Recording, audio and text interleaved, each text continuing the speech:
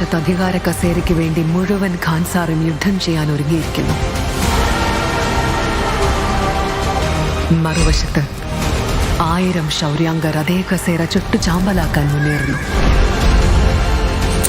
പക്ഷെ ദേവ ആ കസേര ഭരതന് നേടിക്കൊടുക്കാമെന്ന് വാക്കുകൊടുത്തു.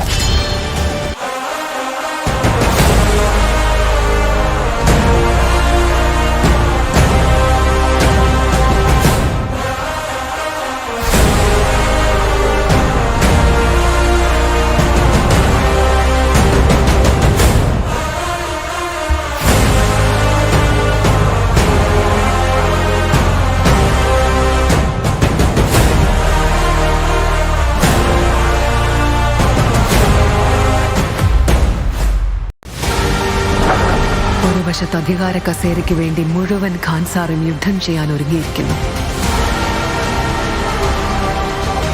മറുവശത്ത് 1000 ശൗര്യാംഗർ അതേ കസേര ചുട്ടുചാമ്പലാക്കാൻ മുന്നേറുന്നു. പക്ഷെ ദേവ ആ കസേര ഭരതന് നേടിക്കൊടുക്കാമെന്ന് വാക്കുകൊടുത്തു.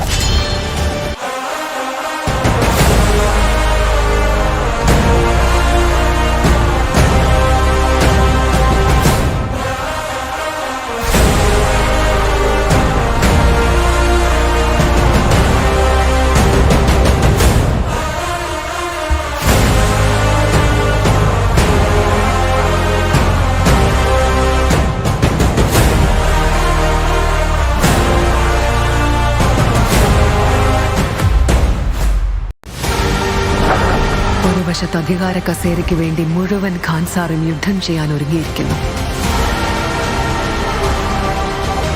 മറുവശത്ത് 1000 ശൗര്യാംഗർ അതേ കസേര ചുട്ടുചാമ്പലാക്കാൻ മുന്നേറുന്നു. പക്ഷെ ദേവ ആ കസേര ഭരതന് നേടിക്കൊടുക്കാമെന്ന് വാക്കുകൊടുത്തു.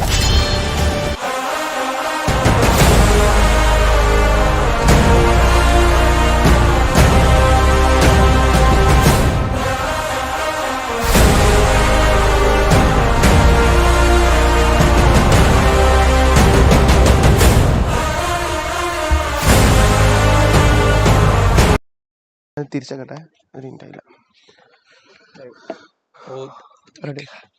അല്ല മാറ്റി hello hello hello hello hi hi hi hi yes yes yes yes മക്കളെ കേൾക്കുന്നുണ്ടോ കാണുന്നുണ്ടോ എന്താണ് അവസ്ഥ?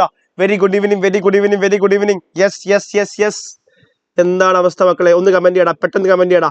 റെഡി റെഡി റെഡി റെഡി എന്താണ് കേൾക്കുന്നുണ്ടോ കാണുന്നുണ്ടോ? Hi hi hi Ann Maria Kurian hi yes റിൽഷാദി ഇച്ചൂസ് മോൺസ്റ്റർ ഒരുപാട് പേരുണ്ടല്ലോ മക്കളെ. മാക്സിമം നിങ്ങളെ എല്ലാ കൂട്ടുകാരിലേക്കും എന്ത് ചെയ്യുക ഒന്ന് അയച്ചു കൊടുക്കുക. വാട്സപ്പിന്റെ സ്റ്റോറി ആയിട്ടും വാട്സപ്പിന്റെ സ്റ്റാറ്റസ് ആയിട്ടും ഇൻസ്റ്റാഗ്രാമിന്റെ സ്റ്റോറി ഒക്കെ ആയിട്ട് എന്ത് ചെയ്യും ഇട്ടോ എന്നാലും കുഴപ്പമൊന്നുമില്ല മക്കളെ. മാക്സിമം നിങ്ങളെ എല്ലാ കൂട്ടുകാരെയും കൊണ്ടിട്ട് എന്ത് ചെയ്യുക അടിപൊളി ജോസ് ആക്കിയിട്ട് വരിക. നമ്മൾ classification of elements and periodicity in properties അല്ലെങ്കിൽ പീരിയോഡിക് പ്രോപ്പർട്ടീസ് എന്ന് പറയുന്ന ചാപ്റ്റർ പൊളിച്ചടിയിരിക്കും, ഒരു സംശയം വേണ്ട.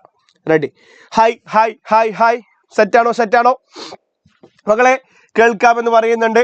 Yes good evening good evening സാറേ. PYQ ഉണ്ടാവില്ലേ? PYQ തന്നെയാണ് നമ്മൾ ഡിസ്കസ് ചെയ്യാൻ വേണ്ടി പോകുന്നത്. ഞാനിവിടെ സെറ്റ് ചെയ്തിട്ടുള്ളത് ഇങ്ങനെയാണ്.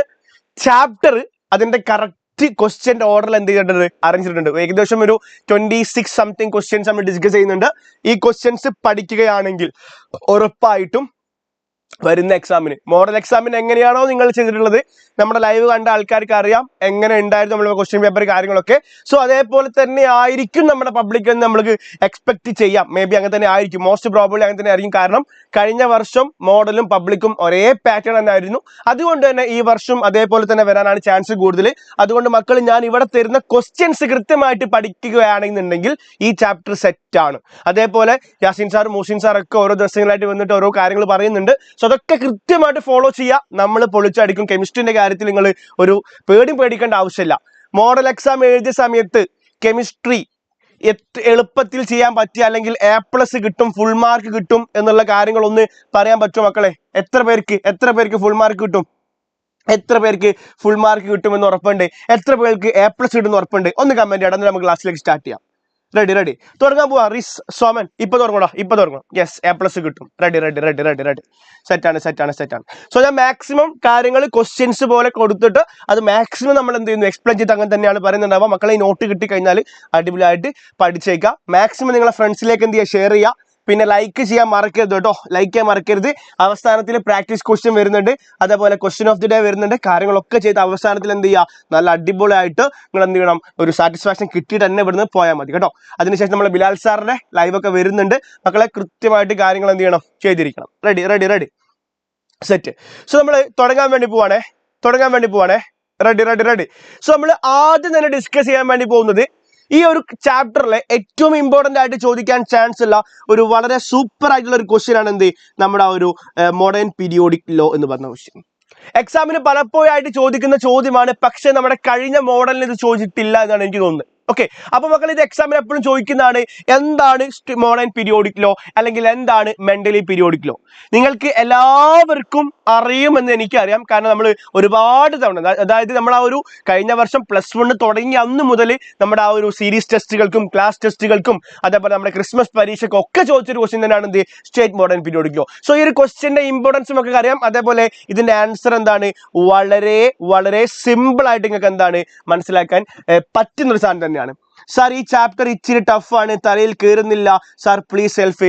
വ്യൂസ് ഓഫ് ശരത്തിനോട് ഞാൻ പറയുന്നു, കെമിസ്ട്രി +1 സംബന്ധിച്ചിട്ട് ഏറ്റവും സിമ്പിൾ ആയിട്ടുള്ള ചാപ്റ്റർ ഏതാണെന്ന് ചോദിച്ചു കഴിഞ്ഞാൽ എല്ലാവരും പറയുന്ന ചാപ്റ്റർ ആണ് എന്ത്, ക്ലാസിഫിക്കേഷൻ ഓഫ് എലമെന്റ്സ്.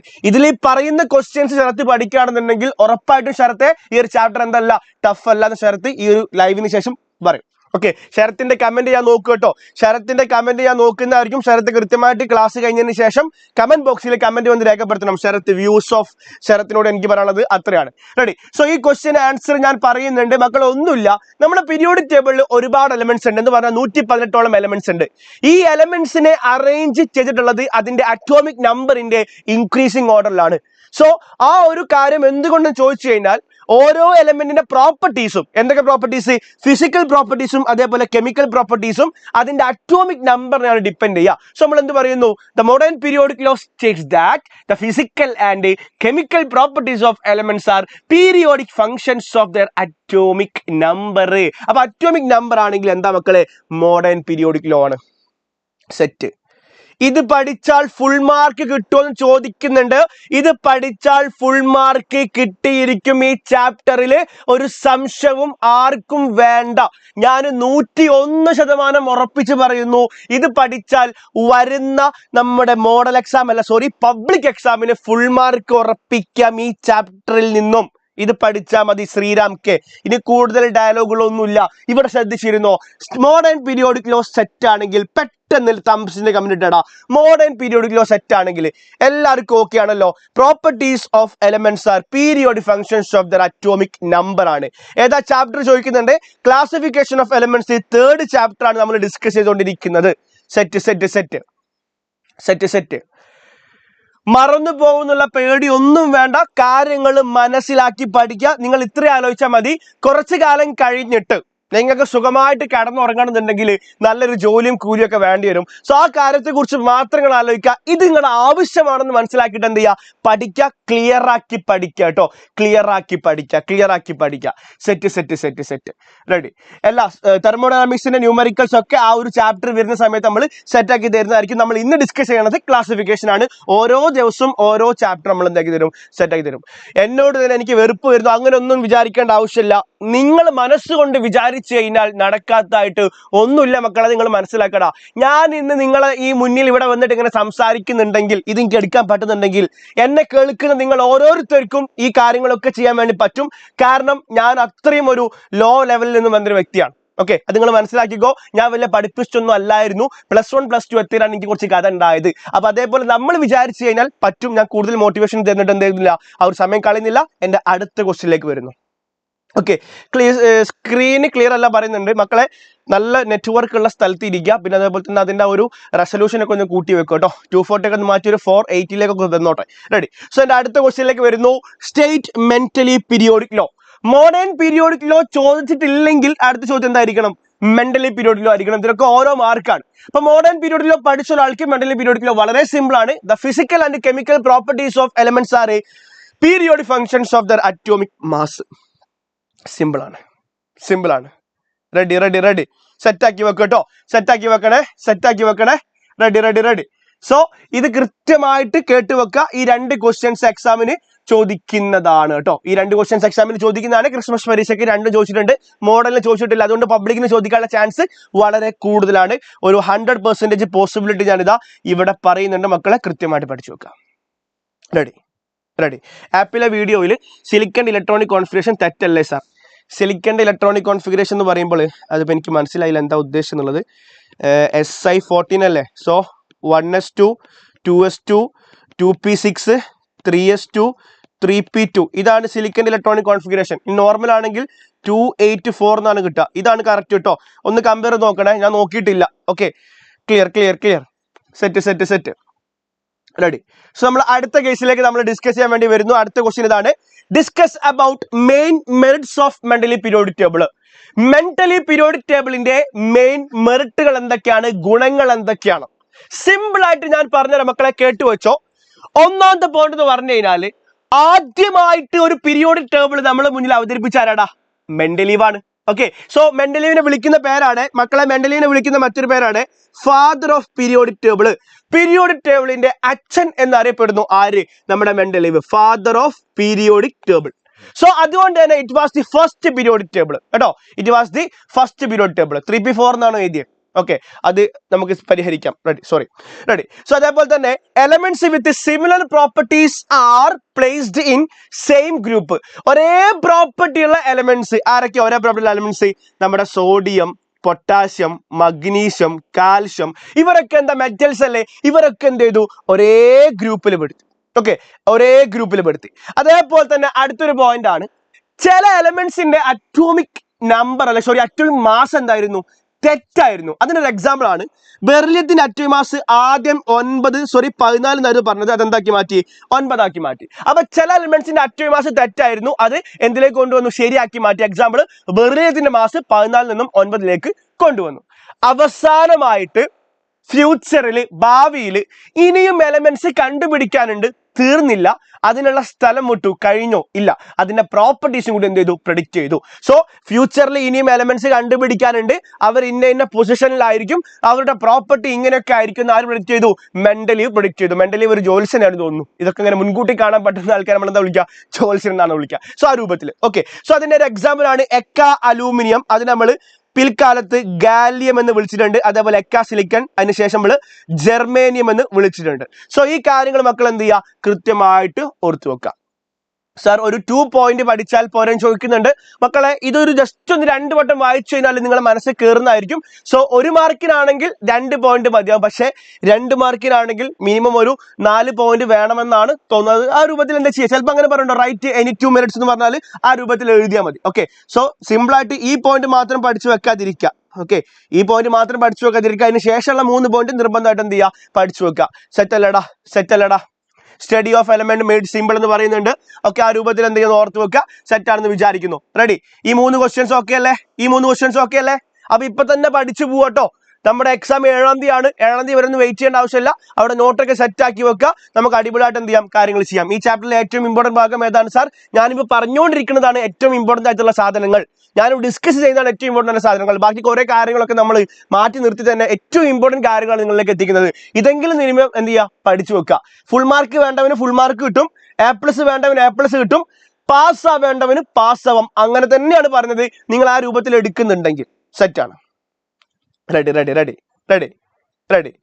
എന്റെ അടുത്ത ക്വസ്റ്റ്യനിലേക്ക് ഞാൻ പോകുന്നു. Why potassium is considered as S block element? ഒരു എലമെന്റ് ഇന്ന ബ്ലോക്കിൽ എങ്ങനെ വന്നു എന്ന് ചോദിച്ചു കഴിഞ്ഞാൽ ആദ്യം ചെയ്യേണ്ടത് ആ എലമെന്റിന്റെ ഇലക്ട്രോണിക് കോൺഫിഗറേഷൻ എഴുതിയെടുക്കുക. ഓക്കെ, ഒറ്റ ചോദ്യം കൂടി ചോദിച്ചിട്ടുണ്ട് സാർ. ഈ ചാപ്റ്ററിന്റെ വെയിറ്റേജ് വിത്ത് ചോയ്സ് 8 മാർക്കും വിത്തൗട്ട് ചോയ്സ് ഒരു 6 മാർക്ക് അല്ലെങ്കിൽ 7 മാർക്ക്. ഓക്കെ, അപ്പൊ 8 മാർക്കൊക്കെ നമുക്ക് എന്ത് ചെയ്യാം? ഇതിൽ നിന്നും ഉണ്ടാക്കിയെടുക്കാൻ പറ്റും വിത്ത് ചോയ്സ് അടക്കം. അപ്പൊ നമ്മുടെ ചോദ്യത്തിലേക്ക് നമ്മൾ കടക്കുന്നു. ആദ്യം ചെയ്യുന്ന പരിപാടി പൊട്ടാഷ്യത്തിന്റെ ഇലക്ട്രോണിക് കോൺഫിഗറേഷൻ എഴുതാൻ വേണ്ടി പോകുന്ന മക്കളെ ആർഗൺ എന്ന് നമ്മൾ കൊടുക്കുന്നു. ആർഗൺ എന്ന് പറഞ്ഞാൽ ഇലക്ട്രോൺസ് 18 എണ്ണം.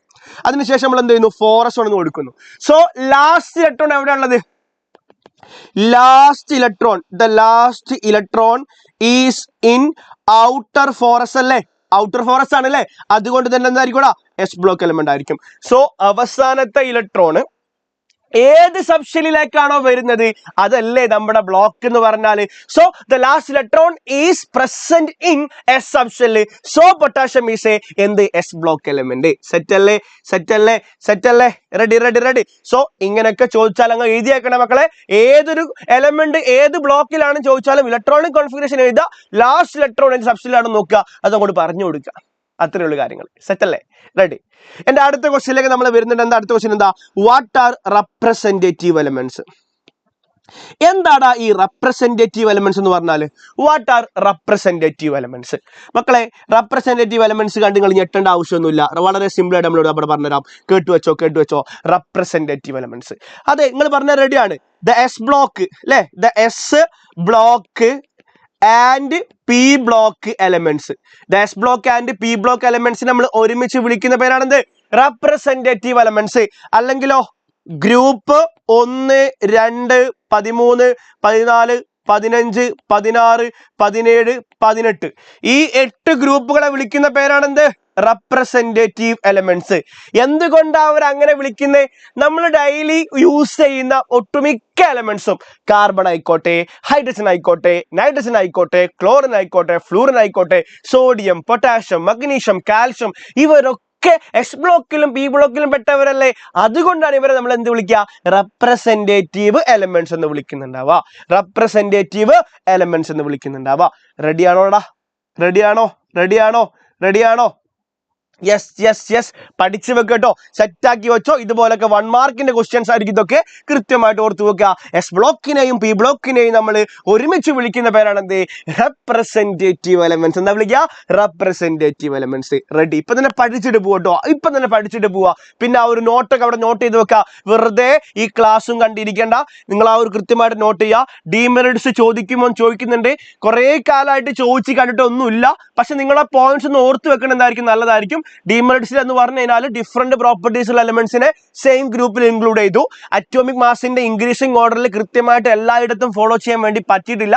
ഹൈഡ്രജന്റെ പൊസിഷൻ, ലാന്തനോട്സിന്റെ പൊസിഷൻ, ആക്ടിനോട്സിന്റെ പൊസിഷൻ ഒന്നും പറയാൻ പറ്റിയിട്ടില്ല. ഈ പോയിന്റ് ആണ് നമ്മുടെ മെന്റലീവിന്റെ ഡീമെറിറ്റ്സ് കേട്ടോ. അത് പഠിച്ചു വെക്കാൻ വലിയ പണിയൊന്നുമില്ല, ഒന്ന് ഓർത്ത് വെച്ചാൽ മതി. സെറ്റ്. ക്ലിയർ ആണ്. റെഡി. Okay, set. സോ നമ്മളെ അടുത്ത ക്വസ്റ്റ്യനിലേക്ക് വരുന്നു. What are the characteristics of transition elements? State syllabus 10ാം class പഠിച്ച ആളുകൾ അന്ന് മുതൽ പഠിച്ചുകൊണ്ടിരിക്കുന്ന ഫസ്റ്റ് ചാപ്റ്ററിൽ പഠിച്ചുകൊണ്ടിരിക്കുന്ന സാധനമാണ് എന്ത്? Characteristics of D block elements, അല്ലെങ്കിൽ ഡി ബ്ലോക്ക് മൂലകങ്ങളുടെ സവിശേഷതകൾ എന്തൊക്കെയാണ്? എക്സാമിന് ഇങ്ങനെ എപ്പോഴും ചോദിക്കുന്നതാണ് അല്ലെ. അതിൽ പ്രധാനമായിട്ട് മക്കൾ പഠിക്കേണ്ട 4 പോയിന്റ് ഇതാ ഈ 4 പോയിന്റ് ആണ്. 4 പോയിന്റ്? അവസാനത്തെ 4 പോയിന്റ്. എന്തൊക്കെയാ പറയുന്നത് അവസാന 4 പോയിന്റിൽ? എല്ലാവരും മെറ്റൽസ് ആണ്. All are metals. എല്ലാവരും എന്താണ്? മെറ്റൽസ് ആണ്. ഓക്കെ. അതേപോലെ രണ്ടാമതായിട്ട് മക്കൾ മനസ്സിലാക്കേണ്ട പോയിന്റ് ഇത്രേ ഉള്ളൂ. അവരെന്താണ്? വേരിയബിൾ, വ്യത്യസ്തമായിട്ടുള്ള ഓക്സിഡേഷൻ സ്റ്റേറ്റ് കാണിക്കുന്നുണ്ട്, ഓക്സിഡേഷൻ നമ്പർ കാണിക്കുന്നുണ്ട്. The exhibit variable oxidation state. Okay. അതിന്റെ കാരണം എന്താണെന്ന് ചോദിച്ചു കഴിഞ്ഞാൽ നമുക്കറിയാം ഡി ബ്ലോക്ക് എലമെന്റിന്റെ കേസിൽ ഔട്ടർ എസ് ഓർബിറ്റലും ഇന്നർ ഡി ഓർബിറ്റലും ഉണ്ട്. രണ്ടുപേരെ എനർജി എന്താണ്? സെയിം ആണ്. അതുകൊണ്ട് തന്നെ the exhibit variable oxidation state. കേട്ട് വെക്കട്ടോ. അതിന്റെ കാരണം ഓർത്ത് വെച്ചാൽ മതി. ദെൻ മൂന്നാമതായിട്ട് പറയുന്നു ഇവർ കളറുള്ള കോമ്പൗണ്ട്സ് ആണ് ഉണ്ടാക്കുക. They form coloured compounds. Very important. Very good Ashmi. Very good. And the last one is they form, അല്ലെങ്കിൽ ദ യൂസ്ഡ് ആസ് കാറ്റലിസ്റ്റ്. അവർ കാറ്റലിസ്റ്റ് ആയിട്ട് എന്താകുന്നുണ്ട്? ഉപയോഗിക്കുന്നുണ്ട്. ബിലാൽ പറയുന്നു ദേ ക്യാൻ ഫോം കോംപ്ലക്സ് എന്ന് പറയുന്നു. ഞാൻ ആ പോയിന്റ് പറയാത്ത വേറെ ഒന്നുമല്ല, ഇപ്പൊ നമുക്ക് കോംപ്ലക്സ് എന്താണെന്ന് അറിയുന്നുണ്ടാവില്ല, അതുകൊണ്ടാണ് നമ്മളത് പറയുന്നത്. അത് നമ്മൾ അടുത്ത കൊല്ലം എന്തായിരിക്കും? പഠിക്കുന്നതായിരിക്കും കേട്ടോ. സോ ആ രൂപത്തിൽ എന്ത് ചെയ്യുക? ഒന്ന് ഓർത്തു വെക്കുക. ദെൻ ഈ 3 പോയിന്റ് വളരെ സിമ്പിൾ പോയിന്റ്സ് ആണ്. ഒരു ബ്ലോക്ക് എങ്ങനെ നമ്മൾ ഡിറ്റർമൈൻ ചെയ്യുക? ലാസ്റ്റ് ഇലക്ട്രോൺ ഏത് സബ്ഷെല്ലിലേക്കാണെന്ന് പറഞ്ഞിട്ടാണ് അല്ലെ. സോ ലാസ്റ്റ് ഇലക്ട്രോൺ എവിടെ ആയിരിക്കും? ആ ഡി സബ്ഷെല്ലിലായിരിക്കും, ഇന്നർ ഡി സബ്ഷെല്ലിലായിരിക്കും അല്ലെ. അതേപോലെ തന്നെ അതിൽ ഏതൊക്കെ ഗ്രൂപ്പ് ഉണ്ടാ? 3 മുതൽ 12 വരെ ഉണ്ട്. അതേപോലെ അവരുടെ ജനറൽ ഇലക്ട്രോണിക് കോൺഫിഗറേഷൻ എന്താണ്? n-1 d 1 to 10 ns 1 to 2 ആണ് കേട്ടോ. സോ മക്കളെ കൃത്യമായിട്ട് ഓർത്തു വെക്കുക. Conductance of heat of electricity ഒക്കെ പറയുന്നുണ്ട്. പക്ഷെ ഈ 4 പോയിന്റ് ആണ് ഏറ്റവും ഇമ്പോർട്ടന്റ്. സെമി പറയുന്നു സാർ പേടിയാവുന്നുണ്ടെന്ന്. എടാ, പേടിച്ചത് കൊണ്ട് നമുക്ക് എന്തെങ്കിലും കിട്ടാനുണ്ടോ? ഞാൻ ചോദിക്കട്ടെ. പേടി കാരണം നിങ്ങൾക്ക് A+ കിട്ടുമോ? നിങ്ങൾക്ക് ഫുൾ മാർക്ക് കിട്ടുമോ? നിങ്ങൾക്ക് പാസ്സാവാൻ പറ്റുമോ? പേടി ഉണ്ടെങ്കിൽ. പേടിയില്ലെങ്കിലോ നിങ്ങൾക്ക് പാസ്സാവാൻ പറ്റും, നിങ്ങൾക്ക് ഫുൾ മാർക്ക് കിട്ടും, നിങ്ങൾക്ക് A+ കിട്ടും. പിന്നെ എന്തിനാ നിങ്ങൾ പേടിക്കണം? പക്ഷെ പേടിയൊക്കെ ഒഴിവാക്കിയിട്ട് എന്ത് ചെയ്യടാ? എന്നെ കൊണ്ട് പറ്റും എന്നുള്ള രൂപത്തിൽ കാര്യങ്ങൾ ചെയ്യും. നിങ്ങൾക്ക് വേണ്ടിയിട്ടുള്ള എല്ലാ കാര്യങ്ങളും നമ്മൾ ഇങ്ങനെ തരുന്നുണ്ട്, മക്കൾ അത് വേണമെന്ന് വിചാരിച്ചിട്ടൊന്ന് പഠിക്കാൻ തയ്യാറാണെന്നുണ്ടെങ്കിൽ തീർച്ചയായിട്ടും കിട്ടുവാടാ. അത്രയേ ഉള്ളൂ നമുക്ക്. ഓക്കെ, പേടി കൊണ്ട് ഇവിടെ നമുക്ക് ഒന്നും നേടാൻ പറ്റിയിട്ടില്ല. ഓക്കെ അല്ലേ? സെറ്റ് ആക്കി വെക്ക് കേട്ടോ. വാട്ട് ഈസ് അനോമലസ് ബിഹേവിയർ നമ്മൾ ലാസ്റ്റിൽ പറയൂ കേട്ടോ. അനശ്വര, വാട്ട് ഈസ് അനോമലസ് ബിഹേവിയർ ഒക്കെ ക്വസ്റ്റ്യൻ ഞാൻ ലാസ്റ്റിൽ കൊടുത്തിട്ടുണ്ട് കേട്ടോ. അവിടെ നമുക്ക് ഡിസ്കസ് ചെയ്യാം. റെഡി. സോ കൂടുതലായിട്ട് ഇനി നമ്മൾ വേറെ കാര്യങ്ങളൊന്നും പറയുന്നില്ല. അടുത്ത ക്വസ്റ്റ്യനിലേക്ക് വരാം. PYQ പഠിച്ചാൽ ഫുൾ മാർക്ക് കിട്ടും ഫറാൻ. ക്ലിയർ. അടുത്ത ക്വസ്റ്റ്യനിലേക്ക് വരുന്നു. ഇതൊരു 1 മാർക്കിന്റെ ക്വസ്റ്റ്യൻ ആയിട്ട് നമുക്ക് എന്ത് ചെയ്യാം, പറയാൻ പറ്റും കേട്ടോ. 112 എന്ന് പറയുന്ന ഒരു എലമെന്റ് ഉണ്ട്. ആ എലമെന്റിന്റെ ആ ഒരു IUPAC നെയിമും സിമ്പിളും എഴുതണം. ഓക്കെ മക്കളെ, ഒന്ന് കമന്റ് ചെയ്യടാ. 112 എന്ന് പറയുന്ന എലമെന്റിന്റെ IUPAC നെയിം എന്താണ്, സിമ്പിൾ എന്താണ്? മക്കളൊന്ന് കമന്റ് ചെയ്തടാ. ഇതൊക്കെ സിമ്പിൾ ക്വസ്റ്റ്യൻ ആണ്. ഈ ടേബിൾ പഠിച്ച ഒരാൾക്ക് എന്ത് ചെയ്യാൻ പറ്റും, അത് പറയാൻ പറ്റും. യെസ്, ബൈ എന്ന് പറയുന്നുണ്ട്. വളരെ അടിപൊളിയായിട്ടുള്ള ഒരു ആൻസർ ആണ്. ബൈയം സിമ്പിൾ എന്താടാ, UUB. അപ്പൊ നമ്മൾ ഈ ഒരു ചാപ്റ്ററിൽ സ്പേസ് ഒന്നും ഇടരുത് കേട്ടോ, ഈ ഒരു ചാപ്റ്ററിൽ IUPAC നെയിമും പറയുന്നുണ്ട് എലമെന്റ്സിന്റെ. അപ്പൊ അവിടെ ഈ കറസ്പോണ്ടിങ് നമ്പേഴ്സിന് ഓരോരോ പേരുകളും അതേപോലെ ഓരോരോ ഷോർട്ട് നെയിമുകളുണ്ട്. അതങ്ങോട്ട് പഠിച്ചാൽ മതി. 0 നിൽ, 1 എന്ന് പറഞ്ഞാൽ അണ്ണാണ്, 2 എന്ന് പറഞ്ഞാൽ ബൈ ആണ്, 3 എന്ന് പറഞ്ഞാൽ ട്രൈ ആണ്, 4 എന്ന് പറഞ്ഞാൽ ക്വാഡ് ആണ് എന്ന രൂപത്തിൽ ഇതാ ഈ പേരുകൾ അങ്ങോട്ട് പഠിക്കുക. ഈ പേരുകളുടെ ഫസ്റ്റ് ലെറ്റർ ആണ് സിമ്പിൾ ആയിട്ട് വരിക. അപ്പൊ നമുക്ക് 102 ആണെങ്കിൽ എന്താ വരിക, 1 നമ്മൾ വിളിക്കും എന്നാണ് വിളിക്കുക, 0 വിളിക്കുന്ന പേരെന്താ, നിൽ എന്നാണ് വിളിക്കുക, 2 വിളിക്കുന്ന പേരെന്താ, ബൈ എന്നാണ് വിളിക്കുക. നമ്മൾ ഒരു എൻഡിങ് ഒന്ന് അടിപൊളിയാവാൻ വേണ്ടിയിട്ട് sodium, potassium, calcium, magnesium, strontium, barium എന്നൊക്കെ പറഞ്ഞ പോലെ എന്ത് ചെയ്യുക, ലാസ്റ്റ് ഒരു UM കൂടി കൊടുക്കുക. അപ്പൊ എന്താ, UNB. ഇതാണ് പരിപാടി കേട്ടോ, ഇതാണ് പരിപാടി. തിരിച്ചും ചോദിക്കാറുണ്ട് ക്വസ്റ്റ്യൻ. മക്കളെ ഒന്ന് നോക്കടാ, എന്റെ കയ്യില് അൺനിൽ ഹെക്സിയം ഉണ്ട് കേട്ടോ. എന്താണുള്ളത്, അൺനിൽ ഹെക്സിയം. ഇതിന്റെ അറ്റോമിക് നമ്പർ ഒന്ന് പറഞ്ഞേടാ. അൺനിൽ ഹെക്സിയത്തിന്റെ അറ്റോമിക് നമ്പർ മക്കളൊന്ന് കമന്റ് ചെയ്യടാ. അൺനിൽ ഹെക്സിയത്തിന്റെ അറ്റോമിക് നമ്പർ ഒന്ന് കമന്റ് ചെയ്യടാ, പെട്ടെന്ന് കമന്റ് ചെയ്യടാ. യെസ്, 106. എന്താണ് അല്ലേ, ഇത് എല്ലാവർക്കും അറിയാൻ പറ്റൂ അല്ലേ, വളരെ സിമ്പിൾ ആയിട്ട് ചെയ്യാൻ പറ്റും. എല്ലാവരും കമന്റ് ചെയ്യുന്നുണ്ട്. അടിപൊളി കേട്ടോ, അടിപൊളി. സെറ്റ്. എല്ലാവർക്കും ഒരു മാർക്ക് ഉറപ്പിക്കാൻ പറ്റൂടാ. ഇത് പലപ്പോഴായിട്ട് എക്സാമിന് ചോദിക്കുന്ന ക്വസ്റ്റ്യൻ തന്നെയാണ് കേട്ടോ. പഠിച്ചല്ലോ, സെറ്റ് അല്ലേടാ. അപ്പൊ ഈ ടേബിൾ ഒന്ന് അവിടെ ഓർത്ത് വെച്ചേക്കട്ടോ. അപ്പൊ ടേബിൾ ഞാൻ നല്ല വൃത്തിയിൽ തന്നെ ഇവിടെ തരുന്നുണ്ട്. മക്കൾ ഇനി ഇതിങ്ങനെ കണ്ട് അലമ്പാക്കേണ്ട ആവശ്യമില്ല. റെഡി. സോ നമുക്ക് അടുത്ത ക്വസ്റ്റ്യനിലേക്ക് പോവാം. ജസ്റ്റ് ഒരു മിനിറ്റ്. ഓക്കെ, ചെറിയ ജലദോഷം മാറിയിട്ടില്ല. ഓക്കെ, സോ എന്റെ അടുത്ത ക്വസ്റ്റ്യനിലേക്ക് നമ്മൾ വരുന്നുണ്ട്. നമ്മൾ നേരെ പീരിയോഡിക് പ്രോപ്പർട്ടീസിലോട്ട് പോവാണ്. ഓക്കെ, അപ്പൊ പീരിയോഡിക് പ്രോപ്പർട്ടീസിലേക്ക് പോകുന്ന സമയത്ത് നമ്മളിവിടെ മനസ്സിലാക്കേണ്ട ഒരു പോയിന്റ്, ഫസ്റ്റ് ക്വസ്റ്റ്യൻ എന്താണ്, atomic radius increases from top to bottom in a group. എന്തുകൊണ്ടാണ്? ഒരു ഗ്രൂപ്പിൽ താഴോട്ട് വരുന്ന സമയത്ത് അറ്റോമിക് റേഡിയസ് കൂടുന്നുണ്ട്, എന്തുകൊണ്ട്? ഞാൻ അതിലേക്ക് വരുന്നതിന് മുന്നേ മക്കളെ ഒന്ന് മനസ്സിലാക്കണേ. അറ്റോമിക് റേഡിയസിനെ ഡിപ്പെൻഡ് ചെയ്യുന്ന ഫാക്ടേഴ്സ്, അറ്റോമിക് റേഡിയസ് ആദ്യമായിട്ട് inversely proportional to effective nuclear charge കേട്ടോ. Effective nuclear charge, inversely proportional to effective nuclear charge, എന്താണ് എഫക്റ്റീവ് ന്യൂക്ലിയർ ചാർജ്? ENC എന്ന് പറയും. അതായത് നമ്മുടെ ന്യൂക്ലിയസിന് ഔട്ടർ ഇലക്ട്രോണുമായിട്ടുള്ള അട്രാക്ഷൻ എന്ന് വിളിക്കുക, എഫക്റ്റീവ് ന്യൂക്ലിയർ ചാർജ് നമ്മൾ വിളിക്കുന്നുണ്ടാവാം. ക്ലിയർ? അപ്പൊ അത് പോയിന്റ് കൃത്യമായിട്ട് അവിടെ ഓർത്തു വെക്കുക. എഫക്റ്റീവ് ന്യൂക്ലിയർ ചാർജ് കൂടുതലാണെങ്കിൽ സൈസ് എന്തായിരിക്കും, കുറവായിരിക്കും. And directly proportional to electron repulsion, അതേപോലെ തന്നെ നമ്പർ ഓഫ് ഷെൽസ്, ഇതിനൊക്കെ എന്താണ്, ഡയറക്ട്ലി പ്രൊപ്പോർഷണൽ ആണ്. അതേപോലെ directly proportional to shielding effect, അതായത് ഇന്നർ ഇലക്ട്രോൺ എന്ത് ചെയ്യും, അത്യാഗ്രഹം കാണിക്കും. എങ്ങനെ? ഔട്ടർ ഇലക്ട്രോൺസിനോടുള്ള ആ ഒരു അട്രാക്ഷൻ അവിടെ തടഞ്ഞു നിർത്തും. അങ്ങനെ തടഞ്ഞു നിർത്തുന്നുണ്ടെങ്കിൽ ഷീൽഡിംഗ് ഉണ്ട്, ഇല്ലെങ്കിൽ ഷീൽഡിംഗ് ഇല്ല. ഷീൽഡിംഗ് ഉണ്ടെന്ന് പറഞ്ഞു കഴിഞ്ഞാൽ എന്താണ്, ആ ഇലക്ട്രോൺ, പുറത്തുള്ള ഇലക്ട്രോൺസ് ന്യൂക്ലിയസ് തമ്മിൽ ഒരു ബന്ധമില്ല, അപ്പൊ ഭയങ്കര സൈസ് കൂടുതലായിരിക്കും. അപ്പോൾ ഷീൽഡിംഗ് എഫക്റ്റ് കൂടുതലാണെങ്കിൽ സൈസ് എന്തായിരിക്കും, കൂടുതലായിരിക്കും. ആ പോയിന്റ് കൃത്യമായിട്ടൊന്ന് ഓർത്തു വെക്കുക. പീരിയോഡിക് ടേബിൾ പഠിക്കാൻ ടിപ്സ് പറഞ്ഞു ചോദിക്കുന്നുണ്ട്. നമ്മുടെ ബോർഡ് എക്സാം ലെവലിൽ നിങ്ങൾ പീരിയോഡിക് ടേബിൾ ഒന്നും പഠിക്കാൻ പോവണ്ട കേട്ടോ. ഓക്കെ, പീരിയോഡിക് ടേബിൾ ഒന്നും നിങ്ങൾ പഠിക്കാൻ പോവണ്ട ബോർഡ് എക്സാം ലെവൽ. ഇപ്പൊ നമ്മൾ തൽക്കാലം എന്ത് ചെയ്യുക, ഈ ഒരു കാര്യങ്ങളൊക്കെ ഒന്ന് പഠിക്കുക. പീരിയോഡിക് ടേബിൾ ഒക്കെ പഠിക്കാൻ ടിപ്സ് നമുക്ക് വേറൊരു വീഡിയോ തന്നെ ചെയ്യാം. ഇപ്പൊ അതിനുള്ള സമയം ഇല്ലാത്തതുകൊണ്ട് ഞാൻ പറയുന്നില്ല കേട്ടോ. സോ നമ്മൾ ക്വസ്റ്റ്യനിലേക്ക് വരുന്നു. അറ്റോമിക് റേഡിയസ് ഒരു ഗ്രൂപ്പിൽ താഴോട്ട് വരുന്ന സമയത്ത്, ഗ്രൂപ്പിൽ ടോപ്പിൽ നിന്നും ബോട്ടത്തിലേക്ക് വരുന്ന സമയത്ത് എന്താവുന്നുണ്ട്? അറ്റോമിക് റേഡിയസ് കൂടുന്നുണ്ട്. അതിന്റെ കാരണം വേറെ ഒന്നുമല്ല മക്കളെ, കണ്ടോ? ഒന്നാമത്തെ റീസൺ എന്താ വെച്ച് കഴിഞ്ഞാൽ നമ്പർ ഓഫ് ഷെൽസ് കൂടുന്നു. എന്താണ്? നമ്പർ ഓഫ് ഷെൽസ് കൂടുന്നുണ്ട്. രണ്ടാമത്തെ റീസണോ എഫക്റ്റീവ് ന്യൂക്ലിയർ ചാർജ് കുറയുന്നുണ്ട്. സൈസ് എവിടെ കൂടുതലാണോ അവിടെ എന്തായിരിക്കും? എഫക്റ്റീവ് ന്യൂക്ലിയർ ചാർജ് കുറവായിരിക്കും. അതുകൊണ്ടാണ് നമ്മൾ അവർ ഇൻവേഴ്സ്ലി പ്രപ്പോർഷണൽ ആണെന്ന് പറയാനുള്ള കാരണം. നമ്പർ ഓഫ് ഷെൽസ് കൂടുതലാണെങ്കിലും സൈസ് എന്തായിരിക്കും? കൂടുതലായിരിക്കും. ഇതിന്റെ നേരെ ഓപ്പോസിറ്റ് ആണ് പീരിയഡില്. പീരിയഡിൽ എന്താണ്?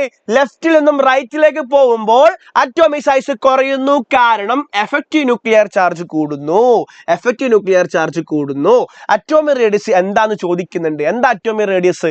അറ്റോമിക് റേഡിയസ് എന്ന് പറഞ്ഞു കഴിഞ്ഞാൽ ഒരാറ്റത്തിന്റെ ന്യൂക്ലിയസിന്റെ സെന്ററിൽ നിന്നും അവസാനത്തെ ഇലക്ട്രോൺ വരെയുള്ള ഡിസ്റ്റൻസിനാണെന്ന് വിളിക്കുക അറ്റോമിക് റേഡിയസ് എന്ന് വിളിക്കുക. മക്കളെ, ഇതൊരു ന്യൂക്ലിയസ്. ഫസ്റ്റ് ഷെല്ലാണ് ഇത് സെക്കൻഡ് ഷെല്ലാണ്, ഇത് തേർഡ് ഷെല്ലാണെന്ന് വിചാരിക്കുക. ഇതിലൊക്കെ ഇലക്ട്രോൺസ് ഉണ്ട്. ഇതാണ് ലാസ്റ്റ് ഇലക്ട്രോൺ എന്ന് വിചാരിക്കാം. സോ ഈ ഒരു ഡിസ്റ്റൻസ് നമ്മൾ വിളിക്കുന്ന പേരാണ് എന്ത്? Atomic radius. എന്താ വിളിക്കുക? Atomic radius. കൃത്യമായിട്ട് പഠിച്ചു വെക്കുക. ഡൊബറനും ന്യൂലാൻഡും ഇന്നേ വരെ എക്സാമിന് ചോദിച്ചിട്ടില്ല. പക്ഷെ ചോദിച്ചാലും നിങ്ങൾക്ക് എഴുതാൻ പറ്റുന്ന രൂപത്തിൽ ഓർത്തു വെക്കുക. ഡൊബറന ട്രയാഡ്സ്, ലോ ഓഫ് ട്രയാഡ്സ്. ആദ്യത്തെ എലമെന്റും മൂന്നാമത്തെ എലമെന്റിന്റെയും അറ്റോമിക് മാസ് കൂട്ടിയാൽ രണ്ടാമത്തെ എലമെന്റ് കിട്ടും. ന്യൂലാൻഡ്സ് ആൻഡ് ഒക്ടേവ്സ് ഒന്നാമത്തെയും അടുത്ത എട്ടാമത്തെ എലമെന്റിന്റെ പ്രോപ്പർട്ടീസ് സെയിം ആയിരിക്കും. അത് മാത്രം ഓർത്താൽ മതി. Sahal hi, ready. Effective nuclear charge ചോദിക്കുന്നുണ്ട് മക്കള്. ഒന്നുമില്ല, ന്യൂക്ലിയസും അവസാനത്തെ ഇലക്ട്രോണും തമ്മിലുള്ള അട്രാക്ഷൻ. അപ്പൊ ആ ന്യൂക്ലിയസിൽ നിന്നും ദൂരം കൂടുതലാണെങ്കിൽ അട്രാക്ഷൻ എന്തായിരിക്കും? കുറവായിരിക്കൂലേ? അപ്പൊ ന്യൂക്ലിയസിന് അവസാന ഇലക്ട്രോണിലേക്കുള്ള അട്രാക്ഷൻ എന്ന് വിളിക്കുക എഫക്റ്റീവ് ന്യൂക്ലിയർ ചാർജ് എന്ന് വിളിക്കുന്നുണ്ട്. അപ്പൊ ന്യൂക്ലിയസ് പോസിറ്റീവും ഇലക്ട്രോൺസ് നെഗറ്റീവ് ആണല്ലോ. സോ ആ രൂപത്തിൽ സെറ്റ് അല്ലേടാ? റെഡി. ഓക്കെ. ഈ ക്വസ്റ്റ്യൻ ഓക്കെ അല്ലേ? വെരി ഇമ്പോർട്ടന്റ് ആണ്. ഹായ്. റെഡി. സെറ്റ്. പനിയൊന്നുമില്ലടാ, ജസ്റ്റ് ചെറു ജലദോഷം. ഓക്കെ, റെഡിയാണ്. ഓക്കെ. നമ്മുടെ അടുത്ത ക്വസ്റ്റ്യനിലോട്ട് പോയാലോ? നെക്സ്റ്റ് ക്വസ്റ്റ്യനിലേക്ക് നമ്മൾ വരുന്നുണ്ട്. എന്താണ്? The ionic radius of fluoride is 136 and fluorine is 64. Atomic radius of fluorine എത്രടാ? 64. അപ്പൊ എഫ് മൈനസിന്റെ സൈസ് എന്ന് പറഞ്ഞു കഴിഞ്ഞാൽ എത്രടാ? 136 ആണ്. എഫിന്റെ സൈസ് എത്രടാ? 64 ആണ്. യൂണിറ്റ് പൈക്കോമീറ്റർ ആണ്. ഇതെന്താണ്? പൈക്കോമീറ്റർ ആണ്. ഇയാള് ഒരു ആനയോണാണ്. എന്താണ്? ഇയാളൊരു ആനയോണാണ്. ഇയാൾ എന്താണ്? അതിന്റെ പാരന്റ് ആറ്റ് ആണ്.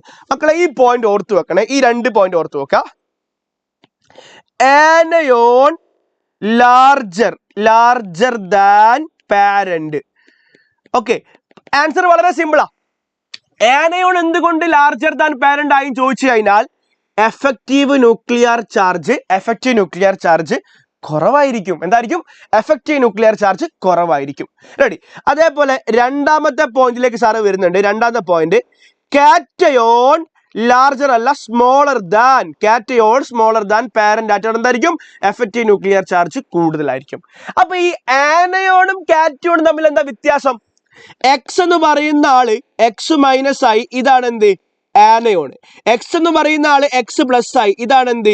കാറ്റയോൺ. പോസിറ്റീവിനെ വിളിക്കുന്ന പേര് കാറ്റയോണും നെഗറ്റീവിനെ വിളിക്കുന്ന പേര് ആനയോൺ എന്നാണ്. ഇങ്ങനെ എഴുതിയാൽ ഫുൾ മാർക്ക് കിട്ടുമെന്ന് ചോദിച്ചാൽ ആദ്യം ഇങ്ങനെ കൊടുക്കുന്നിട്ട് എന്ത് ചെയ്യുക?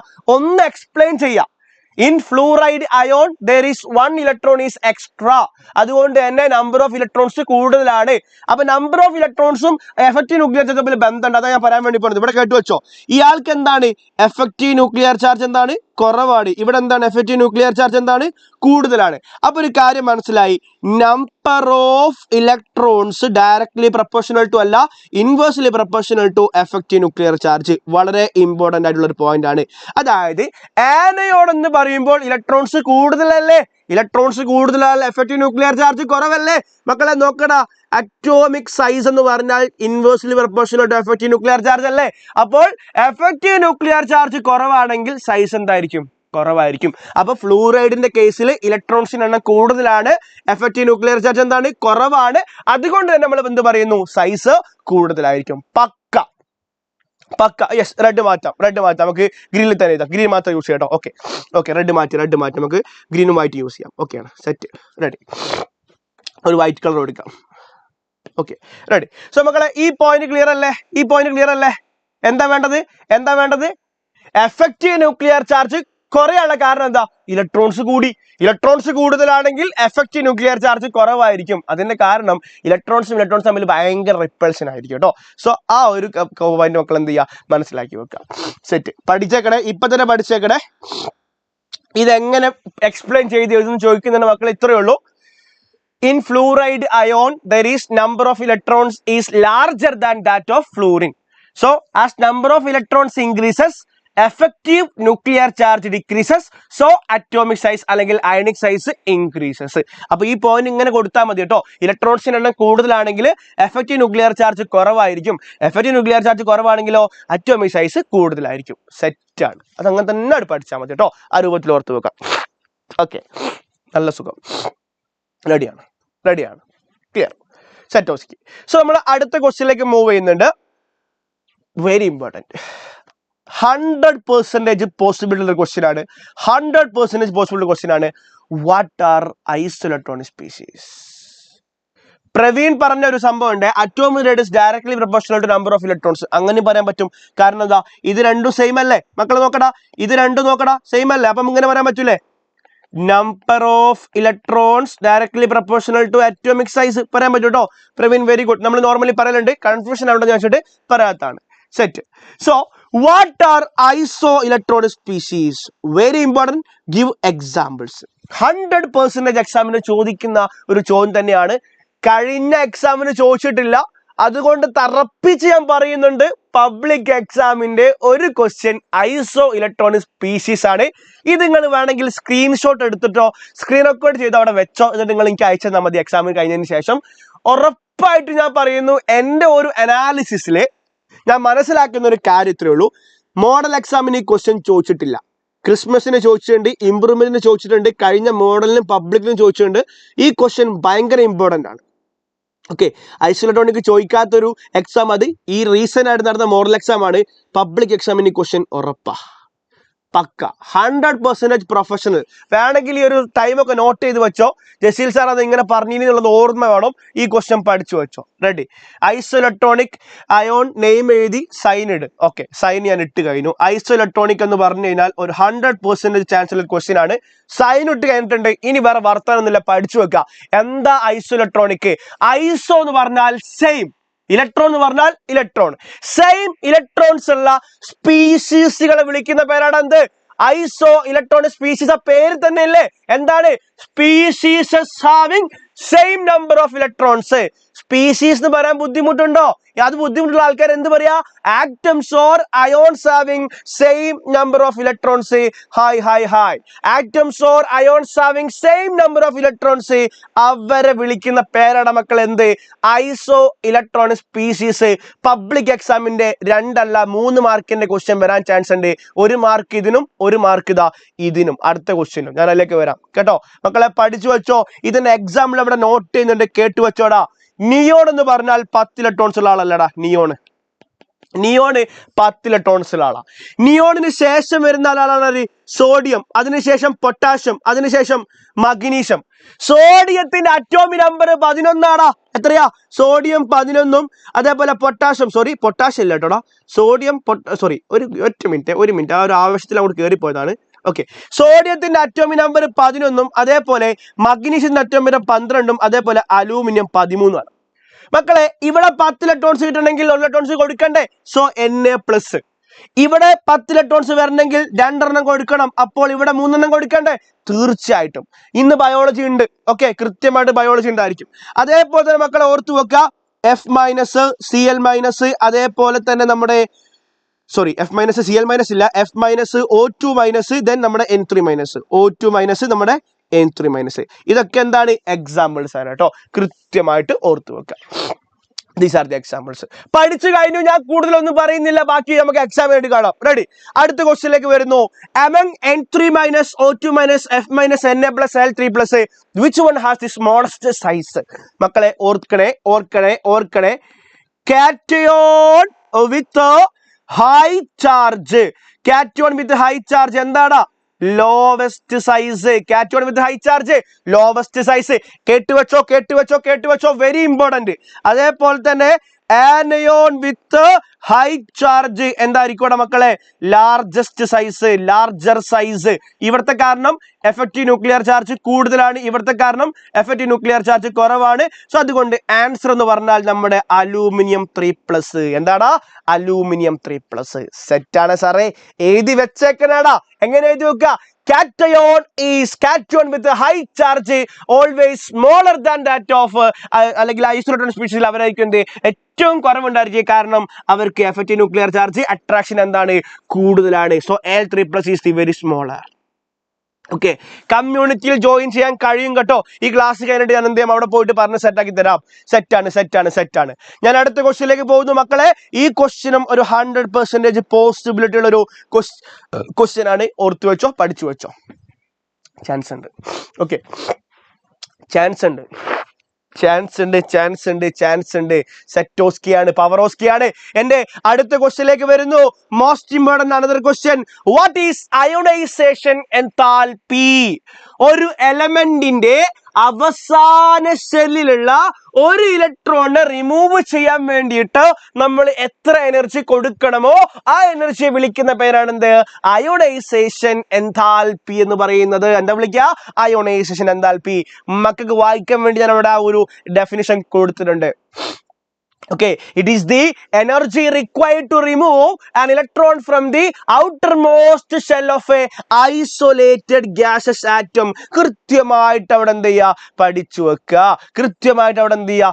വെക്കുക. ഇതിന്റെ ഫാക്ടേഴ്സും കൂടി ഒന്ന് ഓർത്ത് വെക്കണേ. Factors: ionisation enthalpy directly proportional to effective nuclear charge, അതേപോലെ directly proportional to stable configuration. Electronic configuration half അല്ലെങ്കിൽ ഫുൾഫിൽഡ് ആണെന്നുണ്ടെങ്കിൽ അവർക്ക് എന്തായിരിക്കും? ആ ഒരു അയോണൈസേഷൻ എൻതാൽപ്പി എന്തായിരിക്കും? കൂടുതലായിരിക്കും. നിങ്ങൾ പലരും എന്താണ് കൃത്യമായിട്ട് ചോദിക്കുന്നുണ്ട്, ഇലക്ട്രോണിക് എൻതാൽപ്പി ചോദിക്കുന്നുണ്ട്. ചോദിക്കാൻ ചാൻസ് കൂടുതൽ തന്നെയാണ്. അവിടെ ചോദിച്ചെന്ന് പറഞ്ഞ് ഇവിടെ ചോദിക്കാതിരിക്കുന്നില്ല. എക്സാമിന് ചോദിച്ചാൽ എഴുതിയേക്കണം കേട്ടോ. അതേപോലെ ഇവിടെ ഒരു ഫാക്ടറും കൂടി പറയുന്നുണ്ട്. Ionisation enthalpy inversely proportional to atomic സൈസിന് ഇൻവേഴ്സ്ലി പ്രൊപ്പോർഷണൽ ആയിരിക്കും. അതിന്റെ രണ്ടാമത്തെ ക്വസ്റ്റ്യൻ നോക്കടാ. What is its variation in group and period? മക്കളെ കേട്ടുവെച്ചോ. Downward in a group. ബീന്റെ ആൻസർ ആണ് ഡൗൺവേർഡ് ഇൻ എ ഗ്രൂപ്പ്. ഒരു ഗ്രൂപ്പിൽ താഴോട്ട് വരുന്ന സമയത്ത് അയോണൈസേഷൻ എൻതാൽപ്പി കുറയുന്നു. കാരണം 1 അറ്റോമിക് സൈസ് കൂടുന്നു, 2 എഫക്റ്റീവ് ന്യൂക്ലിയർ ചാർജ് കുറയുന്നു. Downward in a group ionisation enthalpy decreases. കാരണം എന്താണ്? താഴോട്ട് വരുന്ന സമയത്ത് ഷെല്ലിലെണ്ണം കൂടുന്നതനുസരിച്ചിട്ട് ഡിസ്റ്റൻസ് കൂടുന്നുണ്ട്, അപ്പോൾ അറ്റോമിക് സൈസ് കൂടുന്നുണ്ട്. രണ്ടാമത്തെ കാരണം എന്താണ്? ന്യൂക്ലിയസും ഇലക്ട്രോണും തമ്മിൽ ഭയങ്കര ഡിസ്റ്റൻസിലല്ലേ, അട്രാക്ഷൻ ഉണ്ടോ, അപ്പോൾ എഫക്റ്റീവ് ന്യൂക്ലിയർ ചാർജും കുറവായിരിക്കും. അപ്പോൾ നമ്മുടെ അയോണൈസേഷൻ എൻതാൽപ്പി എന്തായിരിക്കും? കുറവായിരിക്കും സാറേ. കൃത്യമായിട്ട് ഓർത്തു വെക്കടാ. അങ്ങനെയാണെങ്കിൽ ഞാൻ ഒന്ന് പറയട്ടെ മക്കളെ, ഒന്ന് നോക്കിയടാ. Left to right in a period. ഒരു പീരിയഡിന്റെ ലെഫ്റ്റിൽ നിന്നും റൈറ്റിലേക്ക് പോകുന്ന സമയത്ത് അയോണൈസേഷൻ എൻതാൽപ്പി കൂടുന്നുണ്ട് മക്കളെ. കാരണം എഫക്റ്റീവ് ന്യൂക്ലിയർ ചാർജ് കൂടുന്നു, അതേപോലെ അറ്റോമിക് സൈസ് കുറയുന്നു സാറേ. കൃത്യമായിട്ട് ഓർത്തു വെക്കടാ. എക്സാമിന് വന്നാൽ അങ്ങ് കത്തിച്ചേക്കണേ, ഒന്നും നോക്കേണ്ട ആവശ്യം വരുന്നില്ല. ഇങ്ങനെയൊക്കെയാണെങ്കിലും ചെറിയൊരു പ്രശ്നമുണ്ട്. അവിടെ ചില എക്സെപ്ഷണൽ കേസസ് ഉണ്ട്. അതിലെ ഒന്നാമത്തെ എക്സെപ്ഷണൽ കേസ് ആണ് മക്കളെ, കേട്ടുവെച്ചോ. Second, ionisation enthalpy is always larger than that of first. മക്കളെ നോക്കടാ. എക്സ് എന്ന് പറയുന്ന ആള് X++ ഇലക്ട്രോൺ. ഒരു 20 മിനിറ്റ്സ്. എക്സ് എന്ന് പറയുന്ന ആള് X++ ഇലക്ട്രോൺ ആയിട്ട് മാറുന്നു. ഇതിനെ പറയുന്ന പേരാണ് എന്ത്? First ionisation enthalpy. അപ്പോൾ ഇവിടെ X+ കാറ്റയോൺ അല്ലേ? എടാ, ഈ കാറ്റയോണ് എഫക്റ്റീവ് ന്യൂക്ലിയർ ചാർജ് കൂടുതലല്ലേ? അപ്പൊ നമുക്ക് വീണ്ടും X+ നിന്നും X2+ ആക്കാൻ വേണ്ടിയിട്ടുള്ളതിനെ വിളിക്കുന്ന പേരാണ് എന്ത്? സെക്കൻഡ് അയണൈസേഷൻ എൻതാൽപ്പി അല്ലേ? അപ്പോൾ ഇതിനെ പിടിച്ച് ഇങ്ങോട്ട് ഇടാന്ന് പറഞ്ഞ സമയത്ത് അവിടെ എന്താണ്? എഫക്റ്റീവ് ന്യൂക്ലിയർ ചാർജ് ഭയങ്കര കൂടുതലല്ലേ? എഫക്റ്റീവ് ന്യൂക്ലിയർ ചാർജ് കൂടുതലാണെങ്കിൽ അയണൈസേഷൻ എൻതാൽപ്പി എന്തായിരിക്കും? കൂടുതലായിരിക്കും. മക്കളെ കേട്ടുവെച്ചോ. It is very difficult. ഇതിന്റെ ആൻസർ ഇങ്ങനെ എഴുതിക്കോട്ടോ. It is very very difficult. പഠിക്കടാ കൂടെ പറ. It is very difficult to remove an electron from the എന്താണ് positively charged ion due to high effective nuclear charge of positive അയോണിന് എന്താണ് effective nuclear charge കൂടുതലായതുകൊണ്ട് അവിടെ എന്താ ഇലക്ട്രോൺസിനെ റിമൂവ് ചെയ്യാൻ ബുദ്ധിമുട്ടായിരിക്കും. It is very difficult to remove an electron from positively charged ion. അപ്പൊ ഒരു പ്ലസിൽ നിന്നും 2 പ്ലസ് ആക്കണമെങ്കിൽ കുറച്ചധികം കഷ്ടപ്പെടണം. 2 പ്ലസിൽ നിന്നും 3 പ്ലസ് ആക്കണമെങ്കിൽ കുറച്ചതിനേക്കാൾ അധികം കഷ്ടപ്പെടണം. കാരണം പ്ലസ് കൂടുന്നതനുസരിച്ചിട്ട് എഫക്റ്റീവ് ന്യൂക്ലിയർ ചാർജ് കൂടിയാണ് വരിക. സോ മക്കളെ ഈ ഒരു സ്റ്റേറ്റ്മെന്റ് ഒന്ന് പഠിച്ചു വെച്ചേക്കണേ, വളരെ ഇമ്പോർട്ടന്റ് ആണ്. ചോദിച്ചാൽ അങ്ങോട്ട് തട്ടി വിട്ടേക്കാം കേട്ടോ, അങ്ങോട്ട് തട്ടി വിട്ടേക്കടാ. സെറ്റാണ്. ഒന്നും നോക്കാനില്ല. പഠിച്ചു കഴിഞ്ഞു അല്ലെ? പഠിച്ചു കഴിഞ്ഞ ആൾക്കാരെ ഫയറിന്റെ കമന്റ് ഇടാ. പഠിച്ചു കഴിഞ്ഞ ആൾക്കാര് ഫയറിന്റെ കമന്റ് ഇടാ. പെട്ടെന്ന് പഠിച്ചു കഴിഞ്ഞ ആൾക്കാര് ഫയറിന്റെ കമന്റ് വരട്ടെ. പോസിറ്റീവ് ചാർജ് ഉള്ള അയോണിൽ നിന്നും എഫക്റ്റീവ് ന്യൂക്ലിയർ ചാർജ് കൂടുതലായതിനാൽ എന്തായിരിക്കും നമുക്ക് ആ ഒരു ഇലക്ട്രോൺസിനെ റിമൂവ് ചെയ്യാൻ ബുദ്ധിമുട്ടാണ്. പോസിറ്റീവ് ചാർജ് എന്ന് പറയുമ്പോൾ ഇലക്ട്രോൺസ് കുറവല്ലേ? ഇലക്ട്രോൺസ് കുറവാണെങ്കിൽ എഫക്റ്റീവ് ന്യൂക്ലിയർ ചാർജ് കൂടുതലായിരിക്കും. തൊട്ട് മുന്നേ നമ്മൾ പറഞ്ഞിട്ടുണ്ട്, number of electrons inversely proportional to effective nuclear charge കൂടി. അത്ര പരിപാടിയുള്ളൂ. സെറ്റ്. ഇത്ര എളുപ്പം. കമന്റ് ബോക്സ് കത്തി. സെറ്റ്. അടുത്ത ക്വസ്റ്റ്യനിലേക്ക് വരുന്നു. മോസ്റ്റ് ഇമ്പോർട്ടന്റ് ക്വസ്റ്റ്യൻ ആണ്. Oxygen has lower ionisation enthalpy than nitrogen. Why? നോക്കടാ. Beryllium, boron, lithium, boron, carbon, nitrogen, oxygen, fluorine. അങ്ങോട്ട് പോകുമ്പോ അയോണൈസേഷൻ എൻതാൽപ്പി കൂടണം എന്ന് പറഞ്ഞാൽ ശരിക്കും ionisation enthalpy of nitrogen less than oxygen ആണ്. പക്ഷേ ഇങ്ങനെ അല്ല. ഇങ്ങനെയാണത്. എന്താണ് ionisation enthalpy of nitrogen greater than oxygen? കാരണം nitrogen has half filled configuration. എന്താണ് ഹാഫ് ഫിൽഡ് കോൺഫിഗറേഷൻ? നൈട്രജന് ഹാഫ് ഫിൽഡ് കോൺഫിഗറേഷൻ. അവിടെ സംശയമുള്ള ആൾക്കാർ ഇവിടെ നോക്കിക്കോ. നൈട്രജൻ അറ്റോമിക് നമ്പർ 7 ആണ്, ഫോസ്ഫറസ് 15 ആണ്. എഴുതിക്കോ മക്കളെ. 1s2 2s2 2p3 1s2 2s2. Sorry, phosphorus അല്ലല്ലോ, ഓക്സിജൻ അല്ലേ? ആരാ ഫോസ്ഫറസിനെ വിളിച്ചത്? യെസ്, 1s2 2s2 2p4 ആണ്. സോ ഇതൊരു ഹാഫ് ഫിൽഡ് അല്ലേടാ? ഹാഫ് ഫിൽഡ് ആണ്. ഹാഫ് ഫിൽഡ് ആണെന്നുണ്ടെങ്കിൽ എന്തായിരിക്കും? സ്റ്റേബിൾ അല്ലേ? സ്റ്റേബിൾ ആണ്. പക്ഷേ ഇവിടെ നിന്നും ഒരു ഇലക്ട്രോൺ പോയി കഴിഞ്ഞാൽ അതിനെന്ത് കിട്ടും? സ്റ്റേബിൾ ഇലക്ട്രോണിക് കോൺഫിഗറേഷൻ കിട്ടും. സോ ആൻസർ ഇങ്ങനെ എഴുതി വെക്കട്ടോ. ആൻസർ എങ്ങനെ എഴുതുക? Due to the half filled stable electronic configuration of nitrogen. Due to the half-filled stable electronic configuration of nitrogen, it has more ionization enthalpy than oxygen. ഇതൊരു exceptional case ആണ്. എന്താണ്? Exceptional case ആണ്. ഇതേപോലെ ഒരു exception എവിടെയുണ്ട്? Beryllium and boron തമ്മിലുണ്ടെന്നുള്ള കാര്യം ഓർത്തു വെക്കുക. ബെറിലിയം ഗ്രേറ്റർ ദാൻ ബോറോൺ ആയിരിക്കും. കാരണം ബെറിലിയം ഫുള്ളി ഫിൽഡ് ആണ്. സെറ്റ്. പവർ അല്ലേ സാറേ? റെഡി. ഇതെപ്പോ ചോദിച്ചിട്ടറിയോ? ക്രിസ്മസ് എക്സാമിന് ചോദിച്ചിട്ടുണ്ട്. അപ്പൊ ഇവിടെ പബ്ലിക്കിന് ചോദിക്കാൻ ഒരു സാധ്യത കാണുന്നുണ്ട്. 100% എന്ന് പറയണമെന്നില്ല. എന്നാലും നിങ്ങൾ എന്ത് ചെയ്തോ? പഠിച്ചു വെച്ചോ. ഇതൊക്കെ എന്ത് സാറേ? സിമ്പിൾ ഡാ. ഒന്നുമില്ല. സെറ്റല്ലേ? ഞാനിങ്ങനെ പറഞ്ഞാൽ മതിയോ? സെറ്റല്ലേ? ഓരോ ക്വസ്റ്റ്യൻ കഴിയുമ്പോഴും ഞാനിങ്ങനെ സെറ്റല്ലേ ചോദിക്കേണ്ട ആവശ്യമുണ്ടോ? നിങ്ങൾക്ക് പറഞ്ഞൂടെ? സെറ്റല്ലേ? സെറ്റാണ് സാറേ, സെറ്റാണ്. എന്താ ഇതൊക്കെ ക്വസ്റ്റ്യൻ ആണോ? ഇത് ക്വസ്റ്റ്യൻ ആണ്. റെഡി. അടുത്ത ക്വസ്റ്റ്യനിലേക്ക് വരുന്നു. Define electronic enthalpy. നമ്മുടെ എക്സാമിന് ചോദിച്ചിട്ടുണ്ടല്ലേ? ഏത് എക്സാമിന്? കഴിഞ്ഞ മോഡലിൽ ചോദിച്ച ക്വസ്റ്റ്യൻ ആണ്. എന്താ ഇലക്ട്രോണിക് എൻതാൽപ്പി? ഒരു എലമെന്റിന്റെ ഔട്ടർ മോസ്റ്റ് ഷെല്ലിലേക്ക് ഇലക്ട്രോൺ ആഡ് ചെയ്യണം. അപ്പോൾ അവിടെ ഉണ്ടാവുന്ന ഹീറ്റ് ചേഞ്ച്, അവിടെ ഉണ്ടാവുന്ന എൻതാൽപ്പിയെ വിളിക്കുന്ന പേരാണ് എന്ത്? Electronic enthalpy. മക്കളെ ഓർത്തു വെക്ക്. മക്കളെ ഓർത്തു വെക്കണം. Set. It is the heat change when an electron is added to the outermost shell of an isolated gaseous atom. ഇതിനാണ് എന്ത് വിളിക്കുക? ഇലക്ട്രോൺ ഗെയിൻ എൻതാൽപ്പി എന്ന് വിളിക്കുന്നുണ്ടാവുക. മക്കളെ ഫാക്ടേഴ്സ് ഞാൻ പറയുന്നുണ്ട്. ഫാക്ടേഴ്സ് ഒന്നുമില്ല, electron gain enthalpy delta EGH എന്നാണ് വിളിക്കുക. അതേപോലെ ഇയാളെ വിളിക്കുന്ന പേരാണ് അയനേഷൻ എൻതാൽപ്പിനെ വിളിക്കുന്ന പേരാണ് ഡെൽറ്റ IH കേട്ടോ. അത് ഓർത്ത് വെക്കണേ. സോ ഇലക്ട്രോണിക് ഗെയിൻ എൻതാൽപ്പി എന്ന് പറഞ്ഞാൽ directly proportional to ionisation enthalpy effective nuclear charge. ഈ രൂപത്തിൽ ഓർത്ത് വെക്കുക. അതേപോലെ electronic gain enthalpy inversely proportional to electron repulsion. അതേപോലെ അറ്റോമിക് സൈസ്, ഇതൊക്കെ എന്താണ്? ഇൻവേഴ്സ്ലി പ്രൊപ്പോർഷണൽ ആണ്. ആ ഒരു പോയിന്റ് എന്ത് ചെയ്യുക? ഓർത്ത് വെക്കുക. റെഡി. എനിക്ക് എന്താ പറ്റിയെന്ന് ചോദിച്ചു കഴിഞ്ഞാലേ ഒന്നുമില്ല, കഴിഞ്ഞ ഞായറാഴ്ച ഞങ്ങളുടെ ഒരു നെയ്ബറിൻ്റെ ഒരു വീട് കൂടലുണ്ടായിരുന്നു, ഹൗസ് വാമിങ്. അപ്പോൾ സാധാരണ പണ്ടൊക്കെ നമ്മളിങ്ങനെ തൊട്ടടുത്ത വീടുകളിലൊക്കെ ഇങ്ങനെ പ്രോഗ്രാംസ് കല്യാണമായിട്ടും അതേപോലെ ഹൗസ് വാമിങ് ഉണ്ടാകുന്ന സമയത്ത് നമ്മളിങ്ങനെ ഈ ഫുഡ് എടുത്തു കൊടുക്കാനൊക്കെ ഭയങ്കരമായിട്ട് ഇങ്ങനെ സജീവം. ഇപ്പോൾ നാട്ടുമ്പുറത്താണല്ലോ, അപ്പോൾ ഭയങ്കര രസമാണ്. അപ്പോൾ ഞാൻ ഒരുപാട് കാലത്തെ നൊസ്റ്റാൾജി തീർക്കാൻ വേണ്ടിയിട്ട് അന്ന് എന്ത് ചെയ്തു? ഭയങ്കരമായിട്ട് വർക്ക് ചെയ്തു. അപ്പോൾ അവിടെ ഭയങ്കര വെയിൽ, നല്ല ചൂടുള്ള സമയമായിരുന്നു, അതേപോലെ ഭയങ്കര പൊടിയായിരുന്നു. സോ ആ ചൂടും പൊടിയും ഒക്കെ കൂടി നീരിറങ്ങി പൊടിയൊക്കെ മൂക്കിലൂടെ കയറി നല്ല അടിപൊളി വൈബായിരുന്നു. അടിപൊളിയായിരുന്നു. നമ്മുടെ പബ്ലിക് എക്സാമിൻ്റെ ഒക്കെ മോഡൽ എക്സാമിൻ്റെ തലേന്നൊക്കെ ഭയങ്കര സീനായിരുന്നു. പൊതുവേ ഞാനിങ്ങനെ ജലദോഷം ഈ കഫക്കെട്ടൊക്കെ എന്ന് വന്നാൽ എന്താ പറയാ, ഡോക്ടറൊന്നും കാണിക്കലൊന്നുമില്ലേ, പക്ഷെ എനിക്ക് കാണിക്കേണ്ടി വന്നു.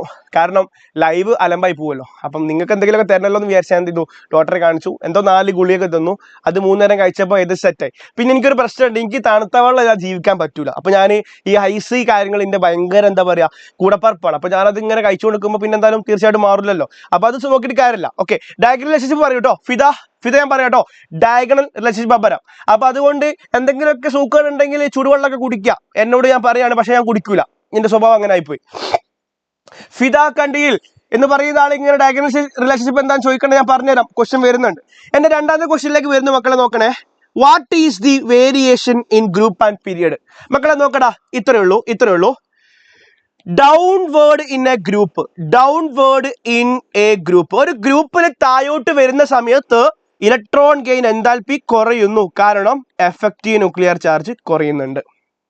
അതേപോലെ പീരിയഡിൽ നമ്മൾ ലെഫ്റ്റിൽ നിന്നും റൈറ്റിലേക്ക് പോകുന്ന സമയത്ത് ഇലക്ട്രോൺ ഗെയിൻ എൻതാൽപ്പി കൂടുന്നു. കാരണം എഫക്റ്റീവ് ന്യൂക്ലിയർ ചാർജ് കൂടുന്നുണ്ട്. ഇവിടെ മക്കൾ ഓർത്ത് വെക്കേണ്ട വേറൊരു 3 പോയിന്റ് ഉണ്ട്. ആൽക്കലി മെറ്റൽസിനാണെങ്കിൽ less negative electron gain എൻതാൽപ്പിയാണ്.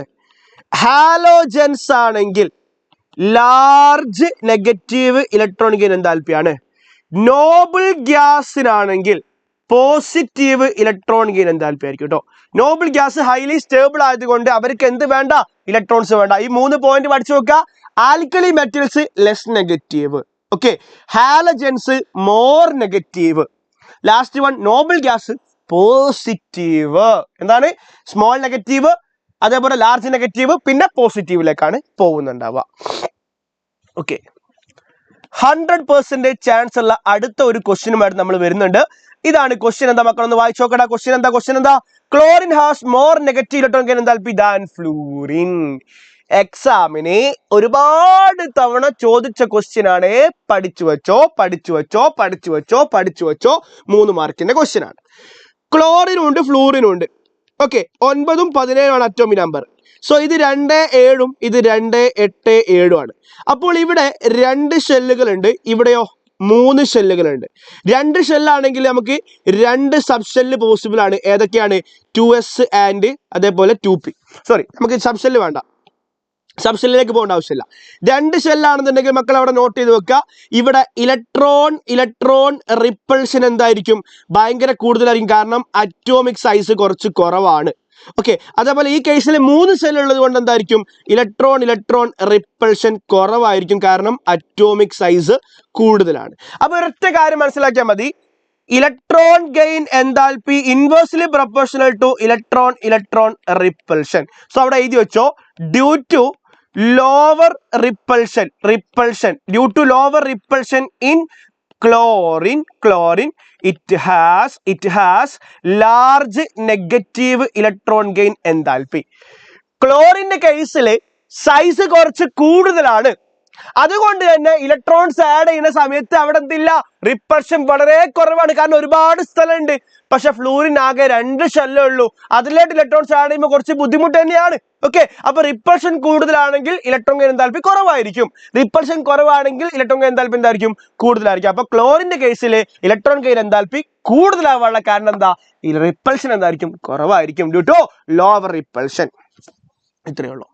That's all your order. Set ആക്കി വെക്കുക. 3 മാർക്കിന്റെ ക്വസ്റ്റ്യൻ ആണ്, ഓർത്ത് വെക്കണം. റെഡി? ഇതിന്റെ ആൻസർ മക്കളൊന്ന് പറയടാ.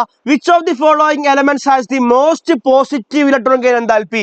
ഇലക്ട്രോൺ ഗെയിൻ എൻതാൽപ്പി കൂടുതലുള്ളത് ആർക്കായിരിക്കും? മോസ്റ്റ് പോസിറ്റീവ് നോബിൾ ഗ്യാസിനാണ് കേട്ടോ. ആർക്കാണ്? Noble gas. ഈ തന്നിരിക്കുന്നതിൽ നോബിൾ ഗ്യാസ് ഫ്ലൂറിൻ ആണോ, നൈട്രജൻ ആണോ, നിയോൺ ആണോ? എന്താ ആൻസർ? Very good. ആൻസർ എന്തായിരിക്കും? Neon is the correct answer. കാരണം neon is a noble gas. Neon is a noble gas. Noble ഗ്യാസിന് പോസിറ്റീവ്, ഹാലജന് negative, large negative, alkali മെറ്റൽസിനോ small negative. Set. ഇത്രേ ഉള്ളൂ. റെഡി? സോ നമ്മൾ അടുത്ത ക്വസ്റ്റ്യനിലേക്ക് വരുന്നു. Define electronegativity. ക്രിസ്മസ് എക്സാമിനും കഴിഞ്ഞ പബ്ലിക്കിനും ചോദിച്ച ക്വസ്റ്റ്യൻ ആണ്. Define electronegativity. Covalently bonded ഇലക്ട്രോൺസിനെ അട്രാക്ട് ചെയ്യാനുള്ള ഓരോ എലമെന്റിന്റെയും എബിലിറ്റിയാണ് എന്ത്? Electronegativity. It is the ability to attract the covalently bonded electrons. Covalent bonded ആയിട്ടുള്ള ഇലക്ട്രോൺസിനെ അട്രാക്ട് ചെയ്യാനുള്ള ഓരോ എലമെന്റിന്റെയും എബിലിറ്റിയാണ് എന്ത്? ഇലക്ട്രോനെഗറ്റിവിറ്റി. ഡെഫിനിഷൻ കൊടുത്തിട്ടുണ്ട് മക്കളെ. Name any one scale to express electronegativity. എന്താടാ? പോളിംഗിന്റെ സ്കെയിൽ അല്ലേ? പോളിംഗ്സ് ഇലക്ട്രോനെഗറ്റിവിറ്റി സ്കെയിൽ അല്ലെ? പോളിംഗ്സ് ഇലക്ട്രോനെഗറ്റിവിറ്റി സ്കെയിൽ കേട്ടോ. Pauling's electronegativity scale. സെറ്റാണ്. സ്പെല്ലിംഗ് തെറ്റിക്കരുത് കേട്ടോ. PAULINGS ആണ്, സ്പെല്ലിംഗ് തെറ്റിക്കരുത്. Ghost. Hi. Ready. So last one. Which is the most electronegative element? Most electronegative എന്ന് പറഞ്ഞാൽ നമ്മുടെ ഫ്ലൂറിൻ ആണ് സാറേ, F. അതേപോലെ ലീസ്റ്റ് ഇലക്ട്രോനെഗറ്റീവ് എന്ന് പറഞ്ഞാൽ നമ്മുടെ ഫ്രാൻസിയം ആണ് സാറേ. ആരാണ്? FR. റെഡിയല്ലേ? ഓക്കെ അല്ലേ? പഠിക്കണം കേട്ടോ. സിമ്പിൾ അല്ലേടാ ഈ ചാപ്റ്റർ സിമ്പിൾ അല്ലേ? ഞാൻ ഈ പറയുന്ന സാധനം പഠിച്ചാൽ ഈ ചാപ്റ്റർ സിമ്പിൾ അല്ലേ? ഒന്ന് കമന്റ് ചെയ്യടാ. സിമ്പിൾ ആണെങ്കിൽ വീണ്ടും റെഡ് ഹേർട്ട് വരട്ടെടാ. സിമ്പിൾ ആണെങ്കിൽ മക്കളെ റെഡ് ഹേർട്ട് വരട്ടെ. പെട്ടെന്ന്. സിമ്പിൾ ആണ്. ഇല്ലല്ല, എത്തിയോ? ഓക്കെ. സോ നമ്മൾ അടുത്ത ക്വസ്റ്റ്യനിലേക്ക് വരുന്നു. അടുത്ത question. What is anomalous properties? ആരോ ചോദിച്ചിട്ടുണ്ടായിരുന്നു എന്താണ് അനോമലസ് പ്രോപ്പർട്ടീസ്. സെക്കൻഡ് പീരീഡിലുള്ള എലമെന്റ്സ് ആണ് ആരൊക്കെ? നമ്മുടെ lithium, beryllium, boron, carbon, nitrogen, oxygen, fluorine. ഈ എലമെന്റ്സ് അവരെ റെസ്പെക്റ്റീവ് ഗ്രൂപ്പിൽ വരുന്ന മറ്റു എലമെന്റ്സുമായിട്ട് പ്രോപ്പർട്ടീസിൽ ചില സിമിലാരിറ്റി കാണിക്കുന്നുണ്ട്. ഫ്ലൂറിൻ കാണിക്കുന്നത് ചിലപ്പോൾ ക്ലോറിൻ കാണിക്കൂല, ക്ലോറിൻ കാണിക്കുന്നത് ചിലപ്പോൾ ഫ്ലൂറിൻ കാണിക്കൂല. അങ്ങനെയുള്ള ഒരു സ്വഭാവക്കേടിനാണ് എന്ത് വിളിക്കുക? Anomalous behaviour. ഇവർ കാണിക്കുന്നത് അവര് കാണിക്കൂല, അവര് കാണിക്കുന്നതോ ഇവരും കാണിക്കൂല. അതിനാണ് എന്ത് വിളിക്കുക? Anomalous behaviour. So first element of every second period element shows a different properties with respect to the other element in the perspective group. അതിനെ വിളിക്കുന്ന പേരാണ് എന്ത്? Anomalous property. അനോമലസ് പ്രോപ്പർട്ടിയുടെ കാരണങ്ങൾ വളരെ ഇമ്പോർട്ടന്റ് ആണ്. കഴിഞ്ഞ എക്സാമിന് ചോദിച്ചിട്ടുണ്ട്, നമ്മളത് തൊട്ടു മുന്നത്തെ ലൈവിൽ പറഞ്ഞതുമാണ്. മക്കളെ കേട്ടുവെച്ചോ. ഒന്നാമത്തെ എന്താടാ? സ്മോളർ സൈസ് ആണ്. 2 ഹൈ ചാർജ് റേഡിയസ് റേഷ്യോ ആണ്. 3 ഹൈ ഇലക്ട്രോ നെഗറ്റിവിറ്റി ആണ്. ഏറ്റവും ഇമ്പോർട്ടന്റ് ഡി ഓർബിറ്റൽസ് ഇല്ലായിക, വാക്കന്റ് അല്ലെങ്കിൽ absence or lack of d orbitals ഇല്ലായിക. കെവിൻ ഹായ് തന്നു കേട്ടോ. റെഡി. പാട്ടൊക്കെ പാടും, പിലാൽ സാർ പാടും. റെഡി? സോ നമ്മൾ അടുത്ത ക്വസ്റ്റ്യനിലേക്ക് വരുന്നുണ്ട്. Phosphorus can form PCl5 but nitrogen cannot form NCl5. 2023 March public എക്സാമിന്റെ ക്വസ്റ്റ്യൻ ആണ്. മക്കളെ നോക്കടാ, നൈട്രജൻ അറ്റോമിക് നമ്പർ 7 അല്ലേടാ? 7 ആണ് അല്ലെ? സോ മക്കളെ നോക്കി, ഇവിടെ 2, 5 ആണ്. അതേപോലെ നമ്മുടെ ഫോസ്ഫറസ് 15 ആണ്. സോ ഇറ്റ് ഈസ് 2,8,5 ആ. ഇവിടെ നമുക്ക് 2 ഷെല്ല്, ഇവിടെ നമുക്ക് എത്ര ഷെല്ലാ? 3 ഷെല്ല്. 2 ഷെല്ലാണെന്നുണ്ടെങ്കിൽ നമുക്ക് ഇവിടെ പോസിബിൾ ആയിട്ടുള്ളത് 2s അതേപോലെ 2p ആണ്. ഇവിടെ നമുക്ക് 3s ഉണ്ട്, 3p ഉണ്ട്, അതേപോലെ 3d ഉണ്ട്. So due to the absence of d orbital in nitrogen, it can form NCl5. നൈട്രജനില് d orbitals ഇല്ല, 2d ഉണ്ടാവില്ല. നൈട്രജനിലെ d orbitals ഇല്ലാത്തത് കൊണ്ട് മക്കളെ ഞാൻ പറയുന്നു, എന്താണ് പറഞ്ഞത്? അവിടെ എന്താണ്? NCl5 ഉണ്ടാവില്ല. Due to the absence of vacant d orbital in nitrogen, it do not form NCl5. പക്ഷേ ഫോസ്ഫറസിൽ ആരുണ്ട്? d ഉണ്ട്, അതുകൊണ്ടത് BCl5 ഫോം ചെയ്യുന്നുണ്ട്. So lack of d orbital എന്നോ ആബ്സെൻസ് ഓഫ് d orbital എന്നോ എഴുതി കഴിഞ്ഞാൽ മാർക്ക് കിട്ടും. ഇത് എന്റെ വാക്കാണ്, അവിടെ നോട്ട് ചെയ്ത് വെച്ചോ, കൃത്യമായിട്ട് ആൻസർ കൊടുക്കുന്നുണ്ട്. സെറ്റ്. ഡയഗണൽ റിലേഷൻഷിപ്പ് ചോദിച്ച ഒരു ഫിദ എന്ന് പറയുന്ന ഒരു കുട്ടി ഉണ്ടായിരുന്നു. കുട്ടി ശ്രദ്ധിച്ചിരിക്കുക. What is diagonal relationship? What are the reason? മക്കളെ നോക്കടാ, നമ്മുടെ lithium, beryllium, boron, carbon, nitrogen, അതേപോലെ തന്നെ തൊട്ടുതാഴെ sodium, magnesium, aluminium, silicon, phosphorus. Diagonally placed ചെയ്ത എലമെന്റ്സ് ഇതാ, ഇവരൊക്കെ തമ്മിൽ ചില സിമിലാരിറ്റീസിന്റെ പ്രോപ്പർട്ടീസില്, അതായത് ഡയഗണലി പ്ലേസ് ചെയ്ത എലമെന്റ്സ്, കർണത്തിലുള്ള എലമെന്റ്സ് അല്ലെ, വികരണത്തിലുള്ള എലമെന്റ്സുകൾ തമ്മിൽ ഒരു പ്രോപ്പർട്ടീസിൽ സിമിലാരിറ്റി ഉണ്ട്. ആ സിമിലാരിറ്റിയെ വിളിക്കുന്ന പേരാണ് എന്ത്? Diagonal relationship. എന്താ വിളിക്കുക? Diagonal relationship. The similarity in properties shown by diagonally placed element in the second and third period of the periodic table, അതിനെ വിളിക്കുന്ന പേര് ഡയഗണൽ റിലേഷൻഷിപ്പ്. കാരണം എന്താ മക്കളെ? അനോമലസ് ബിഹേവിയറിന്റെ പ്രോപ്പർട്ടീസ് നിങ്ങളതായ വേർഡ്സിൽ എഴുതിയാൽ മതി. ഓക്കെ, ചില ആൾക്കാർ ചില പ്രോപ്പർട്ടീസ് കാണിക്കുന്നില്ല, സെക്കൻഡ് പീരീഡ് എലിമെന്റ്സിൽ അങ്ങനെ പറഞ്ഞു അനോമലസ് പ്രോപ്പർട്ടീസ്. റെഡി? സോ ഇവരെ കാരണം എന്താ? എന്ത് ഡയഗണലിന്റെ? വളരെ സിമ്പിൾ ആണ്. Similarities in ionic size. Ionic size എന്താണ്? സിമിലർ ആണ്. അതേപോലെ തന്നെ ചാർജ് റേഡിയസ് റേഷ്യോ എന്തായിരിക്കും? സിമിലർ ആണ്. സോ സിമിലർ സൈസും സിമിലർ ചാർജ് ടു റേഡിയസ് റേഷ്യോയും. സെറ്റ് അല്ലേ? ഇതും എക്സാമിന് ചോദിച്ചിട്ടുണ്ട്. സോ എന്റെ ഒരു 1 മാർക്കിന്റെ ക്വസ്റ്റ്യൻ ആണ്. Lithium shows diagonal relationship with, ആരാണ്? കമന്റ് ചെയ്യടാ. Lithium shows diagonal relationship with. Lithium shows diagonal relationship with. Lithium shows diagonal relationship with. Yes. ആരവിടെ? Yes, magnesium. Shivani, Bilal, Bilu. Yes, monster, Rohit, Rilshad, Nandakishor. Very good. Shyam Suresh. ഇനി ആ പേര് വായിച്ചാൽ തീരൂല, അതുകൊണ്ട് അടിപൊളിയായിട്ട് നിങ്ങൾ ആൻസർ ചെയ്തിട്ടുണ്ട്. 1 മാർക്കിന്റെ ക്വസ്റ്റ്യൻ ആണ്. Okay, next. ഇനി ഈ ഒരു ക്വസ്റ്റ്യൻ എന്ന് പറഞ്ഞാൽ കെമിക്കൽ ഫോർമുല ഉണ്ടാക്കാൻ വേണ്ടിയിട്ടാണ് അല്ലെ മക്കൾ. ഈ ചാർജുകൾ ഒന്ന് പഠിച്ചു വെക്കണേ മക്കളെ.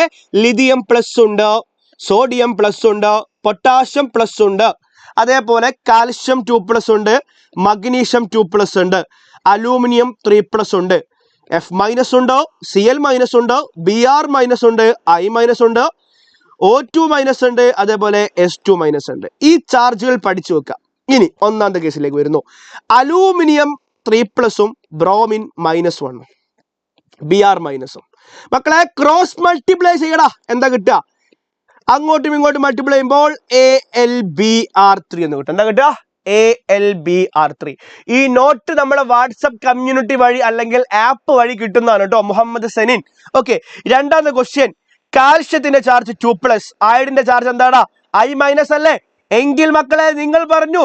ശേഷം മൈക്കിൾ ഫാത്തിമ എന്ന് പറഞ്ഞ പോലെ ശേഷം കമന്റിൽ മക്കൾ പറയൂ. ശേഷം കമന്റിൽ മക്കൾ പറയൂ. എന്താണ് ഇതിന്റെ കെമിക്കൽ ഫോർമുല? ശേഷം കമന്റിൽ മക്കൾ പറയുന്നു CaI2. CaI2. Yes, very good. Ramesh Kumar. Yes, സെറ്റാണ്. അങ്ങനെയാണെങ്കിൽ മക്കൾ ഒന്ന് പറയടാ. എന്റെ കയ്യിൽ മഗ്നീഷ്യം ഉണ്ട്, അതേപോലെ ഓക്സിജൻ ഉണ്ട്. What is the chemical formula? Magnesium and oxygen ആണെങ്കിൽ കെമിക്കൽ ഫോർമുല എന്താണ് മക്കളെ? പെട്ടെന്ന് കമന്റ് ചെയ്യടാ. മഗ്നീഷ്യം ആൻഡ് ഓക്സിജൻ ആണെങ്കിൽ what is the chemical formula? പെട്ടെന്ന് കമന്റ് ചെയ്യടാ. What is the chemical formula? Ready. Set. Very good Shivani, fantastic. MgO എങ്ങനെ കിട്ടുക? Mg2+ഉം അതേപോലെ O2- ക്രോസ് മൾട്ടിപ്ലൈ ചെയ്യുന്ന സമയത്ത് എന്താ കിട്ടുക? Mg2O2 അല്ലേ? അപ്പൊ നമ്പർ സെയിം ആണെങ്കിൽ നമുക്ക് എന്ത് ചെയ്യാം? കട്ട് ചെയ്യാൻ പറ്റും. So MgO പഠിച്ചേക്കണടാ. പറ.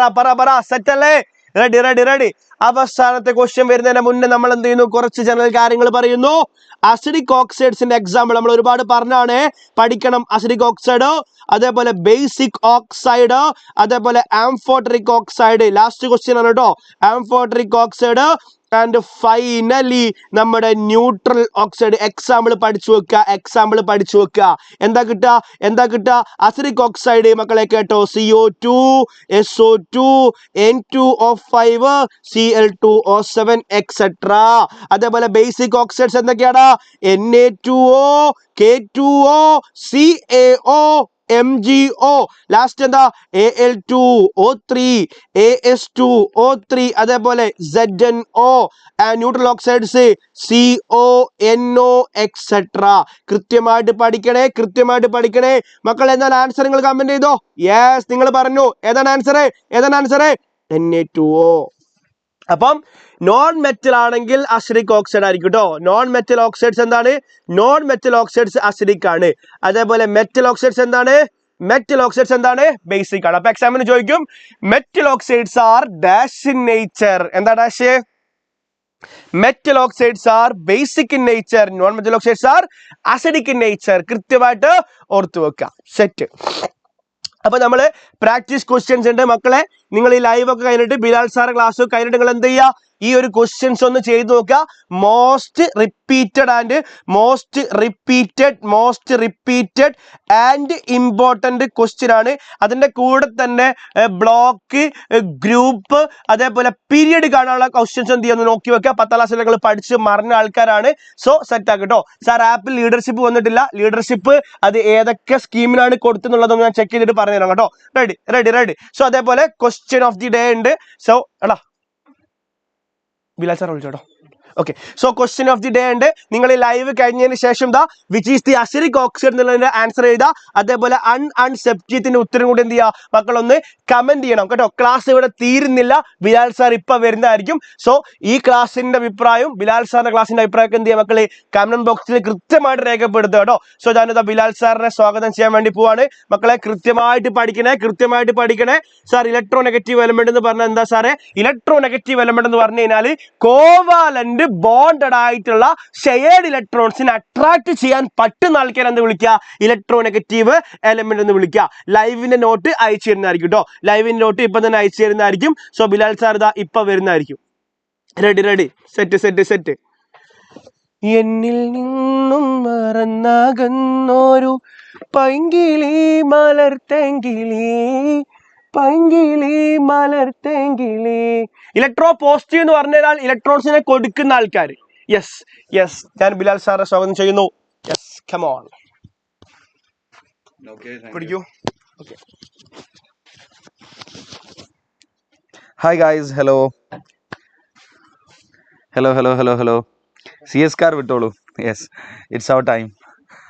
Okay, so hi guys, hello. Good evening all.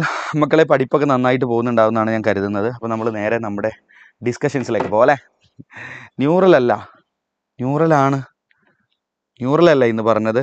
ന്യൂറലും chemical കോർഡിനേഷനും അല്ല ഇന്ന് അല്ലേ? Yes, hi guys, hi. Good evening മക്കളെ. സോ നമുക്ക് ഇനി നിങ്ങളുടെ വിലപ്പെട്ട സാർ സിംഗ് സോങ്, പാട്ട് പാടാനൊന്നും അറിയില്ല. ഞാൻ വേണമെങ്കിൽ ലാസ്റ്റ് പാട്ട് പാടാം. എന്താ അറിയോ, ലാസ്റ്റ് പാട്ട് പാടുമ്പോൾ നിങ്ങളെല്ലാവരും കൂടി ഓടിക്കോളും. പാട്ട് കേട്ട് നിങ്ങളങ്ങ് ഓടുമ്പോൾ നമുക്കങ്ങ് പിരിച്ചുവിടാം ക്ലാസ്. എനിക്ക് തോന്നുന്നു അതായിരിക്കും നല്ലതെന്ന്. ഓക്കെ, ഞാൻ തുടക്കത്തിലെ പാട്ട് പാടിക്കഴിഞ്ഞാൽ തുടക്കത്തിൽ തന്നെ ക്ലാസ് ഡിസ്പേഴ്സ് ചെയ്യേണ്ടി വരും. അപ്പം അങ്ങനെ ഒരു സാഹചര്യം ഞാനായിട്ട് ഉണ്ടാക്കണ്ടല്ലോ, വേണ്ട. ഓക്കെ, സോ പാട്ട് നമ്മൾ ലാസ്റ്റിലേക്ക് വെച്ചിരിക്കുന്നു. Okay, so neural control and കോർഡിനേഷനും അതുപോലെ തന്നെ കെമിക്കൽ കോർഡിനേഷൻ ഇൻറ്റഗ്രേഷൻ, രണ്ട് കുഞ്ഞി സിമ്പിൾ പാഠങ്ങളാണ് നമ്മളിന്ന് പഠിക്കാൻ പോകുന്നത്. കെമിക്കൽ കോർഡിനേഷൻ കുറച്ചുകൂടെ വലുതാണ്. പക്ഷേ ബയോമോളിക്യൂൾ ആൻഡ് ഫ്രോഗ് ആയിരുന്നു ഇന്ന്.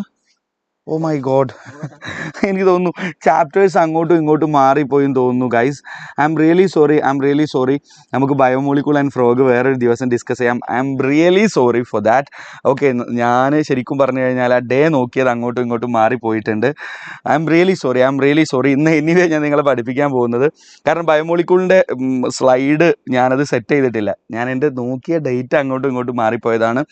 Really sorry. നമ്മൾ ഇന്ന് എനിവേ നമ്മൾ ഡിസ്കസ് ചെയ്യാൻ പോകുന്നത് ദാറ്റ് ഈസ് ന്യൂ ഓക്കെ ശരി, ഞാൻ നോക്കിയ ഡേറ്റ് അങ്ങോട്ടും ഇങ്ങോട്ടും മാറിപ്പോയിട്ടുണ്ട്. Really sorry. നമ്മളിന്ന് ന്യൂറൽ കൺട്രോളും നമ്മളിന്ന് എനിവേ പഠിക്കാൻ പോകുന്ന ന്യൂറൽ കൺട്രോളും അതുപോലെ തന്നെ കെമിക്കൽ കോർഡിനേഷനുമാണ് കേട്ടോ.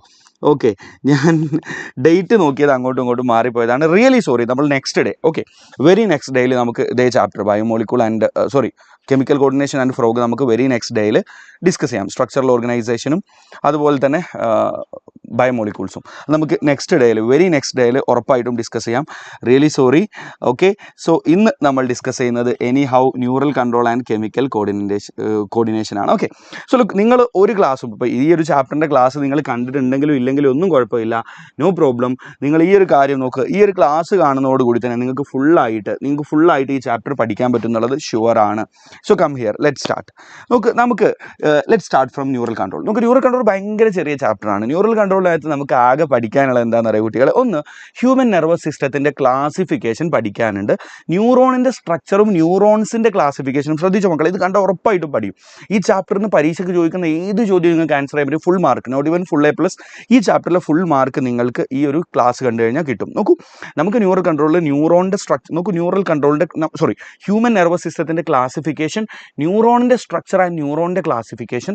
പിന്നെ നമുക്ക് പഠിക്കാനുള്ളത് എങ്ങനെയാണ് ന്യൂറോണിൽ ആക്ഷൻ പൊട്ടൻഷ്യൽ ഡെവലപ്പ് ചെയ്യുന്നത്, അല്ലെങ്കിൽ നെർവ് സിഗ്നൽ ഡെവലപ്പ് ചെയ്യുന്നത് എന്ന് പഠിക്കാനുണ്ട്. ആൻഡ് ആഫ്റ്റർ ദാറ്റ് നമുക്ക് പഠിക്കാനുള്ളത് സൈനാപ്സ് എന്ന് പറയുന്ന കോൺസെപ്റ്റും ബ്രെയിനിൻ്റെ സ്ട്രക്ചറും. ഈ 5 കാര്യങ്ങൾ പഠിച്ചു കഴിഞ്ഞാൽ നമുക്ക് ഉറപ്പായിട്ട് ഈ ചാപ്റ്റർ പൂർണ്ണമായിട്ട് പഠിച്ചു തരും. Okay, so first of all human nervous സിസ്റ്റത്തിൻ്റെ ക്ലാസിഫിക്കേഷൻ നോക്കാം. നമ്മൾ മനുഷ്യൻ്റെ ഹ്യൂമൻ നെർവസ് സിസ്റ്റത്തെ നമ്മൾ 2 ഗ്രൂപ്പായിട്ടാണ് ക്ലാസിഫൈ ചെയ്യുന്നത്. ഒന്നാമതാണ് കുട്ടികളെ സെൻട്രൽ നെർവസ് സിസ്റ്റം. എന്താണ്? CNS അല്ലെങ്കിൽ സെൻട്രൽ നെർവസ് സിസ്റ്റം. ഉറക്കെ പറഞ്ഞേടാ, CNS അല്ലെങ്കിൽ central nervous system. Okay, central nervous system. Okay, രണ്ടാമത്തതാണ് PNS അല്ലെങ്കിൽ പെരിഫറൽ നെർവസ് സിസ്റ്റം. എൻ്റെ കൂടെ പറഞ്ഞ കുട്ടികളെ, PNS അല്ലെങ്കിൽ പെരിഫറൽ നെർവസ് സിസ്റ്റം. ക്ലിയർ അല്ലേ? We have central nervous system and peripheral nervous system. മക്കളെ, നമ്മുടെ സെൻട്രൽ നെർവസ് സിസ്റ്റത്തിൽ എന്തൊക്കെയാണ് ഉള്ളത്? Central nervous system include brain and spinal cord. നമ്മുടെ ബ്രെയിനും സുഷുമ്ന നാഡിയുമാണ് സെൻട്രൽ നെർവസ് സിസ്റ്റത്തിൽ. ആരൊക്കെയാണ് ഓർക്ക പറഞ്ഞേ? Brain and spinal cord. ഇനി പെരിഫറൽ നെർവസ് സിസ്റ്റത്തിലോ ഓൾ അതർ നെർവ്സ്, നമ്മുടെ ശരീരത്തിലുള്ള ബാക്കി എല്ലാ നാഡികളും ബാക്കി എല്ലാ നെർവുകളും which are connected to brain and spinal cord. ബ്രെയിനിലേക്കും സ്പൈനൽ കോഡിലേക്കും കണക്റ്റ് ആയിട്ടുള്ള നമ്മുടെ ശരീരത്തിലെ ബാക്കി എല്ലാ നെർവുകളെയും നമ്മൾ എന്താ വിളിക്കുക? PNS എന്നാണ് ഒന്നിച്ച് വിളിക്കുക. നെർവുകൾ എന്ന് പറഞ്ഞാൽ നാഡികൾ കേട്ടോ. നാഡികൾ ഉണ്ടാക്കിയിട്ടുള്ളത് ന്യൂറോണുകളെ കൊണ്ടാണ്. ഓക്കെ, അപ്പം നമ്മൾ ബാക്കി എല്ലാ ന്യൂറോണുകളെയും, ബ്രെയിനിലും സ്പൈനൽ കോഡിലും ഇല്ലാത്ത ബാക്കി എല്ലാ ന്യൂറോണുകളെയും നമ്മൾ ഒന്നിച്ച് പെരിഫറൽ നെർവസ് സിസ്റ്റം എന്ന് വിളിക്കാം. ഇനി നോക്കൂ കുട്ടികളെ, ഈ പെരിഫറൽ നെർവസ് സിസ്റ്റത്തിൽ നമ്മൾ വീണ്ടും 2 ഗ്രൂപ്പായി ക്ലാസിഫൈ ചെയ്തിട്ടുണ്ട്.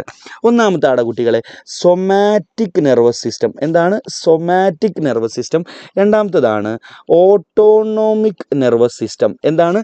സൊമാറ്റിക് നെർവസ് സിസ്റ്റവും ഓട്ടോണോമിക് നെർവസ് സിസ്റ്റവും. നമുക്ക് somatic nervous system include all nerves which are connected to voluntary organs. നമ്മുടെ ശരീരത്തിലെ വോളണ്ടറി എന്ന് പറഞ്ഞാൽ എന്താ? നമ്മുടെ ഇഷ്ടത്തിന് പ്രവർത്തിക്കുന്ന അവയവങ്ങളെ വോളണ്ടറി ഓർഗൻസ് എന്ന് വിളിക്കും. ഇപ്പോൾ ഉദാഹരണത്തിന് എൻ്റെ കൈ ഒരു വോളണ്ടറി ഓർഗനാണ്, എൻ്റെ ഇഷ്ടത്തിന് പ്രവർത്തിപ്പിക്കാൻ പറ്റും അല്ലേ? നോക്കൂ, അതേസമയത്ത് നമ്മുടെ ഹാർട്ട് വോളണ്ടറി ആണോ? അല്ല, ഹാർട്ട് നമ്മുടെ ഇഷ്ടത്തിനെ പ്രവർത്തിക്കുകയല്ല. ഹാർട്ടിന് പോലെയാണ് ഹാർട്ട് പ്രവർത്തിക്കുക. നമ്മുടെ സ്റ്റൊമക്ക്, നമ്മുടെ ആമാശയം, നമ്മുടെ ഇൻറ്റസ്റ്റൈൻ, അതൊക്കെ അതിന് തോന്നുന്ന പോലെയാണ് പ്രവർത്തിക്കുക, നമുക്ക് തോന്നുന്ന പോലെയല്ല അല്ലേ? സോ വോളണ്ടറി ഓർഗൻസിലേക്ക് സിഗ്നലിനെ കൊടുക്കുന്ന മുഴുവൻ ന്യൂറോണുകളെയും അല്ലെങ്കിൽ മുഴുവൻ നെർവുകളെയും നമുക്ക് ഒന്നിച്ചെന്ത് വിളിക്കാം? സൊമാറ്റിക് നെർവസ് സിസ്റ്റം എന്ന് വിളിക്കാം. ഓട്ടോണോമിക് നെർവസ് സിസ്റ്റം എന്ന് പറഞ്ഞു കഴിഞ്ഞാലോ all nerves which are connected to എങ്ങോട്ടാ? ഇൻവോളണ്ടറി ഓർഗൻസിലേക്ക് കണക്റ്റ് ആയ എല്ലാ നെർവുകളെയുമാണ് നമ്മൾ എന്ത് വിളിക്കുക? ഓട്ടോണോമിക് നെർവസ് സിസ്റ്റം എന്ന് വിളിക്കുക. ഇനി നോക്കൂ കുട്ടികളെ, നോക്കൂ കേട്ടോ, ഇവിടെ സ്പേസ് ഇല്ലാത്തത് കൊണ്ടാണ് ഞാൻ ഇവിടെ ഒരു കാര്യം എഴുതുന്നുണ്ട്. നോക്കൂ, ഓട്ടോണോമിക് നെർവസ് സിസ്റ്റത്തെ ANS എന്ന് പറയും. ഓട്ടോണോമിക് നെർവസ് സിസ്റ്റത്തെ നമുക്ക് വീണ്ടും 2 ഗ്രൂപ്പായി ഡിവൈഡ് ചെയ്യാം. ഒന്നാമത്തതാണ് സിമ്പതറ്റിക് നെർവസ് സിസ്റ്റം. എന്താണ് മക്കളെ? Sympathetic nervous system. രണ്ടാമത്തതാണ് പാരാസിമ്പതറ്റിക് നെർവസ് സിസ്റ്റം. സിമ്പതറ്റിക്കും പാരാസിമ്പതറ്റിക് നെർവസ് സിസ്റ്റവും. അതെന്താ സിമ്പതറ്റിക് നെർവസ് സിസ്റ്റം എന്ന് പറഞ്ഞാൽ? നോക്കൂ, sympathetic nervous system include all nerves in our body which are activated in emergency condition. അതായത് നമുക്ക് പേടി വരിക, ഫ്രൈറ്റ് എന്ന് പറഞ്ഞാൽ പേടി.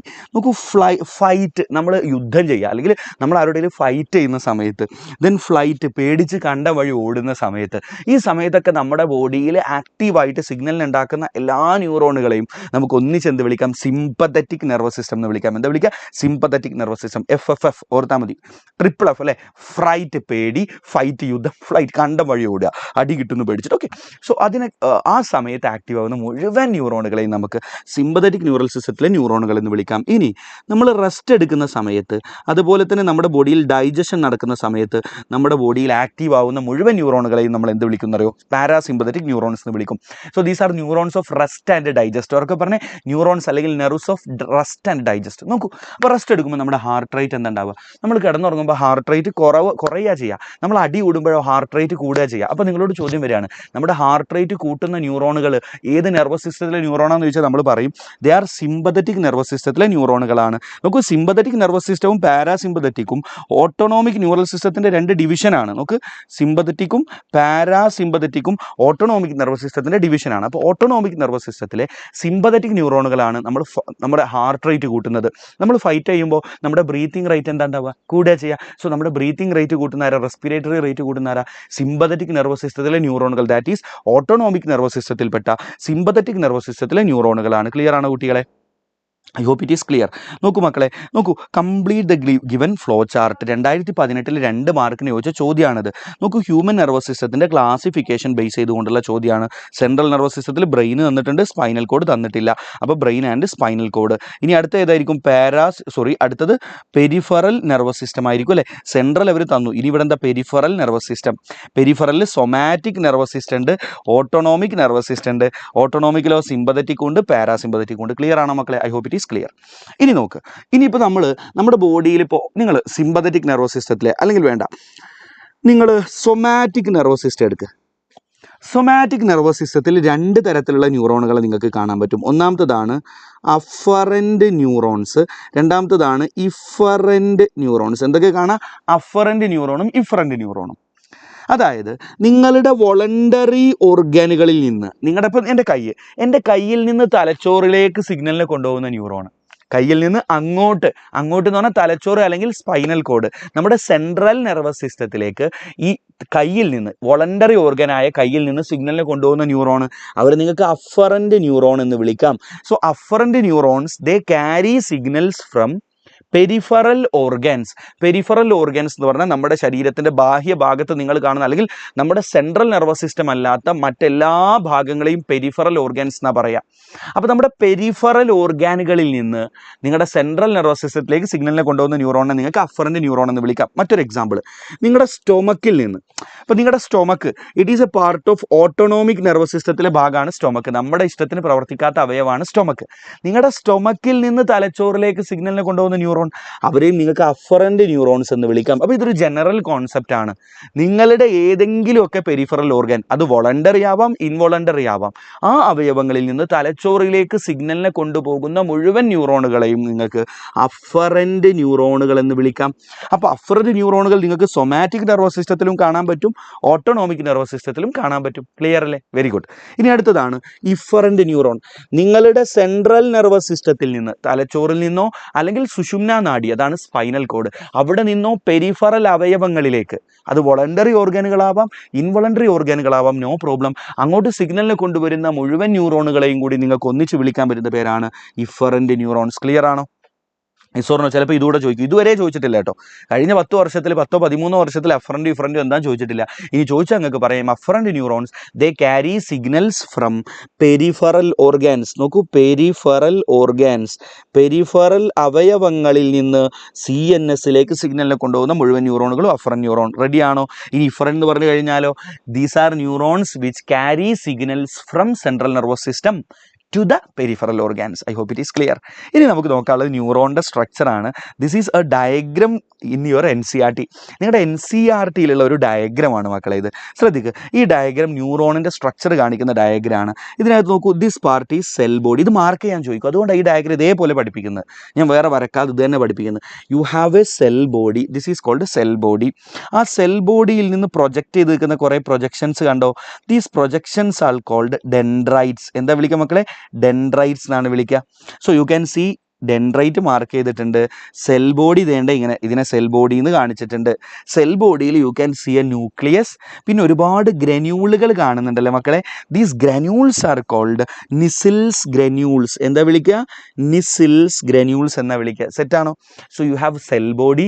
സെൽ ബോഡിയുടെ എക്സ്റ്റൻഷൻസ്, സെൽ ബോഡിയിൽ നിന്ന് പ്രൊജക്ഷൻസ് കാണാം. They are called dendrites. And then you have nucleus in the cell body. Ready അല്ലേ? ശരി. ഇനി ദിസ് പാർട്ട്, ഈ ലോങ് ആയിട്ടുള്ള ഈ ഭാഗത്ത് എന്താ വിളിക്കുക? നമ്മൾ ചെറിയ ക്ലാസ്സുകളിലെ പഠിച്ചിട്ടുണ്ട്. This is called, very good, axon എന്നാണ് നമ്മൾ ആ വലിയ നീണ്ട ഭാഗത്തെ ആക്സോൺ എന്നാണ് വിളിക്കുക. റെഡി അല്ലേ? ഇനി നോക്ക്, ആക്സോണിൻ്റെ എൻ്റെ ഭാഗത്ത് കുറച്ച് ബ്രാഞ്ചുകളൊക്കെ ആവുന്നുണ്ട്. ആ ബ്രാഞ്ചുകൾ ടെർമിനേറ്റ് ചെയ്യുന്നത് ഇങ്ങനെ ബൾബ് ലൈക്ക് സ്ട്രക്ചറുകളായിട്ടാണ് അത് അവസാനിക്കുന്നത് അല്ലേ? ടെർമിനേറ്റ് ചെയ്യാന്നാണ് അവസാനിക്കുന്നത് ബൾബ് ലൈക്ക് സ്ട്രക്ചേഴ്സ് ആയിട്ടാണ്. ആ ബൾബ് ലൈക്ക് സ്ട്രക്ചറുകളെ നമ്മൾ സൈനാപ്റ്റിക് നോബ് എന്നാണ് വിളിക്കുക. എന്താ വിളിക്കുക? Synaptic knob. കാണുന്നില്ല ആ ഉണ്ടകൾ, അറ്റത്തുള്ള ഉണ്ടകൾ. ആക്സോണിൻ്റെ എൻഡ് ഭാഗമാണിത്. ആക്സോണിൻ്റെ എൻഡ് ഭാഗത്തെ ആക്സോൺ ടെർമിനൽ എന്ന് വിളിക്കാം. ആക്സോൺ ടെർമിനലുള്ള ഉണ്ടകളെയാണ് സൈനാപ്റ്റിക് നോബ് എന്ന് വിളിക്കുന്നത്. ഇനി ശ്രദ്ധിക്കുക, നിങ്ങൾ ഈ ആക്സോണിലേക്ക് നോക്കിയാൽ ആക്സോണിൽ പ്രത്യേക തരത്തിലുള്ള സെല്ലുകൾ ആക്സോണിൻ്റെ അടുത്തായിട്ട് ഇരിക്കുന്നത് കാണാൻ പറ്റും. വേണ്ടേ? ആക്സോണിൻ്റെ അടുത്ത് പ്രത്യേക സെല്ലുകളെ കാണാൻ പറ്റും. Can you C? ഈ സെല്ലുകളെ നമ്മൾ വിളിക്കുന്ന പേരാണ് ഷ്വാൻ സെൽസ്. എന്താ വിളിക്കുക? Schwann cells. ക്ലിയർ ആണോ? They are called Schwann cells. ആ ഷ്വാൻ സെല്ല് ഈ ആക്സോണിൻ്റെ അടുത്തിരുന്നുകൊണ്ട് ആക്സോണിന് ചുറ്റും, ഇതിപ്പോൾ ഒരു ആക്സോൺ ആണെങ്കിൽ ആക്സോണിൻ്റെ അടുത്തിരിക്കും, എന്നിട്ട് ആക്സോണിന് ചുറ്റും ഒരു ആവരണം ഉണ്ടാക്കും. ഇപ്പോൾ ഒരു സെല്ല് ഇതാ, ഈ സെല്ല് ഇവിടെ ഒരു ആവരണം ഉണ്ടാക്കും, അടുത്ത സെല്ല് ഇവിടെ ഉണ്ട്, ഇവിടെ ഒരു ആവരണം ഉണ്ടാക്കും, അടുത്ത സെല്ല് ഇവിടെ അടുത്തൊരു ആവരണം ഉണ്ടാക്കും. ഇങ്ങനെ ആക്സോണിന് ചുറ്റും ആവരണം സൃഷ്ടിക്കും, ഒരു മെംബ്രെയിൻ, ഒരു കവറിങ് ഉണ്ടാക്കും. എന്നിട്ട് covering is called myelin sheath. എന്താ വിളിക്കുക? മയലിൻ ഷീത്ത് എന്നാണ് നമ്മൾ ആ ആവരണത്തെ വിളിക്കുക. ക്ലിയർ ആണോ കുട്ടികളെ? Okay. So the Schwann cell form a covering. നോക്കൂ, Schwann cell form a covering around the axon and that is called myelin sheath. നോക്കൂ, അപ്പോൾ നമുക്ക് ഒരുപാട് മയലിൻ ഷീത്ത് കാണാം. എത്ര ഷ്വാൻ സെല്ലുണ്ടോ ആക്സോണിൻ്റെ അടുത്ത് അത്രയും മയലിൻ ഷീത്തുകൾ കാണാൻ പറ്റും. അപ്പോൾ രണ്ട് മയലിൻ ഷീത്തിൻ്റെ ഇടയിൽ കുറേ ഗ്യാപ്പ്, ഇതൊരു മയലിൻ ഷീത്ത്, അടുത്ത മയലിൻ ഷീത്ത് ഇതെവിടെ. സോ ഈ മയലിൻ ഷീത്തിൻ്റെ ഇടയിൽ, മയലിൻ ഷീത്തുകൾക്കിടയിൽ ഒരു ഗ്യാപ്പ് കാണുന്നില്ലേ? ഇത്തരം ഗ്യാപ്പുകളെയാണ് നമ്മൾ നോഡ് ഓഫ് റാൻവെയർ എന്ന് വിളിക്കുക. എന്താ വിളിക്കുക? Node of Ranvier. പറഞ്ഞേ, നോഡ് ഓഫ് റാൻവെയർ എന്ന് വിളിക്കുക. ക്ലിയർ ആണോ മക്കളെ? Okay, it is called node of Ranvier. Ready ആണല്ലോ? അപ്പോൾ ഈ കാര്യങ്ങൾ മാർക്ക് ചെയ്യാൻ നമ്മളോട് സ്ഥിരമായിട്ട് പരീക്ഷയ്ക്ക് ഈ ചിത്രം തരും, എന്നിട്ട് നമ്മളോട് ഈ ഭാഗങ്ങൾ മാർക്ക് ചെയ്യാൻ ചോദിക്കും. റെഡിയാണോ മക്കളെ? റെഡിയാണോ? റെഡിയാണെങ്കിൽ ഒന്ന് കമൻറ്റ് ചെയ്തേ പ്ലീസ് ഡു കമൻറ്റ്. റെഡിയാണോ? റെഡിയല്ലേ? ഓക്കെ. അപ്പോൾ ഇത് ഓരോന്നും എന്താണെന്നുള്ള ഡെഫിനിഷൻ ഒന്നും പഠിച്ചില്ലെങ്കിൽ കുഴപ്പമില്ല, ഈ ഡയഗ്രം തരും, ഈ ഡയഗ്രം നമ്മളോട് മാർക്ക് ചെയ്യാൻ വേണ്ടി ചോദിക്കും. Very good. അടുത്തത് ന്യൂറോണുകളുടെ ക്ലാസിഫിക്കേഷൻ ആണ്. ഈ കഴിഞ്ഞ എക്സാമിന്, തൊട്ട് മുമ്പത്തെ എക്സാമിന് ചോദിച്ചാൽ, തൊട്ട് മുമ്പത്തെ നിങ്ങളുടെ മോഡൽ എക്സാമിനാണെന്നാണ് എൻ്റെ ഓർമ്മ, ചോദിച്ച ചോദ്യമാണ് ക്ലാസിഫിക്കേഷൻ ഓഫ് ന്യൂറോൺസ്. നോക്കൂ, ന്യൂറോണുകളെ അവരുടെ ഡെൻഡ്രൈറ്റുകളുടെയും, എന്താ ഡെൻഡ്രൈറ്റ് എന്ന് പറഞ്ഞാൽ ഈ എക്സ്റ്റൻഷൻസിനെ ഡെൻഡ്രൈറ്റ് എന്ന് വിളിക്കുക, ഈ പ്രൊജക്ഷൻസിനെ. ഇതിനെയാണ് ആക്സോൺ. ആക്സോണിൻ്റെയും ഡെൻഡ്രൈറ്റിൻ്റെയും എണ്ണത്തെ ബേസ് ചെയ്തുകൊണ്ട് ന്യൂറോണുകളെ നമുക്ക് 3 ഗ്രൂപ്പാക്കാം. ഒന്നാമത്തെ ഗ്രൂപ്പാണ് യൂണിപോളാർ ന്യൂറോൺ. യൂണിപോളാർ ന്യൂറോണിൻ്റെ പ്രത്യേകത, you can see a cell body കാണാം, ആക്സോൺ കാണാം, നോ ഡെൻഡ്രൈറ്റ് ഉണ്ടാവില്ല. ക്ലിയർ അല്ലേ കുട്ടികളെ? So it has a cell body with 1 axon, no dendrites. അത്തരം ന്യൂറോണുകളെ യൂണിപോളാർ ന്യൂറോൺ എന്ന് വിളിക്കും. നമുക്ക് ബൈപോളാർ ന്യൂറോൺ എന്ന് പറഞ്ഞാൽ U can see a cell body, nucleus ഉണ്ട്, ആക്സോൺ ഇതാ, ഒരു ഡെൻഡ്രൈറ്റ്. സോ ഒരു ആക്സോൺ ഒരു ഡെൻഡ്രൈറ്റ്. നോക്കൂ, സെൽ ബോഡിയും ഒരു ആക്സോണും ഒരു ഡെൻഡ്രൈറ്റും. ഇത്തരം ന്യൂറോണുകളെ ബൈപോളാർ ന്യൂറോൺ. എന്താ ബൈപോളാർ? 2, ഇവിടെ ഒന്ന് ഇവിടെ വന്നത്, ബൈപോളാർ. ഇവിടെ നോക്കി, ഇവിടെ മാത്രം ഒരെണ്ണം അല്ലേ, അതാണ് യൂണിപോളാർ. ക്ലിയർ അല്ലേ? ഇനി മൾട്ടിപോളാർ എന്ന് പറഞ്ഞാലോ, multiple dendrites and one axon. ഇവരെയാണ് നമ്മൾ മൾട്ടിപോളാർ ന്യൂറോൺ എന്ന് വിളിക്കുക. ഇതൊക്കെ എവിടെയാണ് കാണുക എന്നും ചോദിക്കും. യൂണിപോളാർ ന്യൂറോൺ എവിടെയാണ് കാണുക എന്നറിയോ? Scene in embryo. നോക്കൂ, എംബ്രിയോ എന്ന് പറഞ്ഞാൽ എന്താ? നമ്മുടെ ഭ്രൂണാവസ്ഥ, നമ്മൾ ഗർഭപാത്രത്തിൽ വളരുന്ന ആ ഒരു പീരീഡിലാണ് നിങ്ങൾക്ക് യൂണിപോളാർ ന്യൂറോൺ കാണാൻ പറ്റുക. ഇനി എപ്പോഴാണ് ബൈപോളാർ ന്യൂറോൺ എവിടെയാണ് കാണുക? Scene in retina of I.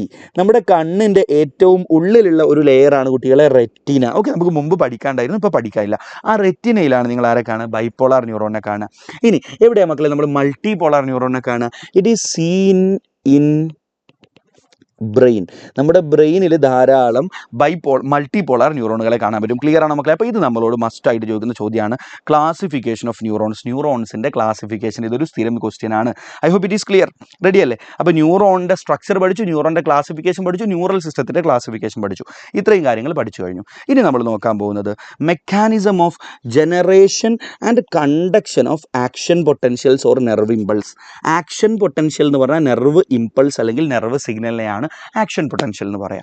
അപ്പോൾ ആക്ഷൻ പൊട്ടൻഷ്യൽ എങ്ങനെയാണ് ഉണ്ടാകുന്നത്, എങ്ങനെയാണ് ന്യൂറോണുകളിലൂടെ സഞ്ചരിക്കുന്നത് അല്ലേ? നമ്മൾ ഇവിടെ ടച്ച് ചെയ്യുമ്പോൾ ഇവിടെ ഒരു സിഗ്നൽ ഉണ്ടാവുന്നുണ്ട്, ഇവിടെ ഒരു ആക്ഷൻ പൊട്ടൻഷ്യൽ ഉണ്ടാവുന്നുണ്ട്. എന്തുണ്ടാവുന്നുണ്ട്? ആക്ഷൻ പൊട്ടൻഷ്യൽ, അല്ലെങ്കിൽ നിങ്ങൾക്ക് അതിനെന്ത് വിളിക്കാം? നെർവ് ഇമ്പൾസ് രൂപപ്പെടുന്നുണ്ട്. ആ ഇമ്പൾസ് ന്യൂറോണിലൂടെ സഞ്ചരിച്ചിട്ടാണ് നിങ്ങളുടെ ബ്രെയിനിലേക്ക് എത്തുന്നത്. ആ ബ്രെയിനിലേക്ക് എത്തുമ്പോഴാണ് നിങ്ങൾ ആ സിഗ്നലിനെ തിരിച്ചറിയുന്നത്. Somebody has touched me, somebody has kissed me അല്ലേ? സോ നമ്മളത് തിരിച്ചറിയുന്നത് എപ്പോഴാണ് മക്കളെ? When it reaches your brain. So എങ്ങനെയാണ് നോക്കൂ മക്കളെ, എങ്ങനെയാണ് ആ സിഗ്നൽ എത്തുന്നത് നമുക്ക് നോക്കാം. ആ സിഗ്നൽ ഉണ്ടാവുന്നത് എങ്ങനെയാണെന്ന്. അപ്പോൾ ഇവിടെ നമ്മളോട് ചോദിക്കുന്ന ഒന്നാമത്തെ കാര്യം എന്താണെന്ന് അറിയോ? What is polarized state of neuron? എന്താണ് ന്യൂറോണിൻ്റെ പോളറൈസ്ഡ് സ്റ്റേറ്റ് എന്നാണ് ഒന്നാമത്തെ ചോദ്യം വരിക. അപ്പോൾ അതിൻ്റെ ഉത്തരം ഇതാണ്. നോക്കൂ, at resting state neuron signal ഒന്നും ഉണ്ടാക്കാത്ത അവസ്ഥ, അതാണ് റെസ്റ്റിംഗ് സ്റ്റേറ്റ്. അപ്പോൾ എൻ്റെ ഇവിടുത്തെ ന്യൂറോൺ ഞാൻ ടച്ച് ചെയ്യുമ്പോൾ സിഗ്നൽ ഉണ്ടാവുന്നുണ്ട്, ടച്ച് കൈ എടുത്താൽ പിന്നെ സിഗ്നൽ ഉണ്ടാവുന്നില്ല. അപ്പോൾ ന്യൂറോണ് സിഗ്നൽ ഉണ്ടാക്കാതിരിക്കുന്ന അവസ്ഥ, അതിനെയാണ് നമ്മൾ റെസ്റ്റിംഗ് സ്റ്റേറ്റ് എന്ന് പറയുക. നമ്മൾ റെസ്റ്റിംഗ് സ്റ്റേറ്റിലുള്ള ഒരു ന്യൂറോണിനെ എടുത്തു കഴിഞ്ഞാൽ നമുക്ക് ന്യൂറോണിൻ്റെ ആക്സോൺ ശ്രദ്ധിക്കാം. ഇത് ആക്സോണിൻ്റെ ഒരു ഭാഗമാണെന്ന് ഇമാജിൻ ചെയ്യൂ. ന്യൂറോണിൻ്റെ ആക്സോണിൻ്റെ ഒരു ഭാഗമാണ്. സോ നിങ്ങൾ റെസ്റ്റിംഗ് സ്റ്റേറ്റിൽ ന്യൂറോണിൻ്റെ ആക്സോണിലേക്ക് അല്ലെങ്കിൽ ന്യൂറോണിനെ മൊത്തത്തിൽ നോക്കിക്കഴിഞ്ഞാൽ ശ്രദ്ധിച്ചോ കേട്ടോ, ന്യൂറോണിൻ്റെ ഉൾഭാഗത്ത് നിറയെ ന്യൂറോണിൻ്റെ plasma membrane, that is called neuronal membrane. ന്യൂറോണിൻ്റെ പ്ലാസ്മ മെംബ്രെയിൻ നിങ്ങൾക്ക് എന്ത് വിളിക്കാം? Neuronal membrane. സോ നിങ്ങൾ റെസ്റ്റിംഗ് സ്റ്റേറ്റിൽ നോക്കിയാൽ ന്യൂറോണൽ മെംബ്രെയിൻ്റെ ഉൾഭാഗത്ത് നോക്കൂ, ന്യൂറോണൽ മെംബ്രെയിൻ്റെ ഉൾഭാഗത്ത് ഒരു നെഗറ്റീവ് ചാർജാണ് നിങ്ങൾക്ക് കാണാൻ പറ്റുക. എന്താ കാണാൻ പറ്റുക? Negative charge. ന്യൂറോണൽ മെംബ്രെയിൻ്റെ ഉൾഭാഗത്ത് എന്താ മക്കളെ? നെഗറ്റീവ് ചാർജ് കാണാൻ പറ്റും. ഔട്ടർ സർഫസിൽ പുറം ഭാഗത്ത് you can find A positive charge. Clear ആണോ? ഈ ഒരു സ്റ്റേറ്റിലായിരിക്കും ന്യൂറോണ് റെസ്റ്റിംഗ് സ്റ്റേറ്റിൽ ഇരിക്കുന്നത്. റെഡിയാണോ മക്കളെ? ഈ ഒരു അവസ്ഥനെയാണ് നമ്മൾ പോളറൈസ്ഡ് സ്റ്റേറ്റ് എന്ന് വിളിക്കുക. എന്താ വിളിക്കുക? Polarized state. റെഡിയാണോ? So what is polarized state? അപ്പോൾ അതിൻ്റെ ഉത്തരമായി at resting state the neuronal membrane. എന്താണ്? ദ ന്യൂറോണൽ മെംബ്രെയിൻ അല്ലേ? ഈ കാണിച്ചിട്ടുള്ള എന്താണ്? ന്യൂറോണൽ മെംബ്രെയിൻ ആണ്. So the neuronal membrane has positive charge on the outer surface and negative charge on the inner surface and this is called polarized state. ഈ ഒരു സ്റ്റേറ്റിനെയാണ് നമ്മൾ എന്ത് വിളിക്കുന്നത്? പോളറൈസ്ഡ് സ്റ്റേറ്റ് എന്ന് വിളിക്കുന്നത്. സെറ്റ് അല്ലേ? Very good. ഇനി നമ്മളോട് ചോദിക്കും അടുത്ത ചോദ്യം, ന്യൂറോണ് ഇങ്ങനെ പോളറൈസ്ഡ് സ്റ്റേറ്റിൽ ഇരിക്കാനുള്ള കാരണം എന്താണെന്നാണ് അടുത്ത ചോദ്യം. ഓക്കെ, എന്താ വിളിക്കുക? ന്യൂറോൺ ഇങ്ങനെ പോളറൈസ്ഡ് സ്റ്റേറ്റിൽ ഇരിക്കാനുള്ള കാരണം എന്താണെന്ന് ചോദിക്കും. അതായത് ന്യൂറോൺ ഈ പോളറൈസ്ഡ് സ്റ്റേറ്റിൽ രൂപപ്പെടാനുള്ള കാരണം എന്താണെന്ന് ചോദിക്കും. അപ്പോൾ നമ്മൾ ഉത്തരം പറയേണ്ടത് ശ്രദ്ധിച്ചോ. So who is responsible for the generation of this polarised state? Okay, അതിനു മുമ്പ് ചോദിക്കുന്ന മറ്റൊരു ചോദ്യമാണ് വാട്ട് ഈസ് റെസ്റ്റിംഗ് പൊട്ടൻഷ്യൽ. അതിന് മുമ്പ് ഒറ്റ കാര്യം കൂടി പഠിച്ചിട്ട് അങ്ങോട്ട് പോകാം. അതിന് മുമ്പ് നമ്മളോട് ചോദിക്കുന്ന ഒരു ചോദ്യമുണ്ട്, വാട്ട് ഈസ് റെസ്റ്റിംഗ് പൊട്ടൻഷ്യൽ എന്ന് ചോദിക്കും. എന്താണ് റെസ്റ്റിംഗ് പൊട്ടൻഷ്യൽ? എന്താണ് റെസ്റ്റിംഗ് പൊട്ടൻഷ്യൽ എന്ന് ചോദിക്കും.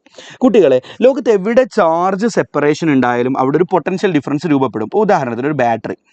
ഓക്കെ, ബാറ്ററിയുടെ പോസിറ്റീവ് എൻഡ് ഉണ്ടാവും, ബാറ്ററിക്ക് ഒരു നെഗറ്റീവ് എൻഡ് ഉണ്ടാവും അല്ലേ? നമ്മൾ ബാറ്ററി ഇല്ലേ, ബാറ്ററിക്ക് ഒരു പോസിറ്റീവ് എൻഡ് ഉണ്ടയുള്ള എൻഡാണ് എന്ത്? Positive end. ഉണ്ടയില്ലാത്ത എൻഡാണ് നെഗറ്റീവ് എൻഡ്. സോ നമ്മൾ ഈ ഒരു ബാറ്ററി എടുത്തു കഴിഞ്ഞാൽ ഈ ബാറ്ററിക്ക് ഒരു പൊട്ടൻഷ്യൽ ഡിഫറൻസ് ഉണ്ടാവും, ഒരു വോൾട്ടേജ് ഉണ്ടാവും. എന്തുകൊണ്ടാണ് വോൾട്ടേജ് ഉണ്ടാവുന്നതെന്നറിയോ? ഇവിടെ പോസിറ്റീവ് ചാർജ്, ഇവിടെ നെഗറ്റീവ് ചാർജ്, ചെറിയൊരു ഡിസ്റ്റൻസ് ഇൻ ബിറ്റ്വീൻ ആയിട്ടുണ്ട്. അങ്ങനെ രണ്ട് ചാർജുകൾ ചെറിയൊരു ഡിസ്റ്റൻസിൽ ഇരുന്ന് കഴിഞ്ഞാൽ എന്തായാലും അവിടെ പൊട്ടൻഷ്യൽ ഡിഫറൻസ് രൂപപ്പെടും. അപ്പോൾ നിങ്ങൾ ന്യൂറോണിലേക്ക് നോക്കി നോക്കും മക്കളെ. ന്യൂറോണിൻ്റെ പുറം ഭാഗത്ത് പോസിറ്റീവ് ചാർജ്, ഉൾഭാഗത്ത് നെഗറ്റീവ് ചാർജ്. അപ്പോൾ ഈ ഒരു ഡിസ്റ്റൻസിൽ ചാർജുകൾ സെപ്പറേറ്റ് ആയിട്ടിരിക്കുന്നില്ലേ? അപ്പോൾ ഇവിടെയും ഒരു പൊട്ടൻഷ്യൽ ഡിഫറൻസ് ഉണ്ടാവില്ല, ഉണ്ടാകും. ആ പൊട്ടൻഷ്യൽ ഡിഫറൻസിനെയാണ് നമ്മൾ റെസ്റ്റിംഗ് പൊട്ടൻഷ്യൽ എന്ന് വിളിക്കുക. ഇതും പരീക്ഷയ്ക്കുള്ള ചോദ്യമാണ്. What is resting potential? അപ്പോൾ നമ്മൾ പറയും it is the potential difference, it is the potential difference across, അല്ലേ? എക്രോസ് എന്ന് പറയുന്നത് കുറുകെ. ഇങ്ങനെയാണ് പൊട്ടൻഷ്യൽ ഡിഫറൻസ് രൂപപ്പെടുക, ഇങ്ങനെ, അല്ലേ? കാരണം ഇവിടെ ഉള്ളിൽ നെഗറ്റീവും പുറത്ത് പോസിറ്റീവാണ്. So across resting neuronal membrane, resting neuronal മെംബ്രെയിൻ്റെ എക്രോസ് ആയിട്ടുള്ള പൊട്ടൻഷ്യൽ ഡിഫറൻസിനെയാണ് നമ്മൾ എന്ത് വിളിക്കുന്നത്? റെസ്റ്റിംഗ് പൊട്ടൻഷ്യൽ എന്ന് വിളിക്കുന്നത്. റെഡി അല്ലേ? Very good. ഇനി അടുത്ത ചോദ്യം നോക്കൂ. ന്യൂറോണിന് എന്തുകൊണ്ടാണ് റെസ്റ്റിംഗ് പൊട്ടൻഷ്യൽ ഉണ്ടായത്? ന്യൂറോൺ ഈ പോളാറൈസ്ഡ് സ്റ്റേറ്റിൽ ഇരുന്നത് കൊണ്ടാണ്, അല്ലേ? പോളാറൈസ്ഡ് സ്റ്റേറ്റിൽ ഇരിക്കുന്നത് കൊണ്ടാണ്, ഇങ്ങനെ ചാർജ് സെപ്പറേറ്റ് ആയിട്ട് ഇരിക്കുന്നത് കൊണ്ടാണ് റെസ്റ്റിംഗ് പൊട്ടൻഷ്യൽ ഉണ്ടായത്. അപ്പോൾ അടുത്ത ചോദ്യം നമ്മളോട് ചോദിക്കും, എന്തുകൊണ്ടാണ് റെസ്റ്റിംഗ് പൊട്ടൻഷ്യൽ ഉണ്ടായത്? Resting potential is generated due to, ശ്രദ്ധിച്ചോ, resting potential is generated due to. എന്തുകൊണ്ടാണ് ന്യൂറോൺ ഇങ്ങനെ ഈ റെസ്റ്റിംഗ് പൊട്ടൻഷ്യൽ ഉണ്ടായത്, അല്ലെങ്കിൽ ന്യൂറോൺ ഇങ്ങനെ ഇരിക്കാനുള്ള റീസൺ എന്താണെന്ന് നമ്മളോട് ചോദിക്കും. അപ്പോൾ നമ്മൾ ഉത്തരം പറയേണ്ടത്, റെസ്റ്റിംഗ് സ്റ്റേറ്റിൽ neuronal membrane is permeable to K plus. നോക്കൂ, പൊട്ടാസ്യം അയോണിനെ മാത്രമേ കടത്തി വിടുകയുള്ളൂ. പെർമിയബിൾ എന്ന് പറഞ്ഞാൽ കടത്തി വിടുക. റെസ്റ്റിംഗ് സ്റ്റേറ്റിൽ ന്യൂറോണിൻ്റെ മെംബ്രെയിന് പൊട്ടാസ്യം അയോണിനെ മാത്രമേ കടത്തി വിടുകയുള്ളൂ. അതുകൊണ്ട് നിരന്തരമായിട്ട് ഇവിടെ നിന്ന് പൊട്ടാസ്യം അയോണുകൾ ഇങ്ങനെ പുറത്തോട്ട് ഡിഫ്യൂസ് ചെയ്ത് പോകും. ക്ലിയർ ആണോ കുട്ടികളെ? കെ പ്ലസ് ഡിഫ്യൂസ് ചെയ്തു പോകും പുറത്തേക്ക്, ന്യൂറോണിൻ്റെ ഉള്ളിൽ നിന്ന് പുറത്തേക്ക് ഡിഫ്യൂസ് ചെയ്തു പോകും. അങ്ങനെ ഡിഫ്യൂസ് ചെയ്യുന്നത് കൊണ്ടാണ് റെസ്റ്റിംഗ് പൊട്ടൻഷ്യൽ ഉണ്ടായിട്ടുള്ളത് എന്നാണ് നിങ്ങൾ പറഞ്ഞു കൊടുക്കേണ്ടത്. ക്ലിയർ ആണോ? സോ അടുത്ത ചോദ്യമാണ്, resting potential is generated due to. എന്തുകൊണ്ടാണ് റെസ്റ്റിംഗ് പൊട്ടൻഷ്യൽ ഉണ്ടായി എന്ന് ചോദിച്ചാൽ അതിൻ്റെ ആൻസർ എന്താണ് കുട്ടികളെ? It is due to K plus efflux. എന്താണ് കെ പ്ലസ് ഇഫ്ലക്സ്? ഇഫ്ലക്സ് എന്ന് പറഞ്ഞാൽ കെ പ്ലസ് പുറത്തോട്ട് പോവുക. കെ പ്ലസ് നിരന്തരമായിട്ട് പുറത്തോട്ട് പോകുന്നത് കൊണ്ടാണ് ഇവിടെ എന്തുണ്ടായത്? റെസ്റ്റിംഗ് പൊട്ടൻഷ്യൽ ഉണ്ടായത്. റെഡിയാണോ? ഇത് പറ്റുമെങ്കിൽ പഠിച്ചാൽ മതി. മസ്റ്റായിട്ട് ഈ പറഞ്ഞ കാര്യങ്ങളാണ് മസ്റ്റായിട്ട് പഠിക്കേണ്ടത്. ക്ലിയർ ആണോ? Very good. ഒരൊറ്റ തവണ ചോദിച്ച ചോദ്യമാണ് അടുത്തത്. Resting potential is maintained by. ആരാണ്? നോക്കൂ, ഇങ്ങനെ ഒരു തവണ ന്യൂറോൺ ഈ ഒരു സ്റ്റേറ്റിലേക്ക് എത്തിയാൽ പിന്നെ ഒരിക്കലും ചേഞ്ച് ആവാതെ കുറേ സമയം ന്യൂറോൺ ഇങ്ങനെ തന്നെ ഇരിക്കും. ഈ ഒരു അവസ്ഥയിൽ തന്നെ ന്യൂറോൺ ഇരിക്കും. ഈ പുറത്ത് പോസിറ്റീവും ഉള്ളിൽ നെഗറ്റീവായുള്ള അവസ്ഥയിൽ തന്നെ ന്യൂറോൺ ഉണ്ടാവുക. ഒരിക്കൽ ന്യൂറോൺ ഈ ഒരു സ്റ്റേറ്റിലേക്ക് എത്തി ഇങ്ങനെ തന്നെ ഉണ്ടാവുക. പിന്നെ ഈ സ്റ്റേറ്റ് എപ്പോഴാണ് ചേഞ്ച് ആവുക എന്നറിയോ? നിങ്ങൾ എന്തെങ്കിലും സ്റ്റിമുലേഷൻ കൊടുക്കുമ്പോൾ മാത്രമേ ഈ ഒരു അവസ്ഥയിൽ നിന്ന് ന്യൂറോണിന് ചേഞ്ച് വരുള്ളൂ. അപ്പോൾ അടുത്ത ചോദ്യം അതാണ്. നോക്കൂ, എന്തുകൊണ്ടാണ് ഈ റെസ്റ്റിംഗ് പൊട്ടൻഷ്യൽ ഇതേപോലെ മെയിൻറ്റെയിൻ ചെയ്യപ്പെടുന്നത്? റെസ്റ്റിംഗ് പൊട്ടൻഷ്യൽ മെയിൻറ്റെയിൻ ചെയ്യാനുള്ള കാരണം ആരാന്നാണ് അടുത്ത ചോദ്യം. അതിൻ്റെ ഉത്തരം ശ്രദ്ധിച്ചോ മക്കളെ? ഈ ന്യൂറോണിൻ്റെ പ്ലാസ്മ മെംബ്രെയിൻ ഉണ്ടല്ലോ, അതാണ് ന്യൂറോണൽ മെംബ്രെയിൻ, അല്ലേ? ഈ ന്യൂറോണൽ മെംബ്രെയിൻ്റെ പുറത്തൊരു ചങ്ങാതി ഉണ്ട്. ആരാന്നറിയോ? ശ്രദ്ധിച്ചോട്ടോ. 1 സെക്കൻഡ്. യെസ്, ഇയാൾ ആരാന്ന് വെച്ചാൽ ഇയാളുടെ പേരാണ് സോഡിയം പൊട്ടാസ്യം പമ്പ്. എന്താ ഇയാളുടെ പേര്? സോഡിയം പൊട്ടാസ്യം പമ്പ് എന്നാണ് ഇയാളുടെ പേര്. ഓക്കെ, ഞാൻ ഈ വരച്ച് കാണിക്കുന്ന ആളാണ്. ഇയാളുടെ പ്രത്യേകത, ഇയാൾ ATP എനർജി ഉപയോഗിച്ചുകൊണ്ട് 2 K+ അയോണിനെ എല്ലാ സമയത്തും ഈ ന്യൂറോണിൻ്റെ ഉള്ളിലേക്ക് പറഞ്ഞേക്കും. 3 Na+ അയോണിനെ എല്ലാ സമയത്തും ന്യൂറോണിൻ്റെ പുറത്തോട്ടും പറഞ്ഞേക്കും. ഇയാളുടെ പ്രവർത്തനത്തിൻ്റെ ഫലമായിട്ടാണ് ഈ റെസ്റ്റിംഗ് പൊട്ടൻഷ്യൽ മെയിൻറ്റെയിൻ ചെയ്യപ്പെടുന്നത്. ഓക്കെ, ക്ലിയർ ആണോ? അപ്പോൾ അടുത്ത ചോദ്യം അതാണ്, resting potential is maintained by. ആരുടെ പ്രവർത്തന ഫലമായിട്ടാണ് റെസ്റ്റിംഗ് പൊട്ടൻഷ്യൽ മെയിൻറ്റെയിൻ ചെയ്യപ്പെടുന്ന കുട്ടികളെ? It is by the action of sodium potassium pump, അല്ലേ മക്കളെ? സോഡിയം പൊട്ടാസ്യം പമ്പിൻ്റെ Na+ K+ പമ്പിൻ്റെ ആക്ഷൻ്റെ ഫലമായിട്ടാണ്. അല്ലെങ്കിൽ അയാളുടെ മറ്റൊരു പേരാണ് Na+ K+ ATPase. എന്താണ് കുട്ടികളെ? സോഡിയം പൊട്ടാസ്യം പമ്പ് അല്ലെങ്കിൽ സോഡിയം പൊട്ടാസ്യം ATPase. ഇയാളുടെ പ്രവർത്തന ഫലമായിട്ടാണ് ഈ റെസ്റ്റിംഗ് പൊട്ടൻഷ്യൽ മെയിൻറ്റെയിൻ ചെയ്യപ്പെടുന്നത്. ഇയാൾ എന്താ ചെയ്യുക? It always transport 2 K+ into the cell and 3 Na+ out of the cell using ATP energy. Is that clear? ഇതുവരെ പറഞ്ഞ കാര്യങ്ങൾ റെഡിയാണോ? റെഡിയാണെങ്കിൽ പെട്ടെന്ന് കമൻറ്റ് ചെയ്തേ. അപ്പോൾ ഇവിടെ നിന്നുള്ള ചോദ്യങ്ങൾ എന്താണെന്ന് ഞാൻ പറഞ്ഞു. നമ്മളോട് ചിലപ്പോൾ ചോദിക്കുക പോളറൈസ്ഡ് സ്റ്റേറ്റ് വരച്ച് കാണിക്കാൻ വേണ്ടി പറയും. അപ്പോൾ നിങ്ങൾ ഇങ്ങനെ വരച്ചു കൊടുക്കുക. പോളറൈസ്ഡ് സ്റ്റേറ്റിലെ പൊട്ടൻഷ്യൽ ഡിഫറൻസിനെ വിളിക്കുന്ന പേരാണ് റെസ്റ്റിംഗ് പൊട്ടൻഷ്യൽ. അപ്പോൾ അതെന്താണെന്ന് ചോദിച്ചാൽ അതും പറഞ്ഞു കൊടുക്കണം. അടുത്തത്, റെസ്റ്റിംഗ് പൊട്ടൻഷ്യൽ ഉണ്ടാവാനുള്ള കാരണം എന്താ കുട്ടികളെ? K+ പുറത്തോട്ട് ഡിഫ്യൂസ് ചെയ്ത് പോകുന്നത്. റെസ്റ്റിംഗ് പൊട്ടൻഷ്യൽ മെയിൻറ്റെയിൻ ചെയ്യപ്പെടാനുള്ള കാരണം ആരാ? It is by the action of sodium potassium pump. ചിലപ്പോൾ ഇത് 2 മാർക്കിന് ചോദിക്കും. റെസ്റ്റിംഗ് പൊട്ടൻഷ്യൽ മെയിൻറ്റെയിൻ ചെയ്യപ്പെടാനുള്ള കാരണം എന്താണെന്ന് 2 മാർക്കിന് ചോദിക്കും. അപ്പോൾ എന്താ നിങ്ങളുടെ ഉത്തരം? നിങ്ങൾ ഇതേ കാര്യം എഴുതുക, എന്നിട്ട് അയാളുടെ ഫംഗ്ഷനും കൂടി എഴുതുക. അപ്പോൾ 2 മാർക്ക് കിട്ടും. ഇയാളുടെ ഈ പേര് മാത്രം എഴുതി 1 മാർക്കേ കിട്ടുള്ളൂ. ഇയാളുടെ ഫംഗ്ഷനും കൂടി എഴുതിയാൽ നിങ്ങൾക്ക് 2 മാർക്ക് കിട്ടും. റെഡി അല്ലേ? Okay, very good. ഇനി അടുത്ത കുട്ടികളെ, അടുത്ത് നമ്മൾ നോക്കാൻ പോകുന്നത് എങ്ങനെയാണ് ആക്ഷൻ പൊട്ടൻഷ്യൽ ഉണ്ടാവുന്നത് എന്നാണ്. ശ്രദ്ധിച്ചോ കേട്ടോ, ആക്ഷൻ പൊട്ടൻഷ്യൽ എങ്ങനെയാണ് രൂപപ്പെടുന്നത് എന്നാണ്. ശ്രദ്ധിച്ചോ. അപ്പോൾ നോക്കൂ, ന്യൂറോൺ റെസ്റ്റിംഗ് സ്റ്റേറ്റിലാണ്. അപ്പോൾ അവിടെ എന്താ, ഉള്ളിൽ ശ്രദ്ധിച്ചോ മക്കളെ, ഉള്ളിൽ നെഗറ്റീവ് ചാർജാണ്, ഉള്ളിൽ നെഗറ്റീവ് ചാർജാണ്, പുറത്ത് പോസിറ്റീവ് ചാർജാണ് അല്ലേ? ഉള്ളിൽ നെഗറ്റീവും പുറത്ത് പോസിറ്റീവും ആണ്. Okay, so this is the polarised state of neuron. Okay, set. നോക്കൂ, നീളമുള്ള ആക്സോണാണ് കേട്ടോ. നമ്മൾ അതിൻ്റെ ചെറിയൊരു ഭാഗം മാത്രമാണ് കാണിച്ചിട്ടുള്ളത്. ഓക്കെ, നീളമുള്ള ഒരു ആക്സോണാണ്, നമ്മൾ ചെറിയൊരു ഏരിയ മാത്രമേ കാണിച്ചത്. ഓക്കെ, അപ്പോൾ ഇവിടെയും പുറത്ത് പോസിറ്റീവ് ഉണ്ട്, പുറത്ത് പോസിറ്റീവ്, ഉള്ളിൽ negative. That is in polarized state അല്ലേ? പോളറൈസ്ഡ് സ്റ്റേറ്റിലാണ്, ഇത് റെസ്റ്റിംഗ് സ്റ്റേറ്റിലാണ്. Okay, very good, very good. ശ്രദ്ധിച്ചോ മക്കളെ. ഇനി when you apply a stimulation here, നിങ്ങൾ ഇവിടെ ഒരു ടച്ച് ചെയ്തു, ഈ ഒരു ഭാഗത്ത് നിങ്ങളൊരു സ്റ്റിമുലേഷൻ കൊടുത്തു കഴിഞ്ഞാൽ എന്താ സംഭവിക്കാമെന്നറിയോ? ശ്രദ്ധിച്ചോ. ന്യൂറോണിൻ്റെ പുറത്തുള്ള സർഫസിൽ, പുറത്തുള്ള ഭാഗത്ത്, പുറത്തുള്ള ഏരിയയിൽ മുഴുവൻ ധാരാളം സോഡിയം അയോണുകളുണ്ട്. എന്താണുള്ളത് കുട്ടികളെ? സോഡിയം അയോണുകൾ. ക്ലിയർ അല്ലേ? ന്യൂറോണിൻ്റെ പുറത്തുള്ള ഭാഗത്ത് നിറയെ സോഡിയം അയോണുകളുണ്ട്. സോ നിങ്ങളൊരു സ്റ്റിമുലേഷൻ കൊടുത്തു കഴിഞ്ഞാൽ ന്യൂറോണൽ മെംബ്രെയിൻ പൊട്ടാസ്യത്തിന്, നോക്കൂ, റെസ്റ്റിംഗ് സ്റ്റേറ്റിൽ ന്യൂറോണൽ മെംബ്രെയിൻ പൊട്ടാസ്യത്തിനായിരുന്നു പെർമിയബിൾ. പൊട്ടാസ്യത്തെ മാത്രമേ കടത്തി വിടുകയുള്ളൂ. പെർമിയബിൾ ആവുക എന്ന് പറഞ്ഞാൽ അറിയാത്തവന്മാരുണ്ടെങ്കിൽ ശ്രദ്ധിച്ചോ, കടത്തി വിടുക. നോക്കൂ, റെസ്റ്റിംഗ് സ്റ്റേറ്റിൽ പൊട്ടാസ്യത്തെ ആയിരുന്നു കടത്തി വിട്ടിരുന്നത്. പക്ഷേ നിങ്ങളൊരു സ്റ്റിമുലേഷൻ കൊടുത്തു കഴിഞ്ഞാൽ, when a stimulus is applied, when a stimulation is given, അല്ലെങ്കിൽ സ്റ്റിമുലസ് ഈസ് അപ്ലൈഡ്, ഒരു സ്റ്റിമുലസ് കൊടുത്തു കഴിഞ്ഞാൽ the neuronal membrane become permeable to Na+. Na+നെ കടത്തിവിടാൻ തുടങ്ങും. So then what happens? Na+ ന്യൂറോണിൻ്റെ ഉള്ളിലേക്ക് ധാരാളമായിട്ട് കയറും. ധാരാളം Na+ പുറമെ നിന്ന് ന്യൂറോണിൻ്റെ ഉള്ളിലേക്ക് കയറിപ്പോകും. ക്ലിയർ ആണ് കുട്ടികളെ? ധാരാളം Na+ അയോണുകൾ. And this is called Na+ influx. എന്താ വിളിക്കുക? Na+ influx. ഇങ്ങനെ ധാരാളം Na+ കടന്നു പോകുന്നതുകൊണ്ട് തന്നെ ഉള്ളിൽ നിറയെ പോസിറ്റീവ് ചാർജ് ആവുകയും പുറത്ത് നിറയെ നെഗറ്റീവ് ചാർജ് വരികയും ചെയ്യും. ഉള്ളിൽ നിറയെ എന്ത് ചാർജായിട്ട് മാറും മക്കളെ?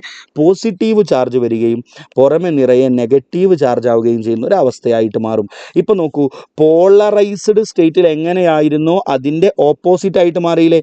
പോളറൈസ്ഡ് സ്റ്റേറ്റിൽ എന്തായിരുന്നോ അതിൻ്റെ നേരെ ഓപ്പോസിറ്റ് അവസ്ഥയിലേക്ക് മാറി അല്ലേ? പോളറൈസ്ഡ് സ്റ്റേറ്റിൽ ഉള്ളിൽ നെഗറ്റീവും പുറത്ത് പോസിറ്റീവും ആയിരുന്നെങ്കിൽ ഇപ്പോൾ അതിൻ്റെ ഓപ്പോസിറ്റ് അവസ്ഥയിലേക്ക് ഈ ഒരു ഭാഗം മാറി. ദാറ്റ് ഈസ് അറ്റാച്ച്മെൻറ്റിൻ്റെ ഓപ്പോസിറ്റ് ആണ് ഡിറ്റാച്ച്മെൻറ്റ്. അഡിക്ഷൻ്റെ ഓപ്പോസിറ്റ് ആണ് ഡി അഡിക്ഷൻ. ശരിയാണോ? ലവിൻ്റെ ഓപ്പോസിറ്റ് എന്താ? ഡി ലവ് ആണോ? അല്ല, അത് ഹെയ്റ്റ് ആണ്. ബട്ട് അതർവൈസ് നമ്മൾ പലപ്പോഴും ഓപ്പോസിറ്റ് പറയാൻ ഉപയോഗിക്കുന്ന ഒരു ടേമാണ് ഡി അല്ലേ? DE എന്ന് ചേർത്ത് കൊടുക്കും. DI അല്ലല്ലോ, DE എന്ന് ചേർത്ത് കൊടുക്കും. അപ്പോൾ പോളറൈസ്ഡ് സ്റ്റേറ്റിൻ്റെ ഓപ്പോസിറ്റ് സ്റ്റേറ്റിലേക്ക് ഇപ്പോൾ മാറിയില്ലേ? And this is called depolarized state. ഈ ഒരു അവസ്ഥ, ഈ ഒരു ഏരിയയിൽ നിങ്ങൾ കാണുന്ന ഈ ഒരു അവസ്ഥനെയാണ് നമ്മൾ എന്ത് വിളിക്കുക കുട്ടികളെ?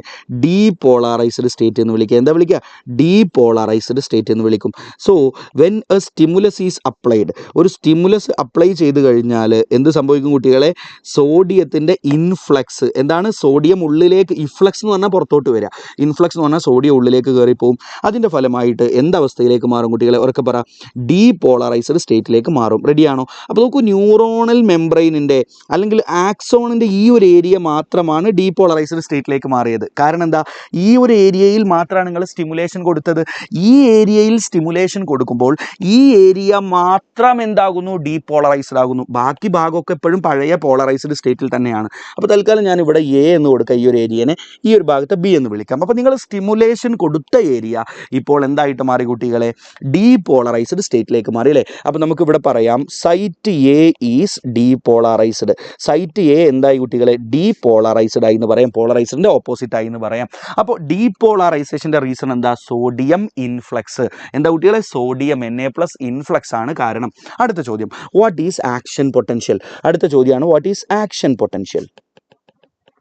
What is action potential? നോക്കൂ മക്കളെ, ഇവിടെ ഒരു പൊട്ടൻഷ്യൽ ഡിഫറൻസ് ഉണ്ടാവൂലേ? നോക്കൂ, നേരത്തെ നമ്മൾ പോളറൈസ്ഡ് ഭാഗത്ത് ഉണ്ടാവുന്ന പൊട്ടൻഷ്യൽ ഡിഫറൻസിനെയാണ് റെസ്റ്റിംഗ് പൊട്ടൻഷ്യൽ എന്ന് വിളിച്ചത്.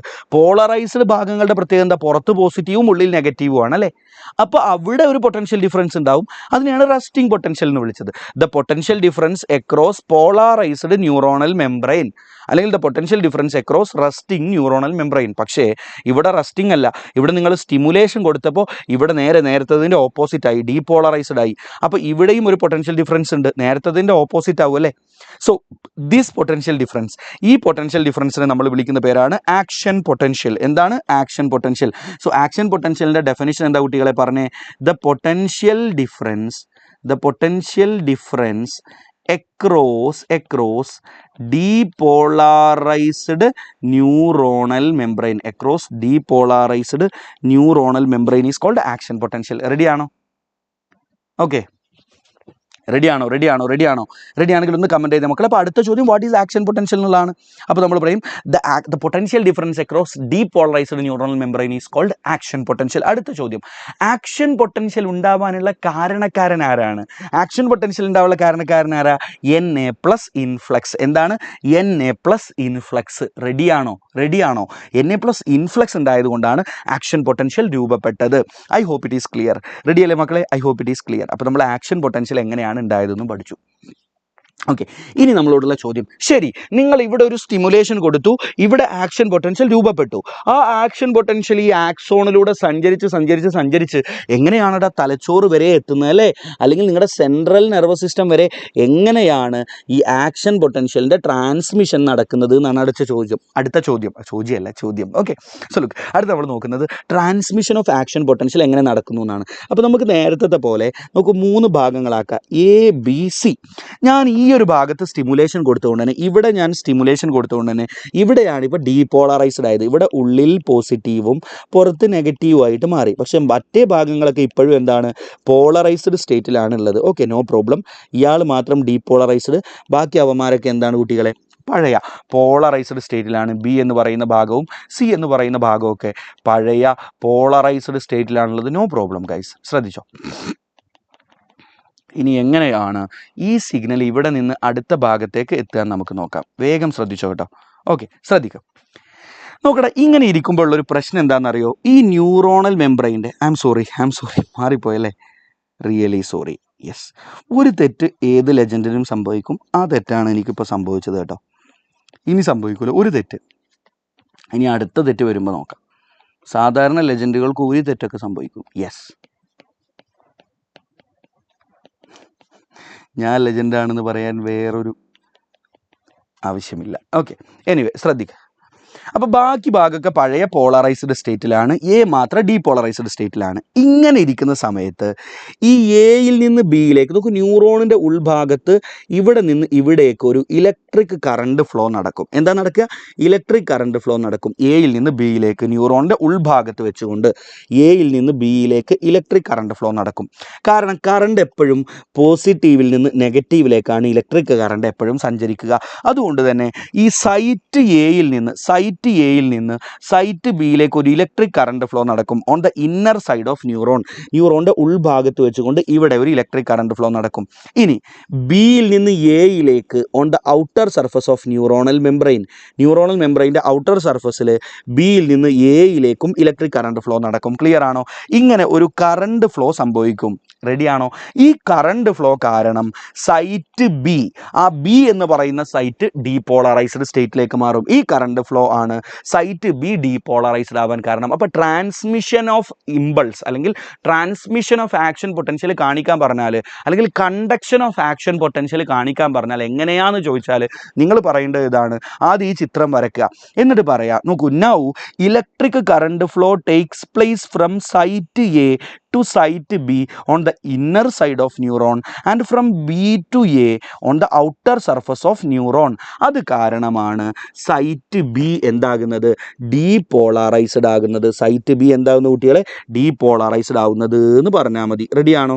അപ്പോൾ നമുക്ക് ഇപ്പോൾ സൈറ്റ് B എന്താവും? സൈറ്റ് C ഇപ്പോഴും പഴയ പോളറൈസ്ഡ് സ്റ്റേറ്റിൽ തന്നെയാണുള്ളത്. കാരണം എന്താ? അവിടേക്ക് സിഗ്നലൊന്നും എത്തിയിട്ടില്ല, എത്താൻ പോകുന്നേ ഉള്ളൂ. അപ്പോൾ സൈറ്റ് C പഴയ പോളറൈസ്ഡ് സ്റ്റേറ്റിലാണ്. But what about site B? Site Bയിൽ ഇപ്പോൾ എന്തായി? ഉള്ളിൽ പോസിറ്റീവും, നോക്ക് മക്കളെ, ഉള്ളിൽ പോസിറ്റീവും പുറത്ത് നെഗറ്റീവും ആയിട്ട് മാറി. സൈറ്റ് B ഇപ്പോൾ എന്തായി? ഉറക്കെ പറ. ഡീപോളറൈസ്ഡ് സ്റ്റേറ്റിലേക്ക് മാറി. ദാറ്റ് ഈസ് ആക്ഷൻ പൊട്ടൻഷ്യൽ ഇപ്പോൾ എവിടെ എത്തി? സൈറ്റ് Bയിലെത്തിയില്ലേ? സോർണോ ആക്ഷൻ പൊട്ടൻഷ്യൽ എവിടെ എത്തി? സൈറ്റ് ബിയിലെത്തി. ഇനി ശ്രദ്ധിക്കൂ കുട്ടികളെ, അപ്പോൾ സൈറ്റ് എക്ക് ഇനി എന്താണ് സംഭവിക്കുക നമുക്ക് നോക്കാം. ശ്രദ്ധിച്ചോ കേട്ടോ. സൈറ്റ് ബി ആക്ഷൻ പൊട്ടൻഷ്യൽ ഉണ്ടാക്കുന്ന അതേ സമയം കൊണ്ട് സൈറ്റ് എ അതിൻ്റെ പഴയ രൂപത്തിലേക്ക് തിരിച്ചു പോകും. പഴയ രൂപം എന്ന് പറഞ്ഞാൽ എന്താ? പോളാറൈസ്ഡ് സ്റ്റേറ്റിലേക്ക് തിരിച്ചു പോകും. നോക്കൂ, സൈറ്റ് എ അണ്ടർഗോ പോളാറൈസേഷൻ, അല്ലെങ്കിൽ site A become in polarized state. Site A become in polarized state along with depolarization of site B. ഈ സൈറ്റ് ബിക്ക് ഡീപോളാറൈസേഷൻ സംഭവിക്കുന്ന സമയം കൊണ്ട് സൈറ്റ് എ പഴയ സ്ഥിതിയിലേക്ക് തിരിച്ചു പോകും. ക്ലിയർ ആണോ? അതെങ്ങനെയാണ്? അടുത്ത ചോദ്യം അതാണ്. എങ്ങനെയാണ് സൈറ്റ് എ പഴയ സ്ഥിതിയിലേക്ക് തിരിച്ചു പോവുക? അതിന് ആ തിരിച്ചു പോകുന്നതിന് നമ്മൾ പറയുന്ന പേരാണ് റീപോളാറൈസേഷൻ. എന്താ പറയുക? റീപോളാറൈസേഷൻ ഓഫ് സൈറ്റ് എ. അതായത് സൈറ്റ് എ മുമ്പ് പോളറൈസ്ഡ് സ്റ്റേറ്റിലായിരുന്നു. മുൻപ് സൈറ്റ് എ പോളറൈസ്ഡ് സ്റ്റേറ്റിലായിരുന്നു. പക്ഷേ സൈറ്റ് എക്ക് പിന്നീട് എന്ത് സംഭവിച്ചു? ഡീപോളറൈസേഷൻ സംഭവിച്ചു. എന്ത് സംഭവിച്ചു? ഡീപോളറൈസേഷൻ. ഇങ്ങനെ ആവുന്നതിനെ, ഡീപോളറൈസ്ഡ് സ്റ്റേറ്റിലേക്ക് മാറുന്നതിനെ ഡീപോളറൈസേഷൻ എന്നാണ് വിളിക്കുക. സൈറ്റ് എ ഡീപോളറൈസേഷൻ നടന്നിരുന്നു, പക്ഷേ ആ സൈറ്റ് എ വീണ്ടും പഴയ പോളറൈസ്ഡ് സ്റ്റേറ്റിലേക്ക് തിരിച്ചുപോയി. അതാണ് റീപോളറൈസേഷൻ ഓഫ് സൈറ്റ് എ. അതിൻ്റെ കാരണം എന്താന്ന് ചോദിക്കും. അപ്പോൾ നിങ്ങൾ ഉത്തരം പറഞ്ഞാൽ മതി. അതിൻ്റെ കാരണം എന്താണെന്നറിയോ? ഉള്ളിലേക്ക് ആര് കയറി വന്നതുകൊണ്ടാണ് സൈറ്റ് എ പോളറൈസ്ഡ് സ്റ്റേറ്റിലേക്ക് തിരിച്ചു പോയിട്ടുണ്ടായിരുന്നത്? സോറി, സൈറ്റ് എക്ക് ഡീപോളറൈസേഷൻ നടന്നത്. സൈറ്റ് എ ആരെയും ശല്യം ചെയ്യാതെ പോളറൈസ്ഡ് സ്റ്റേറ്റിൽ നിൽക്കുകയായിരുന്നു. പക്ഷേ സൈറ്റ് എയിലേക്ക് Na+ കയറി വന്നത് കൊണ്ടല്ലേ കുട്ടികളെ സൈറ്റ് എ ഡീപോളറൈസ്ഡ് സ്റ്റേറ്റിലേക്ക് പോയത്? Yes or no? റെഡിയാണോ കുട്ടികളെ? ശ്രദ്ധിക്കുക, സൈറ്റ് എയിലേക്ക് Na+ കയറി വന്നതുകൊണ്ടാണ് സൈറ്റ് എ ഡീപോളറൈസ്ഡ് സ്റ്റേറ്റിലേക്ക് തിരിച്ചു പോയത്, അല്ലേ? ഡീപോളറൈസ്ഡ് സ്റ്റേറ്റിലേക്ക് പോയത്, തിരിച്ചു പോവല്ല, ഡീപോളറൈസ്ഡ് സ്റ്റേറ്റിലേക്ക് പോയത്. പക്ഷേ സൈറ്റ് എക്ക് റീപോളറൈസേഷൻ നടക്കാനുള്ള കാരണം എന്താണെന്നറിയോ? ശ്രദ്ധിച്ചോ കേട്ടോ. ഇവിടെ നിന്ന് K+ പുറത്തോട്ട് പോകുന്നത് കൊണ്ടാണ്. ഓക്കെ, Na+ ഉള്ളിലേക്ക് വന്നതുകൊണ്ടാണ് ഡീപോളറൈസേഷൻ നടന്നത്, നോ പ്രോബ്ലം. പക്ഷേ ഇയാൾ പഴയ സ്റ്റേറ്റിലേക്ക് തിരിച്ചു പോകുന്നത് K+ പുറത്തോട്ട് വന്നതുകൊണ്ടാണ്. റെഡിയാണോ? So that is repolarisation of site A is due to K+ efflux. K+ പുറത്തോട്ട് പോകുന്നതുകൊണ്ടാണ് റീപോളറൈസേഷൻ നടക്കുന്നത്. K+ ഇഫ്ലക്സ് കൊണ്ടാണ് റീപോളറൈസേഷൻ നടക്കുന്നത്. ക്ലിയർ ആണല്ലോ? ഇനി ബിയിൽ നിന്ന് സിയിലേക്ക് എങ്ങനെ സിഗ്നൽ എത്തുക? ഇവിടെ നിന്ന് ഇങ്ങോട്ട് ഇലക്ട്രിക് കറണ്ട് ഫ്ലോ നടക്കും, ഇവിടെ നിന്ന് ഇങ്ങോട്ടും നടക്കും. അങ്ങനെ സിഗ്നൽ ബിയിൽ നിന്ന് സിയിലേക്ക് എത്തും. റെഡി ആണല്ലോ? അപ്പോൾ ഇത്രയും ചോദ്യങ്ങളാണ് ഇവിടെ നിങ്ങൾക്ക് എക്സ്പെക്ട് ചെയ്യാവുന്നത്. റെഡി അല്ലേ? ഇപ്പോൾ നോക്കൂ, ഒരു ചോദ്യം നോക്ക്. 2013 ചോദ്യം, സ്ഥിരമായിട്ട് ചോദിക്കുന്ന ചോദ്യമാണ്. Diagrammatically represent the polarized and depolarized state of neuron. നിങ്ങൾക്ക് റെപ്രസെൻറ്റ് ചെയ്തൂടെ പോളറൈസ്ഡ് സ്റ്റേറ്റും ഡീപോളറൈസ്ഡ് സ്റ്റേറ്റും? അടുത്തത്, describe how the resting potential of neuron is maintained. എങ്ങനെ കുട്ടികളെ മെയിൻറ്റെയിൻ ചെയ്യപ്പെടുന്നത്? കുട്ടികളെ എങ്ങനെയാണ് റെസ്റ്റിംഗ് സ്റ്റേറ്റ് മെയിൻറ്റെയിൻ ചെയ്യപ്പെടുന്നത്? By the action of sodium potassium pump, അല്ലേ? ഈ ഒരു ചോദ്യം നിങ്ങൾ വലിയ മൈൻഡ് ആക്കണം. ഇത് ചോദിക്കാൻ നിങ്ങളോട് ചോദിക്കൊന്നുമില്ല. ഞാൻ ഈ ഇതുവരെ പറഞ്ഞ കാര്യങ്ങൾ മാത്രം പഠിച്ചാൽ മതി. റെഡി അല്ലേ? Now let's talk about synapse. ഇനി നമ്മൾ നോക്കാൻ പോകുന്നത് സൈനാപ്സിനെ കുറിച്ചാണ്. What is synapse? So the junction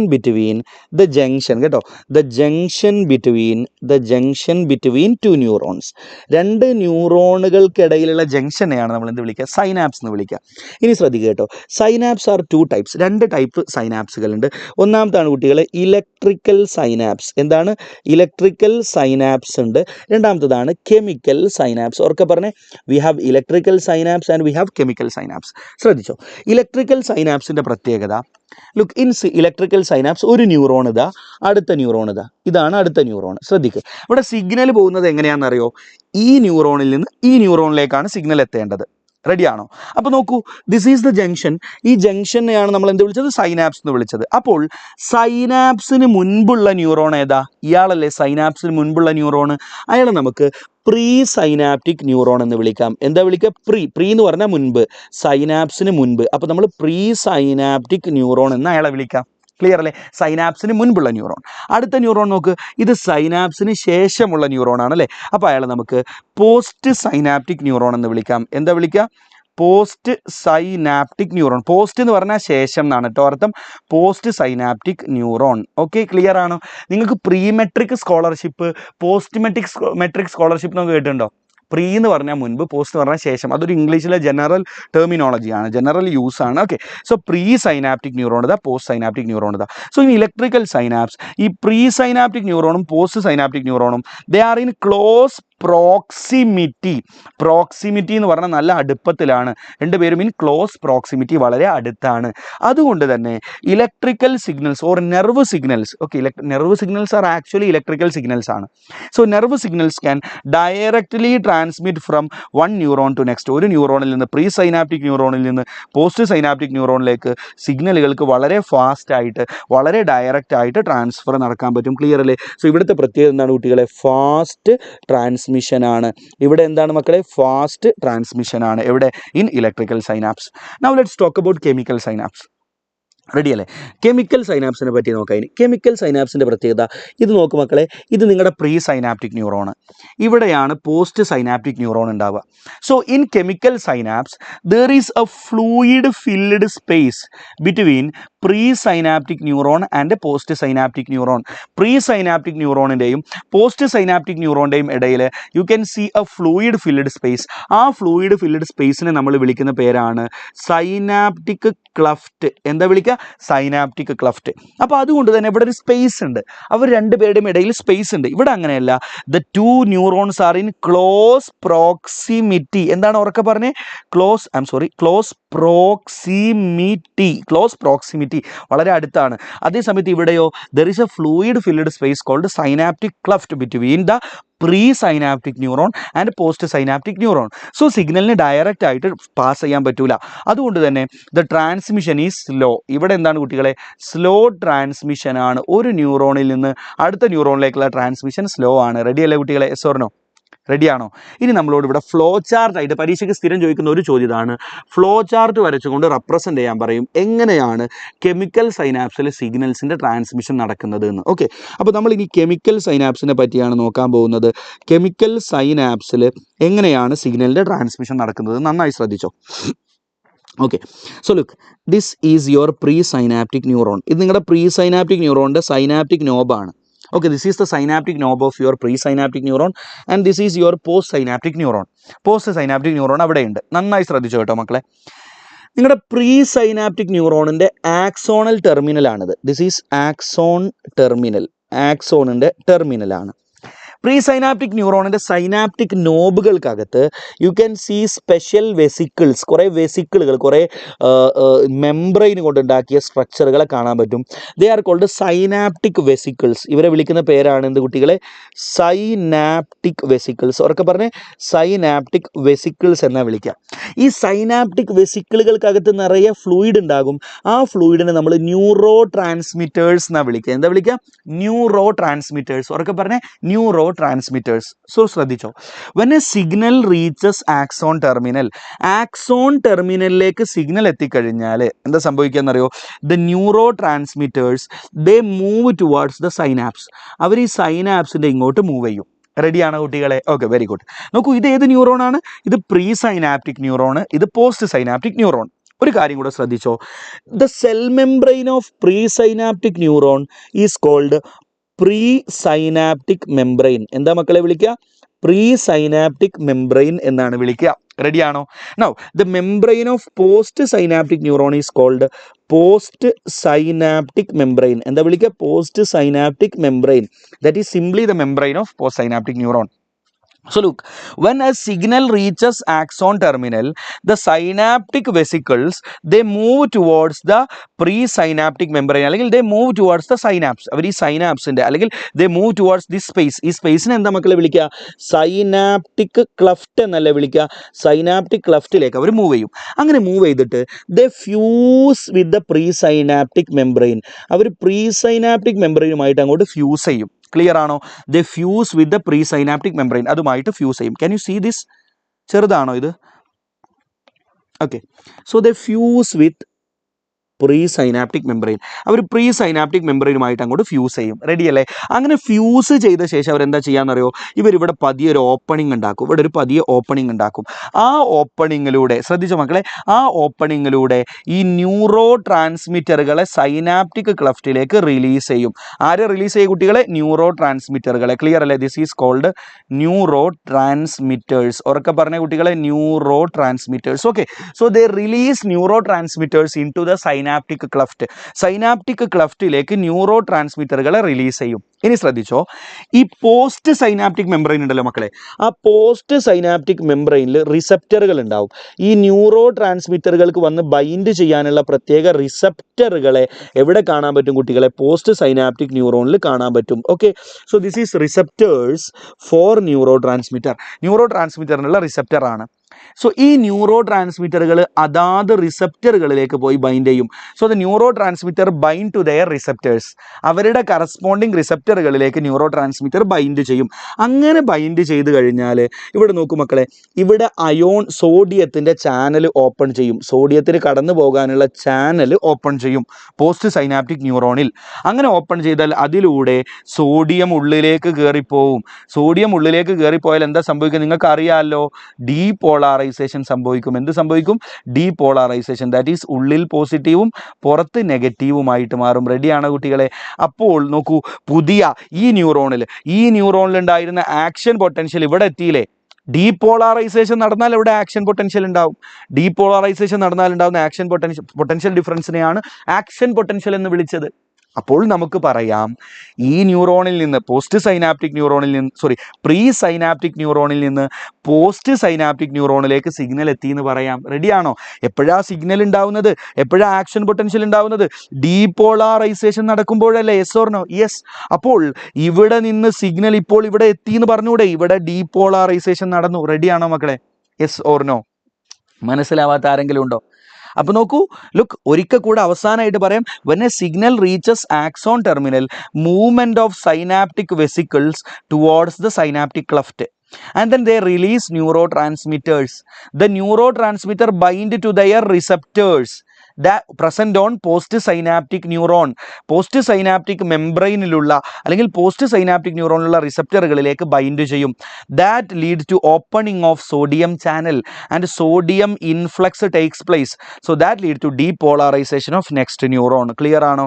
അപ്പോൾ അത് കാണിക്കുന്ന ഡയഗ്രാണ് തന്നിട്ടുള്ളത്. ഇതാ ആക്സോണിൻ്റെ ടെർമിനൽ കാണിച്ചിട്ടുണ്ട്, സൈനാപ്റ്റിക് വെസിക്കിൾസ് കാണിച്ചിട്ടുണ്ട്, പ്രീ സൈനാപ്റ്റിക് മെംബ്രെയിൻ കാണിച്ചിട്ടുണ്ട്, സൈനാപ്റ്റിക് ക്ലഫ്റ്റ് കാണിച്ചിട്ടുണ്ട്, അവിടെയുള്ള ന്യൂറോ ട്രാൻസ്മിറ്ററുകളെ കാണിച്ചിട്ടുണ്ട്, റിസപ്റ്ററുകളും പോസ്റ്റ് സൈനാപ്റ്റിക് മെംബ്രെയിനും കാണിച്ചിട്ടുള്ള ഡയഗ്രാണിത്. അപ്പോൾ ഒന്നുകിൽ ഈ ഡയഗ്രാം മാർക്ക് ചെയ്യാൻ വേണ്ടി ചോദിക്കും, അല്ലെങ്കിൽ നിങ്ങളോട് ഇത് ഫ്ലോ ചാർട്ടായിട്ട് 3 മാർക്കിന് എഴുതാൻ വേണ്ടി ചോദിക്കും. 2 രീതിയിലാണ് ഇവിടുന്ന് ചോദ്യം വരിക. ഇനി നമ്മൾ നോക്കാൻ പോകുന്നത് അവസാനത്തെ ഭാഗമാണ്, that is brain and meninges. നന്നായി ശ്രദ്ധിച്ചോ, തീരാൻ പോവാ മക്കളെ. അടുത്ത ബ്രെയിൻ ആൻഡ് മെനിഞ്ചസ് എന്താ നോക്കാം. What is brain? യെസ്, നമ്മുടെ ശരീരത്തിലെ ഏറ്റവും പ്രധാനപ്പെട്ട നമ്മുടെ സെൻട്രൽ നെർവസ് സിസ്റ്റത്തിൻ്റെ ഭാഗം എന്താണ്? ബ്രെയിൻ ആണല്ലേ. So what is this meninges? Meninges എന്ന് പറഞ്ഞു കഴിഞ്ഞാൽ നമ്മുടെ ബ്രെയിനിൻ്റെ സ്ട്രക്ചർ അറിയാം നിങ്ങൾക്ക്. നമ്മുടെ ബ്രെയിനിന് ഒരു സെറിബ്രം ഉണ്ട്, ഒരു മിഡ് ബ്രെയിൻ ഉണ്ട്, അതിൻ്റെ ബാക്കിൽ സെറിബെല്ലം ഉണ്ട്, ഇവിടെ പോൺസ് ഉണ്ട്, ഇവിടെ ഇങ്ങനെ മെഡുല്ല ഒബ്ലോങ്ങേറ്റ എന്ന് പറഞ്ഞ സ്ട്രക്ചർ ഉണ്ട്. ഇതാണ് നമ്മുടെ ബ്രെയിനിൻ്റെ ഏകദേശ സ്ട്രക്ചർ. ഈ ബ്രെയിനിനെ കവർ ചെയ്തുകൊണ്ട് നിൽക്കുന്ന മെംബ്രെയിനെയാണ് നമ്മൾ ക്രേനിയൽ മെനിഞ്ചസ് എന്ന് വിളിക്കുക. എന്താ വിളിക്കുക മക്കളെ? Cranial meninges. ക്ലിയർ അല്ലേ? So the brain is protected by a membrane called cranial meninges. എന്താ വിളിക്കുക? Cranial meninges. നമ്മളോട് അപ്പോൾ what is cranial meninges? It is the membrane which protect the ബ്രെയിനിനെ പ്രൊട്ടക്റ്റ് ചെയ്യുന്ന മെംബ്രെയിനെയാണ് ക്രേനിയൽ മെനിഞ്ചസ് എന്ന് വിളിക്കുക. ഇനി മെനിഞ്ചസിന് 3 ലെയറുകളുണ്ട്. ആ ലെയറുകൾ ഏതൊക്കെയാണെന്നാണ് ചോദിക്കുക. അപ്പോൾ ആ ലെയർ പഠിക്കാൻ ഞാൻ ഒരു കോഡ് പഠിപ്പിച്ചു തരാം. That is pad. എന്താണ് നമ്മുടെ കോഡ് കുട്ടികളെ? പാഡ്. ഉറക്കെ പറഞ്ഞ പാഡ്. ഏറ്റവും ഉള്ളിലെ ലെയറിൻ്റെ പേരാണ് പയാമേറ്റർ. എന്താണ് മക്കളെ? പയാമേറ്റർ. അത് ബ്രെയിനുമായിട്ട് കോണ്ടാക്ട് ചെയ്തുകൊണ്ട് നിൽക്കുന്ന ലെയറാണ്. ഈ പയാമേറ്ററിൻ്റെ പ്രത്യേകത which is in contact with ബ്രെയിനുമായിട്ട് കോണ്ടാക്റ്റിൽ നിൽക്കുന്ന ലെയറാണ് ശരിക്കും ഈ പയാമേറ്റർ. ഇനി നടുവിൽ മറ്റൊരു ലെയർ ഉണ്ട്, അയാളുടെ പേരാണ് അരക്കനോയിഡ് മാറ്റർ അല്ലെങ്കിൽ അരക്കനോയിഡ് മെംബ്രെയിൻ. റെഡിയാണോ? അരക്കനോയിഡ് മാറ്റർ അല്ലെങ്കിൽ അരക്കനോയിഡ് മെംബ്രെയിൻ. ഓക്കെ, അതാണ് ഞാൻ നീല കളറിൽ കാണിക്കുന്നത്, രണ്ടാമത്തത്. And that is called arachnoid membrane. ഈ കോഡ് യൂസ് ചെയ്താൽ മതി കേട്ടോ. ഓക്കെ, ഈ ഓർഡർ തന്നെ നമ്മളോട് എഴുതാൻ വേണ്ടി പറയും. സോ ദാറ്റ് ഈസ് അരക്കനോയിഡ് മെംബ്രെയിൻ അല്ലെങ്കിൽ അരക്കനോയിഡ് മാറ്റർ എന്ന് വിളിക്കാം. ഇനി ഏറ്റവും പുറത്തെ മെംബ്രെയിൻ്റെ പേരാണ് ഡ്യൂറാമാറ്റർ കേട്ടോ. ഏറ്റവും പുറത്ത് നിങ്ങൾ കാണുന്ന ഈ membrane that is called dura mater. Ready അല്ലേ മക്കളെ? അതാണ് D for dura mater. Dura mater. So these are the membranes which protect your brain. Okay, so അതിനാണ് ക്രേനിയൽ മെനിഞ്ചസ് എന്ന് വിളിക്കുക. So the brain is protected by a membrane called cranial meninges which had 3 layers. The inner layer is pia mater, then arachnoid mater, dura mater. ഇനി നമുക്ക് നേരെ ബ്രെയിനിൻ്റെ ഭാഗങ്ങൾ നോക്കാം. Ready അല്ലേ? അപ്പോൾ ഏറ്റവും ഉള്ള ഭാഗ്യത പയാമേറ്റർ ആണ് ഏറ്റവും ഉള്ളിൽ. ഇനി ബ്രെയിനിൻ്റെ ഭാഗങ്ങൾ ശ്രദ്ധിച്ചോ. നോക്കൂ മക്കളെ, നമുക്ക് ജനറലി ബ്രെയിനിന് 3 ഭാഗമുണ്ടെന്ന് പറയും. Four brain, mid brain, hind brain. എന്തൊക്കെയാണ്? Four brain, mid brain, hind brain. Forebrain എന്ന് പറഞ്ഞാൽ ബ്രെയിൻ്റെ ഏറ്റവും മുകളിലുള്ള ഭാഗം, മിഡ് ബ്രെയിൻ അതിൻ്റെ താഴെ, ഹൈൻഡ് ബ്രെയിൻ എന്ന് പറഞ്ഞാൽ ഏറ്റവും താഴെയുള്ള ഭാഗം. സിമ്പിൾ അല്ലേ? Fore brain, mid brain, hind brain. നോക്കൂ, ഈ ഫോർ ബ്രെയിനിൽ ഏതൊക്കെ ഭാഗങ്ങളാണ് ഉള്ളത് നോക്കാം. അപ്പോൾ ബ്രെയിനിൻ്റെ ഭാഗങ്ങൾ ഏതൊക്കെയാണ്? ഒന്നുകൂടെ പറഞ്ഞേ. വി ഹാവ് ഫോർ ബ്രെയിൻ, പിന്നെ മിഡ് ബ്രെയിൻ, പിന്നെ ഹൈൻഡ് ബ്രെയിൻ അല്ലേ? Hind brain. നമുക്ക് ഫോർ ബ്രെയിനിൽ എന്തൊക്കെയുള്ളതെന്ന് അറിയോ? സെറിബ്രമാണ് ഒന്നാമത്തെ ഭാഗം. എന്താണ് സെറിബ്രം?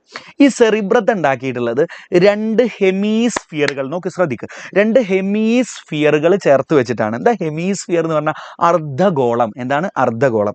അപ്പോൾ ഇതൊരു അർദ്ധഗോളം, ഇത് മറ്റൊരു അർദ്ധഗോളം. ഈ 2 അർദ്ധഗോളങ്ങളെ, ഹെമീസ്ഫിയറുകളെ ഇങ്ങനെ ചേർത്ത് വെക്കുക. അപ്പോൾ നിങ്ങൾക്ക് കിട്ടുന്ന എൻ്റയർ സ്ട്രക്ചറിനെയാണ് സെറിബ്രം എന്ന് വിളിക്കുക. So cerebrum is made up of 2 hemispheres. റെഡിയാണോ? Very good. They are called cerebral ഹെമീസ്ഫിയേഴ്സ്.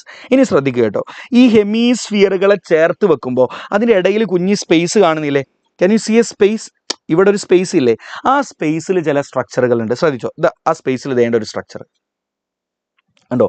U can see a structure അല്ലേ? ആ സ്പേസ് കാണുന്നുണ്ടോ? ആ സ്പേസിൽ മറ്റൊരു സ്ട്രക്ചർ വേണ്ട. ഇത് അല്ലെങ്കിൽ വേണ്ട, ഞാൻ നമ്മുടെ AC റിമോട്ട് എടുക്കാം, അതാണ് നല്ല സ്ട്രക്ചർ. സോ ലുക്ക്, അതിൻ്റെ ഇടയിൽ you can see a structure അല്ലേ? ഇങ്ങനെ ഒരു സാധനം കാണുന്നില്ലേ? അതിൻ്റെ ഇടയിൽ 2 സ്ട്രക്ചറുകളുണ്ട്. They are called thalamus and hypothalamus. ആരൊക്കെയാടാ? തലാമസും ഹൈപ്പോതലാമസും. ഉറക്കെ പറഞ്ഞേ, തലാമസ്, ഹൈപ്പോതലാമസ്. ഇത്രയും ഭാഗങ്ങളാണ് ശരിക്കും ഫോർ ബ്രെയിനിൽ ഉൾപ്പെടുന്നത്. ആരൊക്കെയാണ്? Cerebrum, thalamus, hypothalamus. ഇനി ശ്രദ്ധിക്കുക കേട്ടോ, സെറിബ്രത്തിൻ്റെ 2 പീസുകളല്ലേ? 2 ഹെമീസ്ഫിയറുകളാണ് അല്ലേ? ആ ഹെമീസ്ഫിയറുകളെ പരസ്പരം ചേർത്ത് ഒട്ടിച്ചു കൊടുക്കണം. ഒട്ടിച്ചിട്ടില്ലെങ്കിൽ ആ 2 ഹെമീസ്ഫിയറുകളൂടെ അടർന്നിങ്ങ് പോരും. അപ്പോൾ നോക്ക്, ഇവർ തമ്മിലൊരു ഗ്ലൂ ചെയ്യണ്ടേ, അല്ലെങ്കിൽ ഇവർ അടർന്ന് പോരൂലേ? അപ്പോൾ ആ ഗ്ലൂ ചെയ്യാൻ വേണ്ടി ഉപയോഗിക്കുന്ന ഒരു സ്ട്രക്ചറുണ്ട്, അതാണിത്. വേണ്ടേ? Can you see this paper? ഈ പേപ്പർ കൊണ്ടാണ് ഇവരെ ഗ്ലൂ ചെയ്ത് വെച്ചത്. ഇവരിങ്ങനെ ഒട്ടിച്ച് വെച്ചിട്ടുണ്ട്. ഈ പേപ്പർ ഒട്ടിച്ചുകൊണ്ട് പറഞ്ഞു പോരൂല, 2 പേരെയും പേപ്പർ കൊണ്ട് ഒട്ടിച്ച് വെച്ചിട്ടുണ്ട് അല്ലേ? So this paper is called corpus callosum. എന്താണ്? Corpus callosum. അവരൊക്കെ പറഞ്ഞേ, കോർപ്പസ് കല്ലോസം. അപ്പോൾ ഫോർ ബ്രെയിനെ കുറിച്ച് പഠിച്ചില്ലേ? ഫോർ ബ്രെയിനിൽ എന്തൊക്കെയുള്ളത്? സെറിബ്രം അല്ലെങ്കിൽ സെറിബ്രൽ ഹെമീസ്ഫിയേഴ്സ്. ഇനി അതിൻ്റെ ഇടയിലുള്ള സ്പേസിൽ ആരാ ഉള്ളത്? Thalamus, hypothalamus. പറഞ്ഞാൽ ഇത് 2 ആളുകളാട്ടോ, ഒരാളല്ല, ഒരാളും കൂടി ഉണ്ടെന്ന് ഇമാജിൻ ചെയ്യൂ. ഇത് തലാമസ്, പിന്നെ ഇതിൻ്റെ ഫ്രണ്ട് കൂടിയുണ്ട് ഹൈപ്പോതലാമസ്. പറഞ്ഞേ, തലാമസ്, ഹൈപ്പോതലാമസ്. ഇത്രയാണ് ഫോർ ബ്രെയിനിൽ. ഇനി 2 ഹെമീസ്ഫിയറുകളെ പരസ്പരം ഒട്ടിച്ചു വെച്ചിട്ടുള്ളത് ആരുടെ സഹായത്തോടെ? ഈ പേപ്പറിന്റെ സഹായത്തോടെ. ഇതിന് പേരെന്താ? Corpus callosum. ഉറക്കെ പറഞ്ഞേ, കോർപ്പസ് കല്ലോസം. റെഡിയാണോ? റെഡിയാണോ മക്കളെ? Yes or no? റെഡി ആണെങ്കിൽ കമൻറ്റ് ചെയ്തേ. അപ്പോൾ ഫോർ ബ്രെയിൻ പഠിച്ചില്ല നിങ്ങൾ? ഫോർ ബ്രെയിനിലുള്ള സ്ട്രക്ചറുകളും പഠിച്ചോ മക്കളെ? റെഡി ആണെങ്കിൽ കമൻറ്റ് ചെയ്തോ. റെഡിയാണോ? ഓക്കെ, സോ നമ്മളത് ചിത്രമായിട്ട് കാണിച്ചാൽ ദിസ് ഈസ് യുവർ സെറിബ്രം. ഇതാണ് നിങ്ങളുടെ സെറിബ്രം. ഇങ്ങനെയാണ് ഏകദേശം ഉണ്ടാവുക. സെറിബ്രത്തിൻ്റെ ഒരു ഹെമീസ്ഫിയർ, അത് ഒരു അർദ്ധഗോളാണിത്. ആ സൈഡിൽ അർദ്ധഗോളാണ്. ഇനി ഇപ്പുറത്ത് മറ്റൊരു അർദ്ധഗോളം കൂടി ഉണ്ടാവും. റെഡി അല്ലേ? Okay, very good. ഇനി അതിൻ്റെ ഇടയിൽ കണ്ടോ, ഇതിൻ്റെ ഈ ഭാഗം കാണുന്നത്, ഇതിൻ്റെ ഇടയിൽ ഇവിടെ സ്പേസ് ഉണ്ട്. അവിടെ തലാമസും ഹൈപ്പോതലാമസും ഉണ്ട്. ആരൊക്കെയുള്ളത്? ഇവിടെ ദേണ്ട തലാമസ് ഉണ്ട്, അതിൻ്റെ താഴെ ആ സ്പേസിൽ തന്നെ ഹൈപ്പോതലാമസ് ഉണ്ട്. ദിസ് ഈസ് തലാമസ്, അതിൻ്റെ താഴെ ഹൈപ്പോതലാമസ് ഉണ്ട്. റെഡി ആണല്ലോ? ഇനി 2 പേരെയും കൂടി ചേർത്ത് വെക്കുക, ഒട്ടിച്ച് വെക്കുന്ന സ്ട്രക്ചർ ഇവിടെ ഉണ്ട്. What is that? That is corpus callosum. അതിൻ്റെ ഒരു പീസ് ഇവിടെ കാണുന്നുണ്ട് അല്ലേ? Can you see a piece അല്ലേ? ആ കോർപ്പസ് കല്ലോസത്തെ കൂടെ നമുക്ക് ഇവിടെ മാർക്ക് ചെയ്ത് കാണിക്കുക. ഈ ഭാഗത്തായിട്ടാണ് ഒട്ടിക്കാൻ സഹായിക്കുന്ന സ്ട്രക്ചർ ഉള്ളത്. And that is called corpus callosum. ഉറക്കെ പറഞ്ഞേ, കോർപ്പസ് കല്ലോസം. കോർപ്പസ് കലോസം എന്ന് വിളിക്കും. സോ ഇത്രയാണ് മക്കളെ നമ്മുടെ ഫോർ ബ്രെയിനിൽ വരുന്നത്. ഇനി ശ്രദ്ധിക്കുക, ഫോർ ബ്രെയിനിൻ്റെ തൊട്ട് താഴെയുള്ള ഭാഗമാണ് നമ്മുടെ മിഡ് ബ്രെയിൻ. എന്താണ് മക്കളെ? Mid brain. ചെറിയൊരു ഏരിയ ആയിട്ടോ. ഓക്കെ, ഫോർ ബ്രെയിനിൻ്റെ തൊട്ട് താഴെ വരുന്ന ചെറിയൊരു ഏരിയ ആണ് മിഡ് ബ്രെയിൻ. ഉറക്കെ പറഞ്ഞ, what is this? Midbrain. അപ്പോൾ ഫോർ ബ്രെയിൻ പഠിച്ചില്ലേ? ഫോർ ബ്രെയിനിൽ എന്തൊക്കെയുള്ളത്? You have your cerebral hemisphere അല്ലേ? Sorry, yes. So this is cerebral hemisphere. ഒരു ഗോളെ കാണിച്ചിട്ടുള്ളൂ, മറ്റേ ഗോളം കാണിച്ചില്ല, കാരണം ഇടയ്ക്കുള്ള സ്പേസ് കാണിക്കണ്ടേ. സ്പേസിൽ തലാമസും ഹൈപ്പോ തലാമസും. ഇനി നോക്കൂ കുട്ടികൾ, അടുത്തതാണ് നിങ്ങളുടെ mid brain. What is this? This is mid brain അല്ലേ. അടുത്താണ് മിഡ് ബ്രെയിൻ. അപ്പം ഞാൻ ഇങ്ങോട്ട് മാർക്ക് ചെയ്യാം. This is mid brain. നോക്കൂ കുട്ടികളെ, മിഡ് ബ്രെയിന് രണ്ട് പ്രത്യേകതകളുണ്ട്. ഒന്ന്, മിഡ് ബ്രെയിനിന്റെ ബാക്ക് ഭാഗത്ത്, ഏതാ ബാക്ക് സൈഡ് എന്നറിയോ? ഇതാണ് നിങ്ങളുടെ ഫ്രണ്ട് സൈഡ്. ഇവിടെയാണ്, ഇവിടെ നിങ്ങളെ മൂക്കുണ്ടാവും, ഇതാ കണ്ണുണ്ടാവും, കണ്ണ് ഇവിടെ ഉണ്ടാവും, ഇവിടെ നാക്കൊക്കെ ഉണ്ടാവും. നാക്കുണ്ട് പുറത്തോട്ട് നീട്ടി നിൽക്കുന്നത്. ഓക്കെ, സോ ഇത് ഫ്രണ്ട് സൈഡാണ്, ഇത് ബാക്ക് സൈഡാണ്. ഈ മിഡ് ബ്രെയിനിൻ്റെ ബാക്ക് സൈഡിൽ മക്കളെ നന്നായി ശ്രദ്ധിച്ചോ, 4 ഉണ്ടകൾ കാണാൻ പറ്റും. ഉണ്ടകളെ സ്വെല്ലിംഗ് എന്നാണ് നമ്മൾ ഇംഗ്ലീഷിൽ വിളിക്കുന്നത്. എന്താണ് സ്വെല്ലിംഗ്? ആ ഉണ്ടകളെ നമ്മൾ വിളിക്കുന്ന പേരാണ് കോർപോറ ക്വാഡ്രിജെമിന. എന്താണ് ഉറക്കെ പറഞ്ഞേ? നല്ല പേര് അല്ലേ. കോർപോറ ക്വാഡ്രിജെമിന.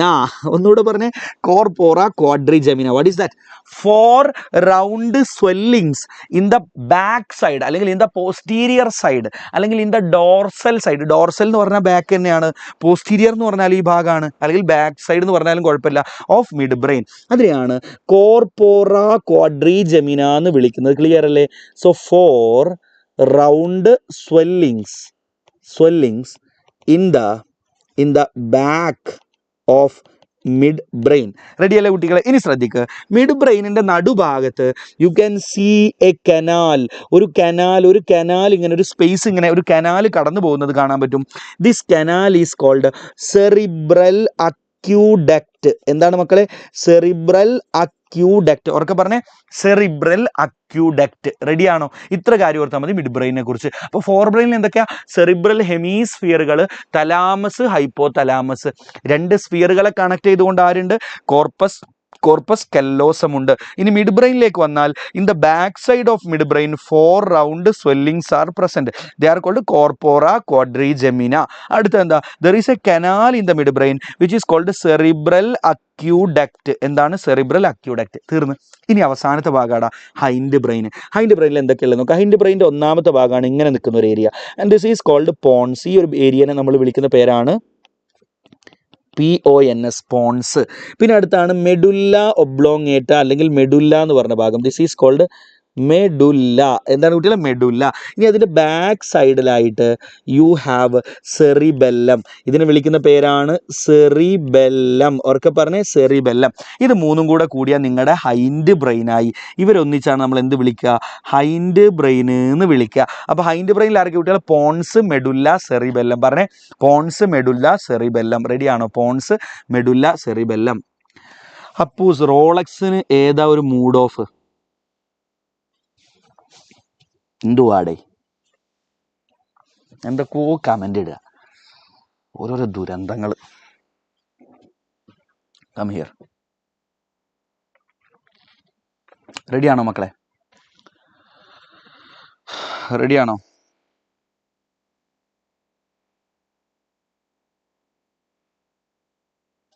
കുറേ എണ്ണം ഇങ്ങനെ വെറുതെ വന്ന് എന്തൊക്കെയോ പറയാ, കണ്ണാപ്പികൾ.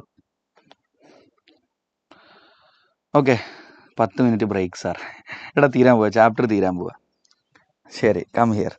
സോ മക്കളെ ശ്രദ്ധിക്കുക. അപ്പോൾ ഇവിടെ നിങ്ങൾക്ക് ഇതെല്ലാം കാണാം. ഇതിൻ്റെ മുകളിലുള്ള ഭാഗമാണ് നമ്മുടെ ഫോർ ബ്രെയിൻ. ഫോർ ബ്രെയിനിൽ ആരൊക്കെ? സെറിബ്രത്തിൻ്റെ അടുത്ത് തന്നെ ഇവിടെ ആരുണ്ട്? തലാമസ്. ഇവിടെ മാർക്ക് ചെയ്താണ്. ചിലപ്പോൾ ഈ ചിത്രം തന്നിട്ട് ഐഡൻറ്റിഫൈ ചെയ്യാൻ പറയും. This is thalamus. അതിൻ്റെ തൊട്ട് താഴെ ഹൈപ്പോ തലാമസ്. കണ്ടോ, ഈ ചിത്രം തരും. അപ്പോൾ ഈ ഒരു ഏരിയ ആണ് ഫോർ ബ്രെയിൻ. ഇനി മിഡ് ബ്രെയിൻ എന്ന് പറഞ്ഞാൽ ഈ ഒരു ഏരിയ ആട്ടോ മിഡ് ബ്രെയിൻ. അത് ഈ പൊട്ടന്മാർ മാർക്ക് ചെയ്ത് തെറ്റിപ്പോയിക്കണം. കണ്ടോ, മിഡ് ബ്രെയിൻ ഇവിടെ മാർക്ക് ചെയ്തില്ല, മണ്ടന്മാർ. ഇതാണ് ശരിക്കും മിഡ് ബ്രെയിൻ. ആ മിഡ് ബ്രെയിനിൽ കണ്ടോ സെറിബ്രൽ അക്യൂഡക്റ്റ് മാർക്ക് ചെയ്തിട്ടുണ്ട്. സെറിബ്രൽ അക്യൂഡക്റ്റ് കാണുന്നുണ്ട്. ഇനി ഹൈൻഡ് ബ്രെയിനിൽ ആരൊക്കെയാണ്? Pons, cerebellum, medulla oblongata. Clear അല്ലേ? ഓക്കെ, ശരി. ഇനി നമ്മളോട് ഓരോരുത്തരുടെയും ഫംഗ്ഷൻ ചോദിക്കും. നമുക്ക് ജസ്റ്റ് സിമ്പിൾ നമ്മളൊരു സാധാരണ ഫംഗ്ഷൻ ചോദിക്കാരുടെയൊക്കെ അറിയോ? ഒന്ന്, ഹൈപ്പോ തലാമസിൻ്റെ ഫംഗ്ഷൻ ചോദിക്കും. ഹൈപ്പോ തലാമസിൻ്റെ ഫംഗ്ഷൻ നിങ്ങൾ പഠിച്ചോ. ഇറ്റ് റെഗുലേറ്റ്, ശ്രദ്ധിക്കും മക്കളെ, ഇറ്റ് റെഗുലേറ്റ് ബോഡി ടെമ്പറേച്ചർ. നമ്മുടെ ബോഡിയുടെ ടെമ്പറേച്ചർ റെഗുലേറ്റ് ചെയ്യുന്നത് ഹൈപ്പോ തലാമസ് ആണ്. And it regulate the urge for eating. എന്താ അർജ് ഫോർ ഈറ്റിംഗ് എന്ന് പറഞ്ഞാൽ? തിന്നാൻ തോന്നുക, തിന്നാനുള്ള ത്വര. ദാറ്റ് ഈസ് വിശപ്പ് അല്ലേ? നമ്മുടെ ഹങ്കറിനെ റെഗുലേറ്റ് ചെയ്യുന്ന ഹൈപ്പോ തലാമസ് ആണ്. അടുത്താണ് അർജ് ഫോർ ഡ്രിങ്കിങ്. അതിനെ റെഗുലേറ്റ് ചെയ്യുന്നതും ഹൈപ്പോ തലാമസ്. എന്താ അർജ് ഫോർ ഡ്രിങ്കിങ് എന്ന് പറഞ്ഞു കഴിഞ്ഞാൽ? ദാറ്റ് ഈസ് തേഴ്സ്റ്റ്, ദാഹം. ഇതിനെയൊക്കെ റെഗുലേറ്റ് ചെയ്യുന്ന ഭാഗം ഹൈപ്പോ തലാമസ് ആണ്. റെഡിയാണ്. അപ്പോൾ ഹൈപ്പോ തലാമസിന്റെ ഫംഗ്ഷൻ നമ്മൾ പഠിച്ചു. റെഡിയല്ലേ കുട്ടികളെ? ഇനി നിങ്ങളോട് സാധാരണ ഫംഗ്ഷൻ ചോദിക്കുക, മെഡുല്ല ഒബ്ലോങ്ങേറ്റയുടെ ഫംഗ്ഷനാണ് ചോദിക്കുക. നോക്കൂ, മെഡുല്ലയാണ് നിങ്ങളുടെ ബോഡിയിൽ നിങ്ങളുടെ റെസ്പിറേഷനെ റെഗുലേറ്റ് ചെയ്യുന്നത്. മെഡുല്ലയാണ്, ഇറ്റ് റെഗുലേറ്റ് റെസ്പിറേഷൻ. ഓക്കെ, അടുത്തത് it regulate cardiovascular function. അങ്ങനെ പറഞ്ഞാൽ എന്താ? കാർഡിയോ വാസ്കുലാർ ഫംഗ്ഷൻ എന്ന് പറഞ്ഞാൽ എന്താ? ഹാർട്ടിൻ്റെ function. It regulate cardiovascular function, അതായത് heart function. It regulate respiration, it regulate cardiovascular function, and it also regulate gastric secretion. നമ്മുടെ സ്റ്റൊമക്കിലെ എൻസൈമുകളുടെ ഒക്കെ സെക്രീഷൻ. നമ്മുടെ സ്റ്റൊമക്കിലെ എൻസൈമുകളൊക്കെ വന്നാലല്ലേ ഡൈജഷൻ നടക്കുകയുള്ളൂ. അപ്പോൾ അതിനൊക്കെ റെഗുലേറ്റ് ചെയ്യുന്ന ഭാഗമാണ് മെഡുല്ല. അപ്പോൾ നമ്മൾ ഹൈപ്പോതലാമസിൻ്റെ ഫംഗ്ഷൻ പഠിച്ചു. It regulate your body temperature, it regulate the urge for eating. Urge അല്ലെ, ത്വര. Urge for eating, that is your hunger. And urge for drinking എന്ന് പറഞ്ഞാൽ എന്താ കുട്ടികളെ? തേഴ്സ്റ്റ്. റെഡി അല്ലേ? ഇനി what are the functions of medulla? It regulate respiration, it regulate heart function, അതാണ് cardiovascular function, and it regulate gastric secretion. Clear അല്ലേ കുട്ടികളെ? റെഡിയാണോ? റെഡിയാണോ? പ്ലീസ് പ്ലീസ് പ്ലീസ്, റെഡി ആണെങ്കിൽ ഒന്ന് കമൻറ്റ് ചെയ്തേ. അപ്പോൾ അത് പഠിച്ചു. ഓക്കെ, റെഡിയാണോ മക്കളെ? റെഡിയാണെങ്കിൽ ഒന്ന് കമൻറ്റ് ചെയ്തേക്ക്. ഇനി നമ്മളോട് ചോദിക്കുന്ന മറ്റൊരു ചോദ്യമാണ്, വാട്ട് ഈസ് ലിംബിക് സിസ്റ്റം എന്ന് ചോദിക്കും. What is limbic system? നോക്കൂ മക്കളെ, ലിംബിക് സിസ്റ്റം എന്താണെന്ന് വെച്ച് കഴിഞ്ഞാൽ നമ്മുടെ ഫോർ ബ്രെയിനിലുള്ള ചില സ്ട്രക്ചറുകളാണ്. നമ്മുടെ ഫോർ ബ്രെയിനിൽ ചില സ്ട്രക്ചറുകളുണ്ട്, നെയ്മഡ് ലൈക്ക്, അവരുടെ പേരെന്തൊക്കെയാണെന്നറിയോ? ലൈക്ക് അമിഗ്ഡാല, ഒന്നാമത്തെ സ്ട്രക്ചറാണ് അമിഗ്ഡാല. മറ്റൊരു സ്ട്രക്ചറാണ് ഹിപ്പോ ക്യാമ്പസ്. എന്താണ്? Amygdala, Hippo campus. മറ്റൊരു ആളാണ് ഹൈപ്പോതലാമസ്, നമ്മുടെ ഫോർ ബ്രെയിനിലുള്ള അല്ലേ. ഈ ഹൈപ്പോതലാമസും അമിഗ്ഡാലയും ഹിപ്പോ ക്യാമ്പസും ഒക്കെ കൂടെ ഒന്നിച്ച് നമ്മൾ അവരെ വിളിക്കുന്ന പേരാണ് ലിംബിക് ലോബ് അല്ലെങ്കിൽ ലിംബിക് സിസ്റ്റം. ക്ലിയർ ആണോ? സോ സം സ്ട്രക്ചേഴ്സ് ഇൻ ഫോർ ബ്രെയിനിലുള്ള ചില സ്ട്രക്ചേഴ്സ് ലൈക്ക് എന്തൊക്കെയാണ് കുട്ടികളെ? ആരൊക്കെയാണ്? വി ഹാവ് അമിഗ്ഡാല, ഉറക്കെ പറഞ്ഞേ, അമിഗ്ഡാല. അടുത്ത ആളാണ് ഹിപ്പോ ക്യാമ്പസ്. എന്താണ്? Hippocampus etcetera. They together form, എല്ലാവരുടെയും ഒന്നും പേര് പഠിക്കണ്ട, they together form a structure called limbic lobe or limbic system. ഈ ലിംബിക് സിസ്റ്റത്തിൻ്റെ ഫംഗ്ഷൻ എന്താ കുട്ടികളെ? ലുക്ക്, ലിംബിക് സിസ്റ്റത്തിൻ്റെ ഫംഗ്ഷൻ ചിലപ്പോൾ നമ്മളോട് ചോദിക്കും. ഒന്ന്, എക്സ്പ്രഷൻ ഓഫ് ഇമോഷൻസ്. നമുക്ക് ദേഷ്യം വരുമ്പോൾ നമ്മുടെ മുഖത്തെ എക്സ്പ്രഷൻ വേറെ അല്ലേ? നമുക്ക് സ്നേഹം വരുമ്പോൾ, സന്തോഷം വരുമ്പോൾ എക്സൈറ്റ്മെന്റ് അല്ലേ? So that's it. സോ അത്തരത്തിലുള്ള എക്സ്പ്രഷൻ ഓഫ് ഇമോഷൻസിനെ റെഗുലേറ്റ് ചെയ്യുന്നത് ലിംബിക് സിസ്റ്റമാണ്. അടുത്ത കുട്ടികളെ, ലിംബിക് സിസ്റ്റത്തിൻ്റെ മറ്റൊരു ഫംഗ്ഷനാണ് regulation of sexual behaviour. Regulation of sexual behaviour, നമ്മുടെ സെക്ഷുവൽ ബിഹേവിയറിനെ റെഗുലേറ്റ് ചെയ്യുന്നത് നമ്മുടെ ലിംബിക് സിസ്റ്റമാണ്. ക്ലിയർ ആണ് കുട്ടികളെ? അടുത്തത്, ഇറ്റ് റെഗുലേറ്റ് യുവർ മോട്ടിവേഷൻ.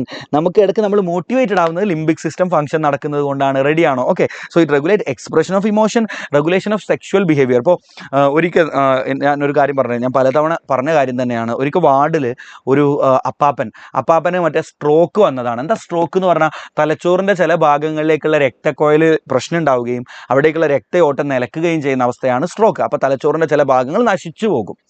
തലച്ചോറിൻ്റെ ചില ഭാഗങ്ങൾ നശിച്ചു പോകും, പെട്ടെന്ന് രക്തയോട്ടം അങ്ങോട്ട് നടക്കാത്തത് കൊണ്ട് അതിനെ സ്ട്രോക്ക് എന്ന് വിളിക്കുക. അപ്പോൾ ഈ അമിഗ്ഡാല ഉണ്ടല്ലോ, അമിഗ്ഡാലയിലേക്കുള്ള രക്തയോട്ടം നിലച്ച് അമിഗ്ഡാലയിലെ സെല്ലുകളൊക്കെ നശിച്ചു പോയാൽ, അമിഗ്ഡാലയിലെ സെല്ലുകൾ നശിച്ചാൽ ആ സെല്ലുകൾ അബ്നോർമലായിട്ട് ഫംഗ്ഷൻ നടക്കും. ചിലപ്പോൾ അങ്ങനെ അബ്നോർമൽ ഫംഗ്ഷനൊക്കെ നടന്നാൽ ഹൈപ്പർ സെക്ഷുവാലിറ്റി ഒക്കെ ഉണ്ടാവും. യെസ്, നരമ്പത്തരം അല്ലേ? അപ്പോൾ ഒരു ദിവസം വാർഡിൽ സിസ്റ്റർ പറഞ്ഞൊരു അപ്പാപ്പൻ ഇങ്ങനെ ഭയങ്കര സെക്ഷൽ ബിഹേവിയർ ഒക്കെ കാണിക്കുന്നുണ്ടെന്ന്. അപ്പോൾ സാറിന് മനസ്സിലായി ആ അപ്പാപ്പന് എവിടെയാണ് പ്രശ്നം, ആ പാവത്തിൻ്റെ അമിഗ്ഡാലയിലേക്കുള്ള രക്തയോട്ടം നിലച്ചിട്ടുണ്ട് എന്ന് മനസ്സിലായി, അവിടെ എന്തൊക്കെയോ തകരാറുണ്ടായിട്ടുണ്ടെന്ന് മനസ്സിലായി. Okay, so anyway, so that's it. അപ്പോൾ അതാണ് ലിംബിക് സിസ്റ്റത്തിൻ്റെ ഫംഗ്ഷൻ്റെ importance. Okay, so limbic system regulate expression of emotions, നമ്മുടെ ഇമോഷൻസ് വരുമ്പോൾ നമ്മുടെ മുഖത്തുണ്ടാകുന്ന expressions, regulation of sexual behaviour, motivation, ഇതിനൊക്കെ റെഗുലേറ്റ് ചെയ്യുന്ന ഭാഗമാണ് ഇത്. റെഡിയാണ് കുട്ടികളെ? So that's all about neural control and coordination. ഇത്ര കാര്യങ്ങൾ പഠിച്ചാൽ മതി. അപ്പോൾ ഇവിടുത്തെ ചോദ്യം ഞാൻ ആഡ് ചെയ്യാത്തതാണ്. സ്ഥിരമായിട്ട് നമ്മളോട് ചോദിക്കുക ഫോർ ബ്രെയിൻ്റെ, മിഡ് ബ്രെയിൻ്റെ, ഹൈൻഡ് ബ്രെയിൻ്റെ ഭാഗങ്ങളാണ്. അതിന് ഫംഗ്ഷൻസ് അങ്ങനെ ചോദിക്കാറില്ല. ഫംഗ്ഷൻ ചോദിക്കുകയാണെന്നുണ്ടെങ്കിൽ ഹൈപ്പോതലാമസിൻ്റെ ഫംഗ്ഷൻ, മെഡുല്ലയുടെ ഫംഗ്ഷൻ, അതുപോലെ തന്നെ ലിംബിക് സിസ്റ്റത്തിൻ്റെ ഫംഗ്ഷൻ, ഇത്രയും കാര്യങ്ങളാണ് നമ്മളോട് ചോദിക്കുക. That's all about the chapter. റെഡിയാണോ മക്കളെ? റെഡിയാണോ? അപ്പോൾ നമുക്ക് അടുത്ത ചാപ്റ്ററിലേക്ക് പോയാലോ? അതൊരു കുഞ്ഞു ബ്രേക്ക് വേണോ? ഷോർട്ട് ബ്രേക്ക് വേണോ? വേണ്ട, എൻ്റെ അഭിപ്രായത്തിൽ ഷോർട്ട് ബ്രേക്ക് വേണോ? ഐ ഡോണ്ട് തിങ്ക് ബ്രേക്കിൻ്റെ ആവശ്യമുണ്ടോ? നമുക്കൊരു വേണമെങ്കിൽ ഒരു 5 മിനിറ്റ് ഞാൻ ബ്രേക്ക് തരാം. ഇപ്പോൾ 9:06 9:11 ഞാൻ എവിടെയും ഉണ്ടാവില്ല, ഞാൻ ഇവിടെ തന്നെ ഉണ്ടാവും, ഞാൻ എവിടെയും പോകുന്നില്ല. I will be here. Okay, ഒരു 5 മിനിറ്റ് ബ്രേക്ക് തരാം.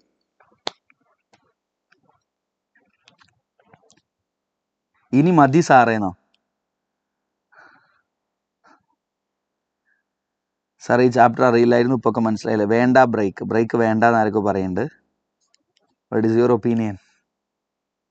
ഓക്കെ, എന്തായാലും ഒരു 2 മിനിറ്റ് ബ്രേക്ക് എടുക്കാം അല്ലേ? ഒരു 2 മിനിറ്റ് വിൽ ബി ഹിയർ. നമ്മൾ ആരും പോകുന്നില്ല, നമുക്കൊരു ജസ്റ്റ് 2 മിനിറ്റ്. ആ ടൈം കളയണ്ട. അങ്ങനെ 2 മിനിറ്റ് കൊണ്ട് നമ്മളൊന്നും നേടാനൊന്നും പോകുന്നില്ല. 2 മിനിറ്റ് പോയിച്ചിട്ട് കുഴപ്പമൊന്നുമില്ല. ഓക്കെ, യെസ്, ഒന്ന് റിലാക്സ് ആവാം. അപ്പോൾ നമ്മൾ എന്തൊക്കെ ഈ ചാപ്റ്ററിൽ പഠിച്ചെന്ന് ഇങ്ങനെ ഒന്ന് ഓർത്ത് നോക്ക്. നമ്മളിപ്പോൾ ലൈവിൽ എന്തൊക്കെയാണ് പഠിച്ചത്? ബ്രെയിനിൻ്റെ സ്ട്രക്ചറുകൾ പഠിച്ചിട്ടുണ്ടായിരുന്നു. ഓക്കെ, ആക്ഷൻ പൊട്ടൻഷ്യൽ എങ്ങനെ ഉണ്ടാവുന്നു, അതിൻ്റെ ട്രാൻസ്മിഷൻ. അപ്പോൾ അവിടെ പോളറൈസ്ഡ് ഡീപോളറൈസ്ഡ് ഒക്കെ എന്തൊക്കെയാണ് ചോദിക്കും. പിന്നെ എന്താ പഠിച്ചത്? ന്യൂറോണിൻ്റെ ക്ലാസിഫിക്കേഷൻ, യൂണിപോളാർ, ബൈപോളാർ, മൾട്ടിപോളാർ, അത് പഠിച്ചു. പിന്നെ ന്യൂറോണിൻ്റെ സ്ട്രക്ചർ ഭാഗങ്ങൾ പഠിച്ചു. നെർവസ് സിസ്റ്റത്തിൻ്റെ ക്ലാസിഫിക്കേഷനും പഠിച്ചു അല്ലേ? സാറേ 30 മിനിറ്റ് ബ്രേക്ക് തരുമോ? വേണ്ടടാ, മൊത്തം ബ്രേക്ക്. കെൽവിൻ ചോദിക്കുക. കെൽവിൻ ചോദിക്കുക. സാറേ 30 മിനിറ്റ്. സാറേ ടെൻഷനൊന്നും ആവണ്ട. എന്തിനാ ടെൻഷൻ ആവണം? ഇഷ്ടം പോലെ സമയമുണ്ടല്ലോ. ടൈം ബഹുത്ത് ജാസ്തി ഹേ ഭായിയും ബഹനും. ഓക്കെ സാർ, ഇന്ന് ബയോമോളിക്കൂൾ അല്ലേ പറഞ്ഞത്? യെസ്, ബയോമോളിക്കൂൾ ആയിരുന്നു. അത് സംഭവം എന്താ വെച്ചാൽ ഞാൻ ഡേറ്റ് അങ്ങോട്ടും ഇങ്ങോട്ടും നോക്കിയത് മാറിപ്പോയി. അപ്പോൾ ഐ തോട്ട് ഇന്ന് ഞാൻ ഈ ചാപ്റ്ററും ഇതും ന്യൂറലും ആണെന്നാണ് കരുതിയത്. Really sorry. കെമിക്കലും ന്യൂറലും ആണെന്നാണ് കരുതിയത്. Really sorry for that. Okay sir, ഭയങ്കര ദേഷ്യമാണല്ലോ. ഇല്ലടാ, കമൻറ്റ് ബോക്സിൽ നിങ്ങൾ ക്ലാസ് കാണാതെ വീട്ടിലിരുന്ന് എനിക്ക് സങ്കടമൊന്നുമില്ല. ഒരു ക്ലാസ് നടക്കുമ്പോൾ അതിൻ്റെ കമൻറ്റ് ബോക്സിൽ വന്നിട്ട് വെറുതെ ചിലക്കുന്നവരെ മൊത്തം ഞാൻ സ്നേഹം കൊണ്ട് വാരിപ്പോണരാം. നിങ്ങളോട് ആർക്കും അങ്ങനെ സംസാരിക്കുന്നതോട് ആർക്കും സ്നേഹമില്ല. ഞാൻ എപ്പോഴും പറയാറില്ലേ, കുട്ടികളൊക്കെ എനിക്ക് ഇൻസ്റ്റാഗ്രാമിലൊക്കെ മെസ്സേജ് അയക്കല. ഈ കമൻറ്റ് ബോക്സിൽ വന്ന് ഇങ്ങനെ ഈ സാമൂഹ്യ ദ്രോഹം ചെയ്യുന്നവരൊക്കെ സാറേ എങ്ങനെയെങ്കിലും ബ്ലോക്ക് ചെയ്യണം, അവന്മാരെ ബ്ലോക്ക് ചെയ്യാനുള്ള എന്തെങ്കിലും മെത്തേഡ് ഉണ്ടാക്കുന്നൊക്കെയാണ് കുട്ടികൾ സ്ഥിരമായിട്ട് കമൻറ്റിൽ വന്ന് പറയുന്നത്. എനിക്ക് മാത്രമല്ല, ആർക്കും ഇഷ്ടമല്ല നിങ്ങളെ ഈ കമൻറ്റ് ബോക്സിൽ വെറുതെ വന്ന് ഇങ്ങനെ വർത്താനം പറയുന്നവരെ. ഓക്കെ അല്ലേ?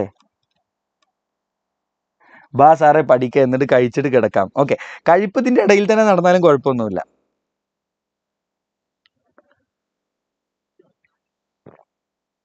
സാർ ഇത് പഠിച്ചാൽ മതിയോ? അതെ, ഇത് മാത്രം പഠിച്ചാൽ മതി.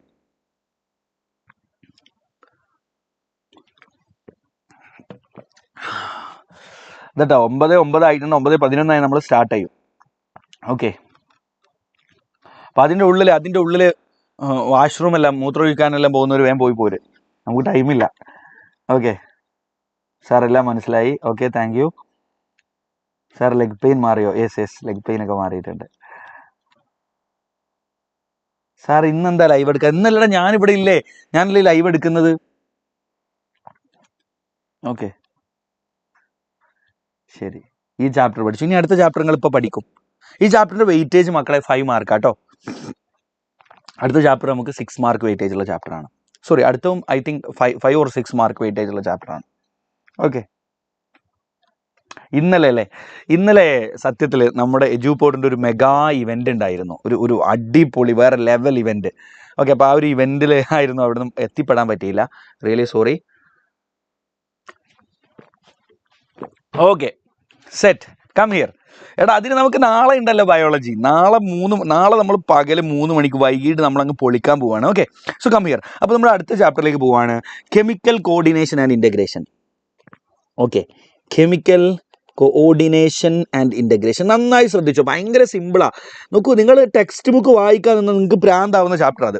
ടെക്സ്റ്റ് നോക്കിയിട്ടോ വേറെ എവിടെന്നെങ്കിലും എന്തെങ്കിലുമൊക്കെ പഠിക്കാൻ വേണ്ടി പോയി കഴിഞ്ഞാൽ ഉറപ്പായിട്ടും ഭ്രാന്താവും. കാരണം ഒരുപാട് കാര്യങ്ങൾ കാണാതെ പഠിക്കാനുള്ള ചാപ്റ്ററായത്. പക്ഷേ നമ്മളൊരു എക്സാം പേഴ്സ്പെക്റ്റീവിൽ എടുത്തു കഴിഞ്ഞാൽ ഇതൊരു സിമ്പിളസ്റ്റ് ചാപ്റ്ററാണ്. വളരെ കുറച്ച് പോയിന്റ് പഠിച്ചാൽ മതി. നമുക്ക് നോക്കാം. ഈ ചാപ്റ്റർ നിങ്ങൾ ശരിക്കും ഇനിയിപ്പോൾ നിങ്ങൾ ഈ ക്ലാസ്സും കാണുന്നില്ല തീരുമാനിച്ചോ, എന്നാലും കുഴപ്പമില്ല. ഞാൻ ഈ പറയുന്ന കാര്യങ്ങൾ മാത്രമേ ഉള്ളൂ. സാർ എത്ര മാർക്കിനാ ചോദിക്കാന്നാണോ? ഈ ചാപ്റ്ററിന് 5 or 6 മാർക്കിന് ഉറപ്പായിട്ട് ചോദിക്കും. നന്നായി ശ്രദ്ധിച്ചോ. ഇതിനകത്ത് ആദ്യ ഭാഗത്ത് നമുക്ക് പഠിക്കാനുള്ളത് നോക്കൂ, നമ്മുടെ ഹൈപ്പോ തലാമസിനെയും പിറ്റ്യൂട്ടറിയെയും കുറിച്ചാണ്. ശ്രദ്ധിക്കുക കേട്ടോ. ഹൈപ്പോ തലാമസ് ആൻഡ് പിറ്റ്യൂട്ടറി, ഈ രണ്ട് ആളുകളെ കുറിച്ച് കുറച്ച് വിശദമായിട്ട് കുറച്ച് കാര്യങ്ങൾ പഠിക്കാനുണ്ട്. ഇവരുണ്ടാക്കുന്ന ഹോർമോണ്, ഇവരുടെ സ്ട്രക്ചറും ഒക്കെ നിങ്ങൾ പഠിക്കണം ആദ്യം. പിന്നെ നിങ്ങൾ പഠിക്കുന്നത് നമ്മുടെ ബോഡിയിലെ വേറെ ഒരുപാട് ഗ്ലാൻഡുകളുണ്ട്. They are called endocrine glands. Hormone ഉണ്ടാക്കുന്ന ഗ്ലാൻഡുകളെ നമ്മൾ എൻഡോക്രൈൻ ഗ്ലാൻഡ്സ് എന്നാണ് വിളിക്കുക. അപ്പോൾ നമ്മുടെ ബോഡിയിലെ മറ്റെല്ലാ കുറേ ഒന്നുമില്ല, കുറച്ച് എൻഡോക്രൈൻ ഗ്ലാൻഡുകളുണ്ട്, എൻഡോക്രൈൻ ഗ്രന്ഥികൾ. ഓക്കെ, ആ ഗ്ലാൻഡുകളുടെ പേര്, അവരുണ്ടാക്കുന്ന ഹോർമോണ്, ആ ഹോർമോണിൻ്റെ ഒരു ഫംഗ്ഷൻ. ഓരോ ഹോർമോണിന് ഒരുപാട് ഫംഗ്ഷൻ ഉണ്ടാവും. U simply study one function, ഒരൊറ്റ ഫംഗ്ഷൻ പഠിക്കുക. ഓക്കെ, ഒരു 7ഓളം ഗ്ലാൻഡുകളേ ഉള്ളൂ. ആ ഗ്ലാൻഡുകൾ അവരുണ്ടാക്കുന്ന ഹോർമോൺ, അതിൻ്റെ ഒരു ഫംഗ്ഷന്, അതുമായി ബന്ധപ്പെട്ട 1 or 2 ഡിസീസസ്, ഇത്രയും പഠിച്ച ചാപ്റ്റർ തീർന്നു. ആകെ പഠിക്കാനുള്ളതാ. പിന്നെ അവസാന ഭാഗത്ത് ആകെ ഒരു ചെറിയ പോയിന്റ് മാത്രം, ചെറിയ 2 പോയിന്റ് പഠിക്കാനുണ്ട്. ഒന്ന്, ക്ലാസിഫിക്കേഷൻ ഓഫ് ഹോർമോൺസ്. ഹോർമോൺസിൻ്റെ ക്ലാസിഫിക്കേഷൻ വളരെ സിമ്പിളായിട്ട് പഠിക്കാൻ പറ്റുന്ന ഒരു കോൺസെപ്റ്റാണ്, വളരെ സിമ്പിളായിട്ട് മനസ്സിലാവുന്ന ഒരു കോൺസെപ്റ്റാണ്. അവസാനം, മെക്കാനിസം ഓഫ് ആക്ഷൻ. ഹോർമോൺ എങ്ങനെയാണ് വർക്ക് ചെയ്യുന്നത്, ഒരു സിമ്പിൾ ഫ്ലോ ചാർട്ടാണ് NCERT തന്നൊരു സിമ്പിൾ ഫ്ലോ ചാർട്ട്. ഇത്രയും കാര്യങ്ങൾ പഠിച്ച ചാപ്റ്റർ ഇരുന്നു. 1, 2, 3, 4 ഈ 4 കാര്യങ്ങൾ മാത്രം പഠിച്ചാൽ മതി. അപ്പോൾ നമുക്ക് ആദ്യം തന്നെ ഹൈപ്പോ തലാമസ് ആൻഡ് പിറ്റ്യൂട്ടറി അവിടെ നിന്ന് സ്റ്റാർട്ട് ചെയ്യാം. നിങ്ങളുടെ NCERT ഒരു ഡയഗ്രാം ഉണ്ട്, ഹൈപ്പോ തലാമസും പിറ്റ്യൂട്ടറിയും കാണിക്കുന്ന. ആ ഡയഗ്രാം എന്തായാലും നോക്കി വെക്കുക. നമ്മൾ പലതവണ കാണിച്ച ഡയഗ്രാമാണ്. അത് ചിലപ്പോൾ നമ്മളോട് മാർക്ക് ചെയ്യാൻ ചോദിക്കും. നന്നായി ശ്രദ്ധിച്ചോ. സോ ലുക്ക്, നമ്മുടെ ബ്രെയിനിലെ ഭാഗമാണ് ഹൈപ്പോ തലാമസ് അല്ലേ. നമുക്കറിയാം, നമ്മുടെ ഇതേപോലത്തെ ഡയഗ്രാമുകൾ ഇത് നോക്കിയാൽ മതി. ഇത് തന്നെയാണ് NCERT ഉള്ളത്. നമ്മുടെ ബ്രെയിനിൻ്റെ ഒരു ഭാഗമാണ് hypothalamus. Is a part of our fore brain അല്ലേ. നമ്മുടെ ഫോർ ബ്രെയിനിൻ്റെ ഭാഗമാണ് ഹൈപ്പോ തലാമസ്, നിങ്ങൾക്കറിയാം. ഓക്കെ, ശ്രദ്ധിക്കുക. നമ്മുടെ പിറ്റ്യൂട്ടറി ഗ്ലാൻഡ് എന്ന് പറഞ്ഞാൽ ആക്ച്വലി ഹൈപ്പോ തലാമസിലേക്ക് ഇത്തരത്തിലുള്ളൊരു ചെറിയ സ്ട്രക്ചർ ഉപയോഗിച്ചുകൊണ്ട് ഹൈപ്പോ തലാമസിലേക്ക് കണക്ട് ചെയ്തിരിക്കുന്ന ഒരു സ്ട്രക്ചറാണ് പിറ്റ്യൂട്ടറി ഗ്ലാൻഡ്. ക്ലിയർ ആണല്ലോ? ശരി, നോക്ക്, ശരിക്കും നോക്കിക്കഴിഞ്ഞാൽ പിറ്റ്യൂട്ടറി ഗ്ലാൻഡിന് 3 ഭാഗങ്ങളുണ്ട്. പിറ്റ്യൂട്ടറി ഗ്ലാൻഡിന് എത്ര ഭാഗമുണ്ട്? 3 ഭാഗമുണ്ട്. ഒന്നാമത്തെ ഭാഗമാണ് പാർസ് ഡിസ്റ്റാലിസ്. എന്താണ്? Pars distalis.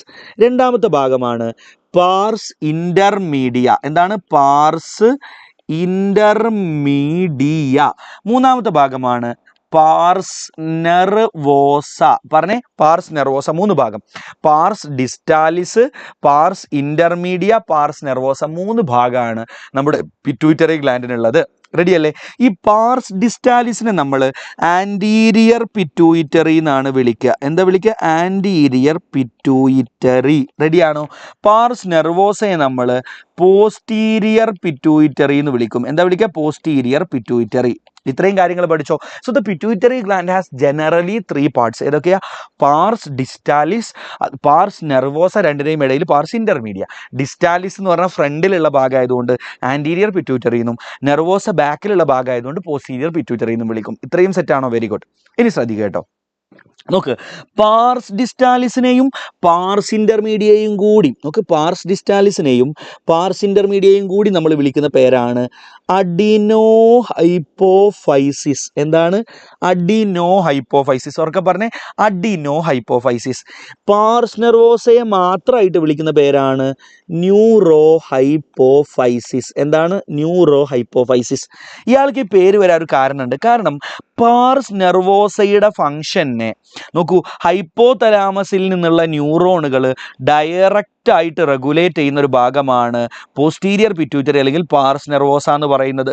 അപ്പോൾ ന്യൂറോണുകളാൽ സ്വാധീനിക്കപ്പെടുന്ന ഏരിയ എന്ന അർത്ഥത്തിലാണ് പാർസ് നെർവോസയെ ന്യൂറോ ഹൈപ്പോഫൈസിസ് എന്ന് വിളിക്കുന്നത്. മറ്റേ 2 ഭാഗങ്ങളും ന്യൂറോണുകളാൽ റെഗുലേറ്റ് ചെയ്യപ്പെടുന്ന ഭാഗങ്ങളല്ല. ഇത്രയും റെഡിയാണ് കുട്ടികളെ? Yes or no? എസ്. ഇനി ഒറ്റ കാര്യം ഇവിടെ പഠിച്ചാൽ മതി. നമ്മൾ മനുഷ്യരുടെ കേസിൽ, in case of humans, the pars intermedia is almost merged with pars distalis അല്ലെങ്കിൽ ആൻറ്റീരിയർ പിറ്റ്യൂട്ടറി. ഈ പാർസ് ഇന്റർമീഡിയ പാർസ് ഡിസ്റ്റാലിസുമായിട്ട് മെർജ് ചെയ്തിട്ടാണ് നമ്മൾ മനുഷ്യരുടെ കേസിൽ കാണപ്പെടുക.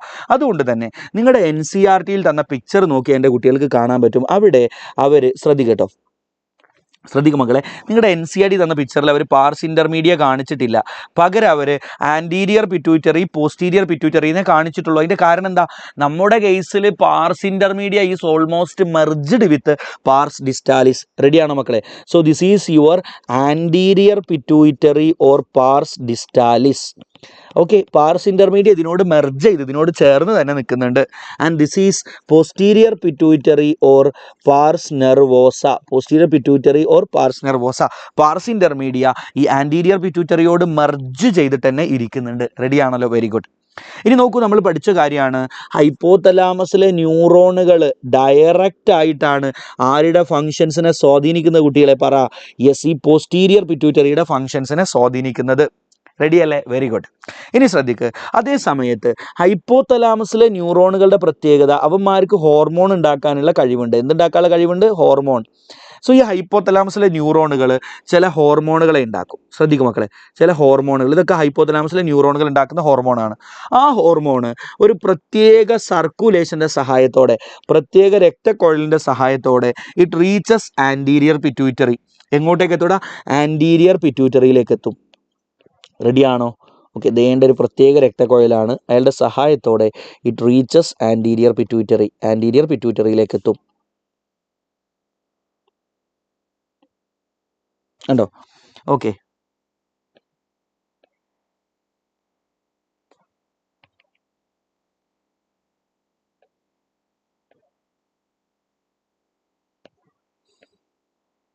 ഇവിടെ രക്തക്കുഴലുണ്ട്. ഈ രക്തക്കുഴലുകളിലൂടെ സഞ്ചരിച്ചിട്ട് it reaches anterior pituitary. It reaches anterior pituitary. ഈ ഹോർമോണുകൾ. റെഡിയാണോ മക്കളെ? ഈ രക്തക്കുഴലിനെ നമ്മൾ വിളിക്കുന്ന പേരാണ് പോർട്ടൽ സർക്കുലേഷൻ. എന്താ വിളിക്കുക? Portal circulation. ഓർക്കെ പറഞ്ഞേ, portal circulation.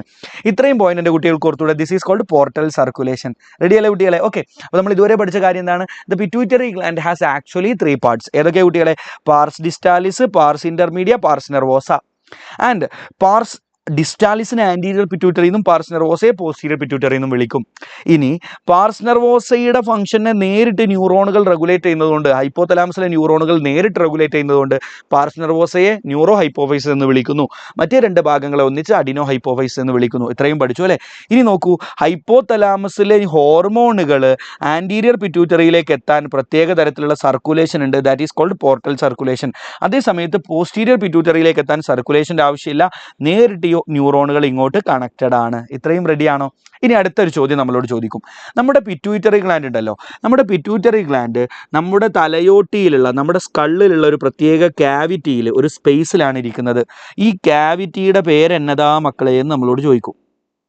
Okay, so the cavity of skull എന്ന് പറഞ്ഞാൽ തലയോട്ടി, where the pituitary gland is located. Pituitary gland ഇരിക്കുന്ന ഈ ക്യാവിറ്റിയുടെ പേരെന്താണെന്ന് ചോദിക്കും. That is called sella ടേഴ്സിക്ക.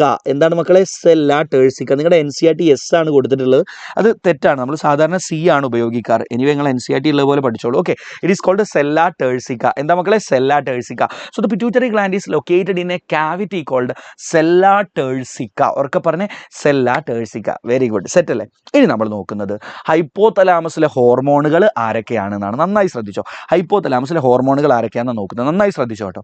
ഹൈപ്പോതലാമസിലെ നോക്കൂ, ഈ ന്യൂറോണുകൾ ചില ഹോർമോണുകൾ ഉണ്ടാക്കുന്നുണ്ട്. ആ ഹോർമോൺ ആക്ച്വലി പോസ്റ്റീരിയർ പിറ്റ്യൂറ്ററിയിലേക്ക്, ഈ ന്യൂറോണുകളുടെ ആക്സോണിലൂടെ സഞ്ചരിച്ചിട്ട് പോസ്റ്റീരിയർ പിറ്റ്യൂറ്ററിയിലേക്ക് എത്തും. എന്നിട്ട് they are stored in the posterior pituitary. Posterior പിറ്റ്യൂറ്ററിയിൽ സ്റ്റോർ ചെയ്ത് വെക്കപ്പെടും, പിന്നീട് ഇവിടെ നിന്ന് റിലീസ് ചെയ്യപ്പെടും. അത്തരത്തിലുള്ള ചില ഹോർമോണുകൾ ഉണ്ട്. ക്ലിയർ അല്ലേ? അപ്പോൾ നമുക്ക് ആദ്യം അവരെ കുറിച്ച് നോക്കാം. Hormones of hypothalamus which are stored and released from posterior pituitary. ഹൈപ്പോതലാമസിൻ്റെ ചില ഹോർമോണുകൾ ഉണ്ടാക്കുന്നത് ഹൈപ്പോതലാമസിലെ സെൽ ബോഡികൾ തന്നെയാണ്. ഹൈപ്പോതലാമസിലെ സെൽ ബോഡികൾ ഉണ്ടാക്കുന്നു, പക്ഷേ ഈ ആക്സോണിലൂടെ സഞ്ചരിച്ച് പോസ്റ്റീരിയർ പിറ്റ്യൂറ്ററിയിൽ എത്തുകയും ഇവിടെ സ്റ്റോർ ചെയ്ത് വെക്കപ്പെടുകയും ചെയ്യും. പിന്നീട് ആവശ്യമുള്ള സമയത്ത് ഇവിടുന്ന് റിലീസ് ചെയ്യപ്പെടും. അത്തരത്തിലുള്ള 2 ഹോർമോണുകളാണുള്ളത്. ദേ ആർ, ഒന്നാമത്തെ ആളാണ് വാസോപ്രസിൻ. ഒന്നാമത്തെ ആളാണ് vasopressin, or it is called ADH. Vasopressin അല്ലെങ്കിൽ ADH. രണ്ടാമത്തെ ആളാണ് കുട്ടികളെ ഓക്സിറ്റോസിൻ. എന്താണ്? ഓക്സിറ്റോസിൻ. 2 ആളുകൾ, vasopressin or ADH and oxytocin. അവരുടെ പേര് പഠിച്ചല്ലോ. Very good. ആരൊക്കെയാണ്? 2 hormones which are produced by hypothalamus but they are stored and released from posterior pituitary. They are vasopressin and oxytocin. വാസോപ്രസിൻ്റെ മറ്റൊരു പേരെന്താ? ADH. ശ്രദ്ധിച്ചോ. ഇവരുടെ ഫംഗ്ഷൻ നമ്മളോട് ചോദിക്കും. നമുക്ക് വാസോപ്രസിൻ ADH എന്ന് പേര് വരാനുള്ളൊരു കാരണമുണ്ട്. ADHൻ്റെ ഫുൾ ഫോം ചോദിക്കും. Anti diuretic hormone. എന്താണ് ആൻറ്റി ഡയൂററ്റിക്? ഇത് D ആണ്. ഡയൂററ്റിക് ഹോർമോൺ, അതാണ് ADH എന്നുള്ള പേര്. ഇയാളുടെ ഫംഗ്ഷൻ എന്താണെന്നറിയോ? It stimulate reabsorption of water from DCT and collecting duct of nephrons. നമ്മുടെ കിഡ്നിയുടെ ഉള്ളിൽ നെഫ്രോണുകൾ എന്നറിയപ്പെടുന്ന കുഴലുകളുണ്ട്. ഈ നെഫ്രോണുകളുടെ ഫംഗ്ഷൻ വഴിയാണ് യൂറിൻ ഉണ്ടാവുന്നത്. അപ്പോൾ നെഫ്രോണുകൾ ഉണ്ടാക്കുന്ന യൂറിന് ഇങ്ങനെ കിഡ്നിയിലൂടെ അവസാനം യൂറിനായി നമ്മുടെ പുറത്തോട്ട് വരും അല്ലേ. അപ്പോൾ ഈ നെഫ്രോണിൻ്റെ ചില ഭാഗങ്ങളാണ് DCT കളക്റ്റിംഗ് ഡക്റ്റ്. ഇവിടെ നിന്നൊക്കെ വെള്ളത്തെ തിരിച്ച് ബ്ലഡിലേക്ക് ആഗിരണം ചെയ്തെടുക്കുക. നോക്കൂ, ബ്ലഡിലേക്ക് കിഡ്നിയിലൂടെ പുറന്തള്ളപ്പെടേണ്ട വാട്ടർ അതിനെ പരമാവധി പുറത്തു പോകാതെ ബോഡിയിലേക്ക് അബ്സോർബ് ചെയ്തെടുക്കുക.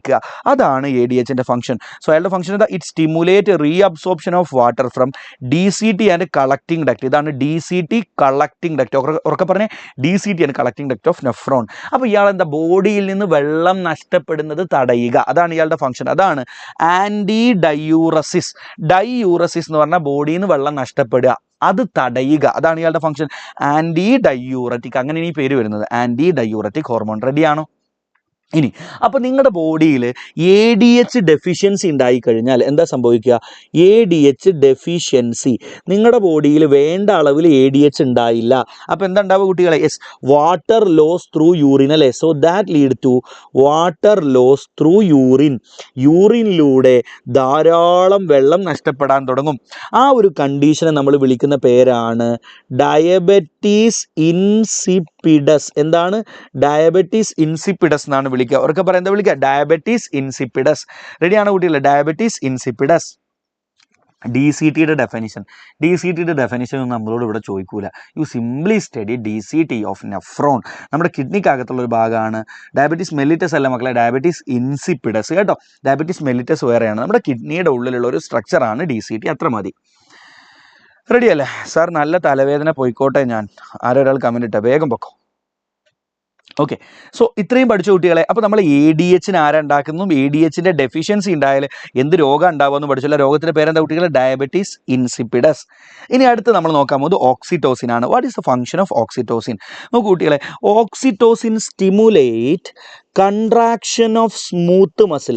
നമ്മുടെ ബോഡിയിൽ സ്മൂത്ത് മസിലുകൾ എന്നറിയപ്പെടുന്ന മസിലുകളുണ്ട്. സ്മൂത്ത് മസിൽ നമുക്ക് വേറെ ചാപ്റ്ററിൽ പഠിക്കാം. സ്മൂത്ത് മസിൽ എന്ന് പറഞ്ഞാൽ നമ്മുടെ സ്റ്റൊമക്കിൽ, ഇൻഡസ്റ്റൈനിൽ, ഗർഭപാത്രത്തിലൊക്കെ ഉള്ള മസിലുകളെയാണ് സ്മൂത്ത് മസിൽ എന്ന് വിളിക്കുക.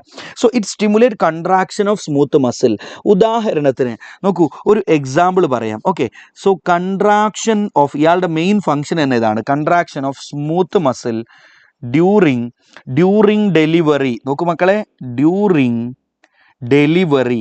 കുട്ടിയെ പ്രസവിക്കുന്ന സമയത്ത് സ്മൂത്ത് മസിലിൻ്റെ കൺട്രാക്ഷനെ സ്റ്റിമുലേറ്റ് ചെയ്യുന്ന ആളാണ് ഇയാൾ. അതുപോലെ തന്നെ നോക്കൂ, നമ്മുടെ ബ്രസ്റ്റിനകത്ത് നോക്കൂ, അമ്മമാർ പ്രഗ്നൻ്റ് ആയി പ്രസവിച്ച് കഴിഞ്ഞാൽ പിന്നെ മിൽക്കിൻ്റെ പ്രൊഡക്ഷൻ നടക്കൂലേ. അപ്പോൾ ബ്രസ്റ്റിനകത്ത് ചില പ്രത്യേക സ്മൂത്ത് മസിലുകളുണ്ട്. അവരുടെ കൺട്രാക്ഷൻ ഇയാൾ സ്റ്റിമുലേറ്റ് ചെയ്യും. ഒന്ന് നോക്കൂ, ഗർഭപാത്രം കൺട്രാക്റ്റ് ആയാലാണ് കുട്ടി പുറത്തോട്ട് വരിക. So it stimulate contraction of smooth muscles during delivery. Smooth muscle of uterus എന്ന് പറഞ്ഞാൽ ഗർഭപാത്രം ഡ്യൂറിങ് ഡെലിവറി. അടുത്തത് നോക്കൂ, നമ്മുടെ ബ്രസ്റ്റിനകത്ത് സ്മൂത്ത് മസിലുകളുണ്ട്. അവർ കൺട്രാക്റ്റ് ആകുമ്പോൾ മിൽക്ക് പുറത്തോട്ട് ഇജക്റ്റ് ചെയ്ത് വരും. ക്ലിയർ ആണ് കുട്ടികളെ? So it is the another function ആണ് മിൽക്ക് ഇജക്ഷൻ. അപ്പോൾ ചോദിക്കും, മിൽക്ക് ഇജക്റ്റിംഗ് ഹോർമോൺ ആരെന്ന് ചോദിച്ചാൽ that is also oxytocin. I hope it is clear. അപ്പോൾ നമ്മുടെ പോസ്റ്റീരിയർ പിറ്റ്യൂട്ടറിയിൽ സ്റ്റോർ ചെയ്ത് വെക്കപ്പെടുകയും അവിടുന്ന് റിലീസ് ചെയ്യപ്പെടുകയും ചെയ്യുന്ന രണ്ട് ഹോർമോണുകളും അവരുടെ ഫംഗ്ഷനും പഠിച്ചല്ലോ. Okay, very good. ഇനി ഹൈപ്പോതലാമസ് ഉണ്ടാക്കുന്ന മറ്റ് ചില ഹോർമോണുകൾ, they reach anterior pituitary through portal സർക്കുലേഷനിലൂടെ ആൻറ്റീരിയർ പിറ്റ്യൂട്ടറിയിൽ എത്തുന്ന ചില ഹോർമോണുകളുണ്ട് അല്ലേ. ആ ഹോർമോണുകൾ ആരൊക്കെയാണെന്നും അവരുടെ ഫംഗ്ഷൻസുമാണ് നമ്മൾ നോക്കാൻ പോകുന്നത് കേട്ടോ. So look, hormones of hypothalamus that reach anterior pituitary through portal circulation. അത് ആരൊക്കെയാണ്, അവരുടെ ഫംഗ്ഷൻസ് എന്തൊക്കെയാണ്? നന്നായി ശ്രദ്ധിച്ചോ. So this is your hypothalamus and this is your anterior pituitary. Okay, അല്ലെങ്കിൽ പാർസ് ഡിസ്റ്റാലിസ് അല്ലെങ്കിൽ ആൻറ്റീരിയർ പിറ്റ്യൂട്ടറി എന്ന് പറയാം. ഓക്കെ, ശ്രദ്ധിക്കുക മക്കളെ, അവരുടെ ഫംഗ്ഷനാണ് നമ്മൾ നോക്കാൻ പോകുന്നത്. നോക്കൂ, നിങ്ങളുടെ ഹൈപ്പോതലാമസിൽ നിന്ന് വരുന്ന ഒരു ഹോർമോണാണ്, നോക്കൂ ശ്രദ്ധിക്കണേ. ഓക്കെ, ഒരു ഹോർമോണാണ് ഗ്രോത്ത് ഹോർമോൺ റിലീസിങ് ഹോർമോൺ. എന്താണ്? Growth hormone releasing hormone. Okay, and look it act on your pars distalis. അയാൾ പാർസ് ഡിസ്റ്റാലിസിൽ ആക്ട് ചെയ്യും. അങ്ങനെ ആക്ട് ചെയ്താൽ pars distalis will produce growth hormone. Pars distalis ആരുണ്ടാക്കൂടാ? ഗ്രോത്ത് ഹോർമോണിനെ ഉണ്ടാക്കും. It is otherwise called somatotrophin. എന്താണ്? സൊമാറ്റോട്രോഫിൻ. ക്ലിയർ ആണോ? അപ്പോൾ ഹൈപ്പോതലാമസിൽ നിന്നുള്ള ഒരു ഹോർമോൺ നിങ്ങൾ പഠിച്ചു, growth hormone releasing hormone. Clear ആണ് കുട്ടികളെ? Growth hormone releasing hormone. So it act on pars distalis. Pars ഡിസ്റ്റാലിസിൽ ആക്ട് ചെയ്യും. Then pars distalis will produce growth hormone. ഇനി ഹൈപ്പോതലാമസിൽ നിന്ന് വരുന്ന മറ്റൊരു ഹോർമോൺ ആണ് കുട്ടികളെ ഗ്രോത്ത് ഹോർമോൺ ഇൻഹിബിറ്റിംഗ് ഹോർമോൺ. എന്താണ്? Growth hormone inhibiting hormone. അയാൾ പാർസ് ഡിസ്റ്റാലിസിൽ വന്ന് ആക്ട് ചെയ്യും. അങ്ങനെ ആക്ട് ചെയ്ത് കഴിഞ്ഞാൽ pars distalis will inhibit. Look it leads to inhibition of release of growth hormone. Growth ഹോർമോണിൻ്റെ റിലീസ് ഇൻഹിബിറ്റ് ചെയ്യും. അപ്പോൾ നോക്കൂ, ഹൈപ്പോതലാമസിൽ നിന്ന് വരുന്ന ഹോർമോൺ രണ്ട് ടൈപ്പാണ്. ഒന്ന് inhibiting hormone. Inhibiting hormone inhibit the release of hormone from pars distalis. Pars ഡിസ്റ്റാലിസിൽ നിന്നുള്ള ഹോർമോണിൻ്റെ റിലീസ് ഇൻഹിബിറ്റ് ചെയ്യുന്ന ഹോർമോണുകളുണ്ട്. പാർസ് ഡിസ്റ്റാലിസിലെ ഹോർമോണിൻ്റെ റിലീസിനെ സ്റ്റിമുലേറ്റ് ചെയ്യുന്ന ഹോർമോണുണ്ട്. സോ റിലീസിങ് ഹോർമോണുകൾ, ഗ്രോത്ത് ഹോർമോൺ റിലീസിങ് ഹോർമോൺ എന്നാൽ ഗ്രോത്ത് ഹോർമോണിൻ്റെ റിലീസ് നടക്കും.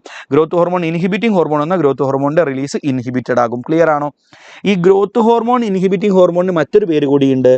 That is somatostatin. എന്താണ്? സൊമാറ്റോട്രോഫിൻ അല്ല കേട്ടോ. സൊമാറ്റോട്രോഫിൻ എന്നുള്ളത് ഗ്രോത്ത് ഹോർമോണിൻ്റെ പേരാണ്.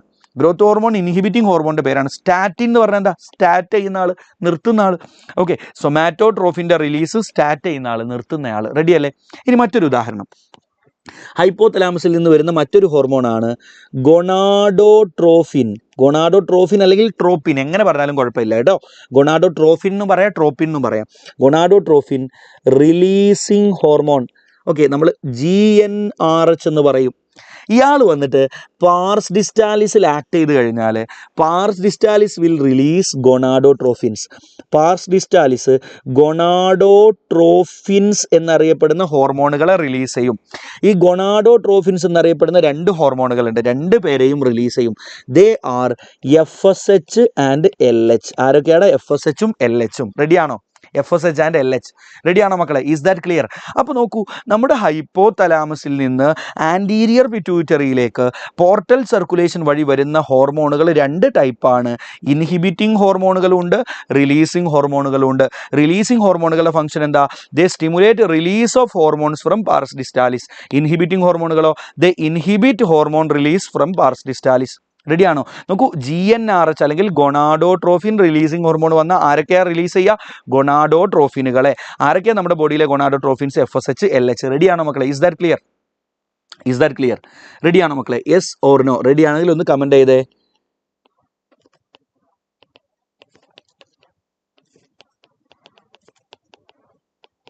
റെഡിയാണെങ്കിൽ കമൻറ്റ് ചെയ്തോളൂ.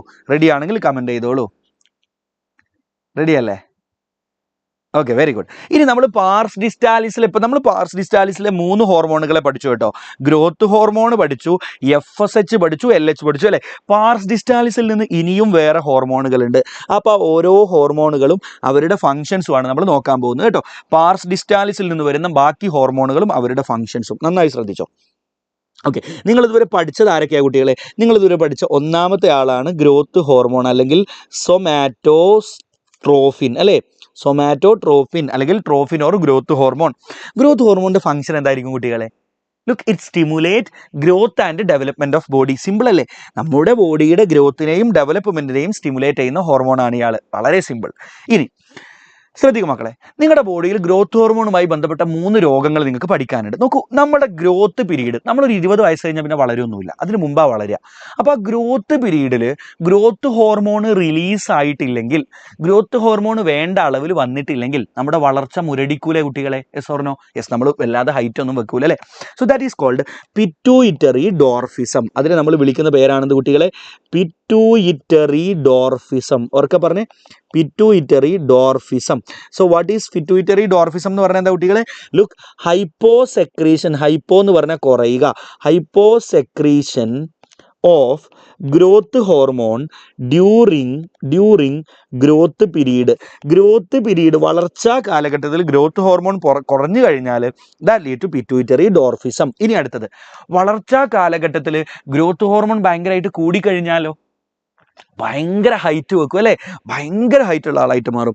ദാറ്റ് ഈസ് ഭീമാകാരത്വം, അതർവൈസ് കോൾഡ് ജൈജാൻഡിസം. എന്താ വിളിക്കും മക്കളെ? Gigantism. So what is gigantism?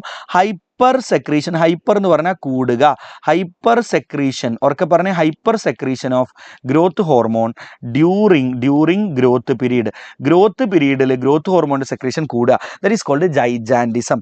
ഇനി അടുത്ത കുട്ടികളെ, ഗ്രോത്ത് പീരീഡ് കഴിഞ്ഞിട്ട് ഗ്രോത്ത് ഹോർമോണിൻ്റെ സെക്രീഷൻ കൂടുക, ഗ്രോത്ത് പീരീഡിന് ശേഷവും ഗ്രോത്ത് ഹോർമോണിൻ്റെ സെക്രീഷൻ കൂടുക, ജീവിതകാലം മുഴുവൻ ഗ്രോത്ത് ഹോർമോൺ ഭയങ്കര കൂടി നിൽക്കുക. അപ്പോൾ നമ്മുടെ ഗ്രേറ്റ് ഖാലിയെ കണ്ടിട്ടുണ്ടോ നിങ്ങൾ? WWE റെസ്ലിംഗിൽ കാണുന്ന ഗ്രേറ്റ് ഖാലി ഇല്ലേ, അയാളുടെ പ്രശ്നം എന്താ? അയാൾക്ക് മര്യാദക്ക് നടക്കാനൊക്കെ പറ്റുന്നുണ്ടോ?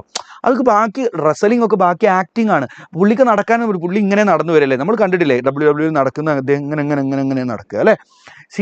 He can't even walk properly. So that condition is called acromegaly. എന്താണ്? അക്രോമെഗാലി എന്നാണ് നമ്മൾ ആ കണ്ടീഷനെ വിളിക്കുക. So what is acromegaly? Hypersecretion of growth hormone after growth period, അല്ലെങ്കിൽ in adult. Okay, in adult, പ്രായമായ ആളുകളിൽ, അഡൽട്ടുകളിൽ ഹൈപ്പർ സെക്രീഷൻ വരുന്നതിനെയാണ് നമ്മൾ എന്ത് വിളിക്കുക? അക്രോമെഗാലി എന്ന് വിളിക്കുക. എന്താ വിളിക്കുക? അക്രോമെഗാലി. അപ്പോൾ 3 ഡിസീസ് ചോദിക്കാറുണ്ട് ഗ്രോത്ത് ഹോർമോണുമായി ബന്ധപ്പെട്ടത്. ഇനി നമുക്ക് രണ്ടാമത് നമ്മൾ പഠിച്ച ഹോർമോണാണ് FSH. അതിൻ്റെ ഫുൾ ഫോം നമ്മളോട് ചോദിക്കും. എന്താ FSH എന്ന് പറഞ്ഞാൽ? Follicular stimulating hormone. എന്താണ് മക്കളെ? Follicular stimulating hormone. അടുത്ത ആളാണ് LH, otherwise called luteinizing hormone. എന്താണ് മക്കളെ? Luteinizing hormone. ക്ലിയർ ആണോ? Follicular stimulating hormone, luteinizing hormone. രണ്ടുപേരുടെയും ഫുൾ ഫോം നമ്മളോട് ചോദിക്കൂട്ടെ. FSHന്റെ ഫുൾ ഫോം എന്താ? Follicular stimulating hormone. LHന്റെ ഫംഗ്ഷൻ എന്താ? LHന്റെ ഫുൾ ഫോം എന്താ? Luteinizing hormone. നമുക്കിതിൽ LHന്റെ മാത്രം ഫംഗ്ഷൻ പഠിച്ചോളൂ, ബാക്കി FSHന്റെ ഫംഗ്ഷനുകൾ അങ്ങനെ മൈൻഡ് ആക്കണ്ട. LHന്റെ മാത്രം ഫംഗ്ഷൻ പഠിച്ചോളൂ. LH act on testis. LH ടെസ്റ്റിസിൽ പോയിട്ട് ആക്ട് ചെയ്യും. And it stimulate production. Testis എന്ന് പറഞ്ഞാൽ നമ്മുടെ മെയിലിൻ്റെ വൃഷ്ണങ്ങളെയാണ് ടെസ്റ്റിസ് എന്ന് പറയാം. സോ ഈ LH മെയിലിൻ്റെ കേസിൽ ടെസ്റ്റിസിൽ പോയി ആക്ട് ചെയ്യും. And it stimulate production of androgen. ആരുടെ പ്രൊഡക്ഷനെ സ്റ്റിമുലേറ്റ് ചെയ്യും കുട്ടികളെ? ആൻഡ്രോജൻ്റെ പ്രൊഡക്ഷനെ സ്റ്റിമുലേറ്റ് ചെയ്യും ഫ്രം ടെസ്റ്റിസ്. ഓക്കെ, നമ്മുടെ ആണുങ്ങളുടെ കേസിൽ ടെസ്റ്റിസിൽ നിന്നാണ് നമ്മുടെ മെയിലിൻ്റെ സെക്സ് ഹോർമോൺ ഉണ്ടാവുന്നത്. അതിനെയാണ് ആൻഡ്രോജൻ എന്ന് വിളിക്കുക. So it stimulate production of androgen from ടെസ്റ്റിസിൽ നിന്നുള്ള ആൻഡ്രോജൻ്റെ പ്രൊഡക്ഷനെ സ്റ്റിമുലേറ്റ് ചെയ്യുക എന്നുള്ളതാണ് LHൻ്റെ ഫംഗ്ഷൻ. ഓക്കെ, FSHനും ഫംഗ്ഷൻ ഇല്ലാത്തതുകൊണ്ടല്ല, നമ്മൾ സാധാരണ +2ലാണ് സ്ഥിരമായിട്ട് ചോദിക്കാറ്. +2ൽ നമുക്ക് തന്നെ പഠിക്കാനുണ്ട്. അപ്പോൾ +1ൽ അത് അങ്ങനെ അവർ ചോദിക്കാറില്ല. +2ൽ വിശദമായിട്ട് ഇവരെ കുറിച്ച് നിങ്ങൾക്ക് പഠിക്കാനുണ്ട്. ഇനി ആൻഡ്രോജൻ്റെ ഫംഗ്ഷൻ എന്താ? ആൻഡ്രോജൻ്റെ ഫംഗ്ഷൻ എന്തായിരിക്കും? മെയിലിൻ്റെ എല്ലാ സെക്ഷൽ ഇവൻറ്റുകളും ആൻഡ്രോജനാണ് റെഗുലേറ്റ് ചെയ്യുന്നത്. ഉദാഹരണത്തിന് മെയിൽ ഗാമീറ്റ് ഉണ്ടാവുക, ഫോർമേഷൻ ഓഫ് മെയിൽ ഗാമീറ്റ്, മെയിലിൻ്റെ ബീജം ഉണ്ടാവുക, it is stimulated by androgen. ഇനി ഡെവലപ്മെൻറ്റ് ഓഫ് ഫേഷ്യൽ ഹെയർ, നമ്മൾ ആണുങ്ങൾക്കുള്ള ഒരു പ്രതിഭാസമല്ലേ. So it is regulated by androgen. അതിനെ റെഗുലേറ്റ് ചെയ്യുന്നതും ആൻഡ്രോജനാണ്. അപ്പോൾ നമ്മുടെ എല്ലാ ഫംഗ്ഷൻസിനെയും റെഗുലേറ്റ് ചെയ്യുന്നത് ആൻഡ്രോജനാണെന്ന് പറയാം. റെഡി അല്ലേ? അപ്പോൾ നമ്മൾ 3 ആളുടെ പേര് പഠിച്ചു, ആ 3 ആളിൽ 2 ആളുടെ ഫംഗ്ഷനും പഠിച്ചു അല്ലേ. ഇനി നോക്കൂ, ഇനി പാർസ് ഡിസ്റ്റാലിസിൽ നിന്ന് വരുന്ന അടുത്ത ഹോർമോണാണ്, ശ്രദ്ധിക്കുക മക്കളെ, അടുത്ത ഹോർമോണാണ് TSH. ഓക്കെ, നമ്മൾ 3 പഠിച്ചു. 4ാമത്തെ ഹോർമോണാണ് TSH എന്ന് പറഞ്ഞു കഴിഞ്ഞാൽ thyroid stimulating hormone. Full form ചോദിക്കൂട്ടാ, തൈറോയിഡ് സ്റ്റിമുലേറ്റിംഗ് ഹോർമോൺ. ഇയാളുടെ ഫംഗ്ഷൻ എന്തായിരിക്കും? നമുക്ക് സിംപ്ലി ഗസ് ചെയ്ത് നോക്ക്. It act on the thyroid gland and stimulate production of hormones from thyroid ഗ്ലാൻഡിൽ ആക്ട് ചെയ്യുകയും അവിടെ നിന്നുള്ള ഹോർമോണിൻ്റെ പ്രൊഡക്ഷനെ സ്റ്റിമുലേറ്റ് ചെയ്യുകയും ചെയ്യുന്ന ഹോർമോണാണ് തൈറോയിഡ് സ്റ്റിമുലേറ്റിംഗ് ഹോർമോൺ. ക്ലിയർ ആണോ? റെഡി അല്ലേ? അയാളുടെ ഫംഗ്ഷൻ പഠിച്ചില്ലേ? ഓക്കെ, ഇനി 5ാമത്തെ ആളാണ് അഡ്രീനോകോർട്ടിക്കോ. 6 ഹോർമോണാണ് ടോട്ടൽ ഉള്ളത്. അതിൽ 5ാമത്തെ ആളാണ് അഡ്രീനോകോർട്ടിക്കോട്രോപ്പിക് ഹോർമോൺ. എന്താണ് അഡ്രീനോകോർട്ടിക്കോട്രോഫിക് ഹോർമോൺ അല്ലെങ്കിൽ കോർട്ടിക്കോട്രോപ്പിക് ഹോർമോൺ? ഇതെന്താ? ലുക്ക്, ഇറ്റ് സ്റ്റിമുലേറ്റ് ട്രോപ്പിക് എന്ന് പറഞ്ഞാൽ സ്റ്റിമുലേറ്റ് എന്നാണ് അർത്ഥം. It stimulate adrenal cortex. എന്താണ് അഡ്രീനൽ കോർട്ടെക്സ്? നമുക്ക് അഡ്രീനൽ ഗ്ലാൻഡ് ഉണ്ട്. അഡ്രീനൽ ഗ്ലാൻഡിൻ്റെ ഒരു കോർട്ടെക്സ് എന്ന് പറഞ്ഞ ഭാഗമുണ്ട്, മെഡുല്ല എന്ന് പറഞ്ഞ ഭാഗമുണ്ട്. ഈ ഹോർമോണിൻ്റെ പ്രത്യേകത it stimulate the adrenal cortex. അതുകൊണ്ട് അങ്ങനെ പേര് വന്നു, അഡ്രീനോ കോർട്ടിക്കോട്രോപ്പിക് ഹോർമോൺ, അല്ലെങ്കിൽ ACTH. കേട്ടോ, ഫുൾ ഫോം ചോദിക്കും. ACTHൻ്റെ ഫുൾ ഫോം എന്താണ്? Adrenocorticotropic hormone. So it act on adrenal cortex and it stimulate adrenal cortex to produce hormones. Adrenal കോർട്ടെക്സിനെ ഹോർമോൺ ഉണ്ടാക്കാൻ വേണ്ടി സ്റ്റിമുലേറ്റ് ചെയ്യുക, അതാണ് അഡ്രീനോ കോർട്ടിക്കോട്രോപ്പിക് ഹോർമോണിൻ്റെ ഫംഗ്ഷൻ. ക്ലിയർ അല്ലേ? ഫുൾ ഫോമാ ചോദിക്കുക കേട്ടോ.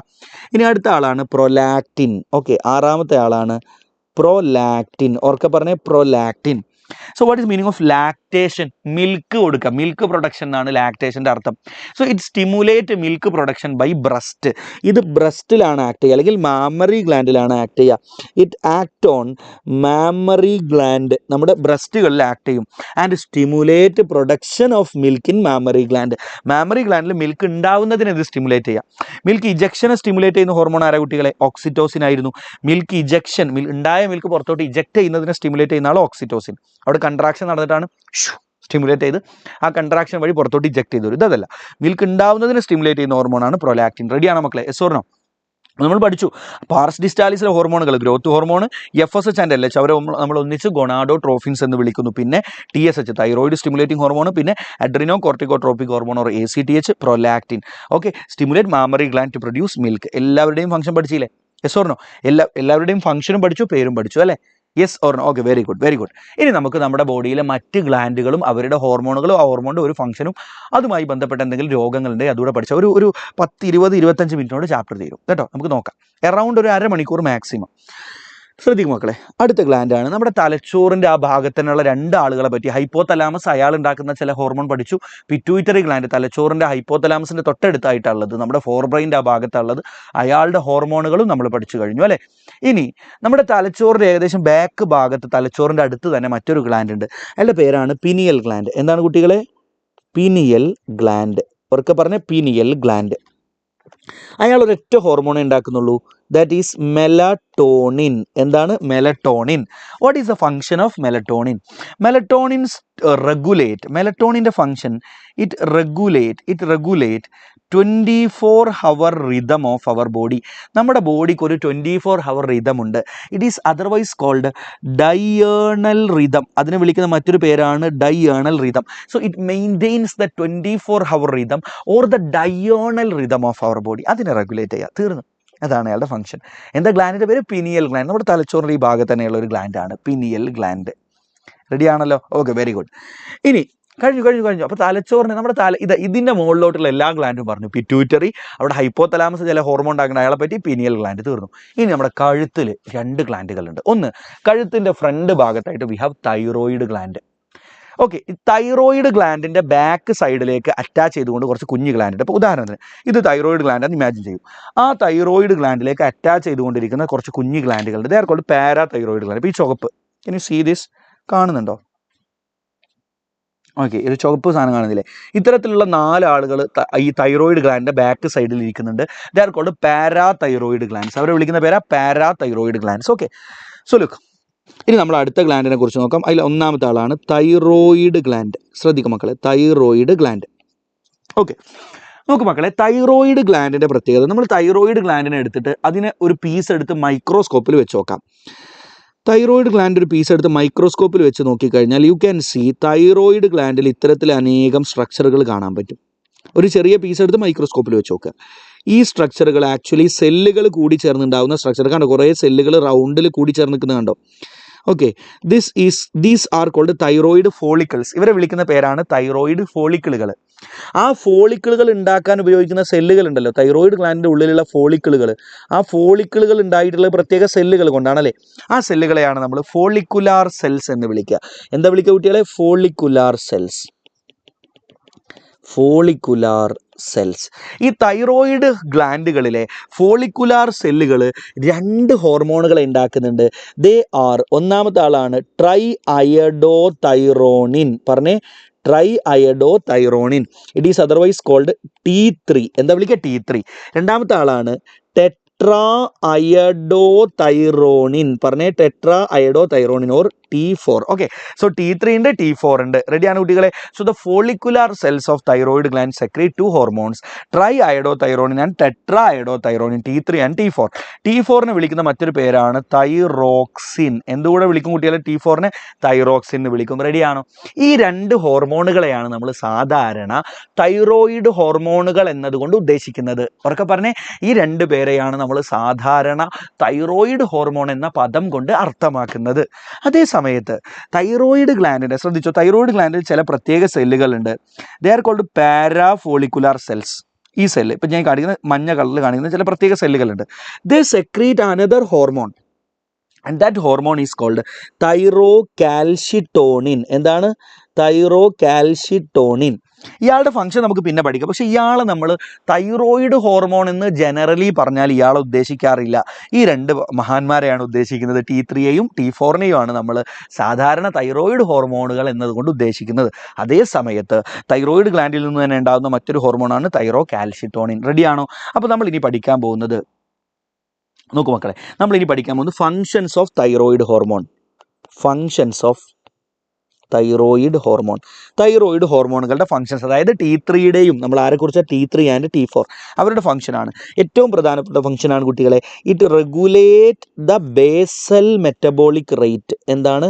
ബേസൽ ഒറ്റ ഫംഗ്ഷൻ നിങ്ങൾ പഠിച്ചാൽ മതി. It regulate the basal metabolic rate. റെഡിയാണോ? That is BMR. അതാണ് ബേസൽ മെറ്റബോളിക് റേറ്റ്. അതായത് നിങ്ങളുടെ ബോഡിയുടെ മെറ്റബോളിസത്തെ റെഗുലേറ്റ് ചെയ്യുന്ന ആളാണ് ഇയാൾ. നിങ്ങൾ കഴിക്കുന്ന ഫുഡിൽ എന്തൊക്കെയുള്ളതെന്ന് അറിയോ? നിങ്ങളെ ഇറച്ചി മീനൊക്കെ അല്ലേ കഴിക്കല്, അതേപോലെ ചോറ്. നിങ്ങൾ കഴിക്കുന്ന ചോറിൽ നിറയെ സ്റ്റാർച്ചാണുള്ളത്. So that is a carbohydrate. Carbohydrate എന്ന് പറഞ്ഞാൽ നോക്കൂ, നമ്മൾ ഗ്ലൂക്കോസ്, സ്റ്റാർച്ച്, ഗ്ലൈക്കോജന് ബയോമോളിക്യൂളിൽ പഠിച്ചിട്ടുണ്ടാവും അല്ലേ? മുമ്പ് സ്കൂളിലൊക്കെ കേട്ടിട്ടുണ്ടാവുമല്ലോ. ഇത്തരം മോളിക്യൂളുകളെ, നമ്മൾ അരിയിലൊക്കെ ഉള്ള മോളിക്യൂളുകളെ കാർബോഹൈഡ്രേറ്റിനെ വിളിക്കുക. അതേസമയം നമ്മളെ ഇറച്ചി ഉണ്ടല്ലോ, ഇറച്ചി മീൻ, അതിലൊക്കെ ഉള്ളത് മെയിനായിട്ട് ഫാറ്റും പ്രോട്ടീനുമാണ്. So it regulate the metabolism of അരി, ഗോതമ്പ്, നമ്മളായിട്ടുണ്ടല്ലോ അരി, ഗോതമ്പ്, പിന്നെ കപ്പ, അതിലൊക്കെ ഉള്ളതാണ് കാർബോഹൈഡ്രേറ്റുകൾ. So it regulate the metabolism, നമ്മൾ കഴിച്ച ഫുഡിലുള്ള കാർബോഹൈഡ്രേറ്റുകളുടെ മെറ്റബോളിസം. അതുപോലെ തന്നെ നമ്മളെ ഇറച്ചിയിലൊക്കെ ഉള്ള പ്രോട്ടീനിൻ്റെയും ഫാറ്റിൻ്റെയൊക്കെ മെറ്റബോളിസത്തെ റെഗുലേറ്റ് ചെയ്യുന്ന ആളാണ് ആര് കുട്ടികളെ? തൈറോയിഡ് ഹോർമോണുകൾ. റെഡിയല്ലേ? ഇനി ഇതുമായി ബന്ധപ്പെട്ട 3 ഡിസീസ് നമുക്ക് പഠിക്കാം. 3 ഡിസീസ്. ഒന്നാമത് നമുക്ക് അവർ 2 ഗ്രൂപ്പായിട്ട് ക്ലാസിഫൈ ചെയ്യാം. നോക്കൂ, ചിലപ്പോൾ നമ്മുടെ ബോഡിയിൽ ചില രോഗങ്ങൾ വരുമ്പോൾ തൈറോയിഡ് ഹോർമോണിൻ്റെ പ്രൊഡക്ഷൻ കുറയും. അത്തരം രോഗങ്ങളെ നമ്മൾ ഒന്നിച്ച് ഹൈപ്പോ തൈറോയിഡിസം എന്ന് വിളിക്കും. ഏതെങ്കിലുമൊക്കെ രോഗങ്ങളിൽ തൈറോയിഡ് ഹോർമോണിൻ്റെ പ്രൊഡക്ഷൻ കുറയുന്നുണ്ടെങ്കിൽ അത്തരം രോഗങ്ങളെ ഹൈപ്പോ തൈറോയിഡിസം എന്ന് വിളിക്കാം.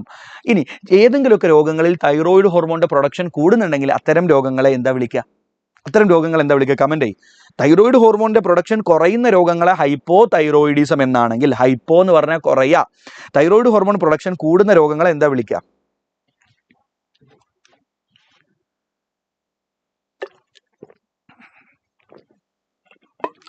വെരി ഗുഡ്, ഹൈപ്പർ തൈറോയിഡിസം എന്നാണല്ലേ വിളിക്കുക, ഹൈപ്പർ തൈറോയിഡിസം. അപ്പം നമുക്ക് രോഗങ്ങളെ 2 ഗ്രൂപ്പാക്കാം. ഒന്നാമത്തതാണ് ഹൈപ്പോ തൈറോയിഡിസം, രണ്ടാമത്തതാണ് ഹൈപ്പർ തൈറോയിഡിസം.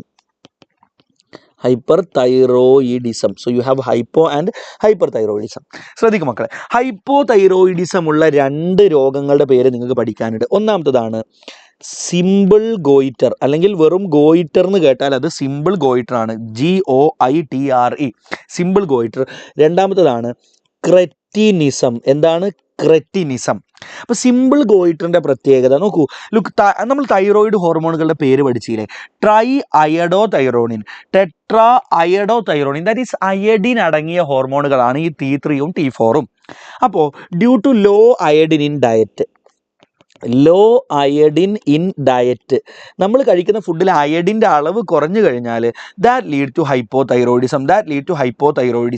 അങ്ങനെ ഉണ്ടാകുന്ന ഹൈപ്പോ തൈറോയിഡിസത്തെയാണ് നമ്മൾ എന്ത് വിളിക്കുന്നത് കുട്ടികളെ?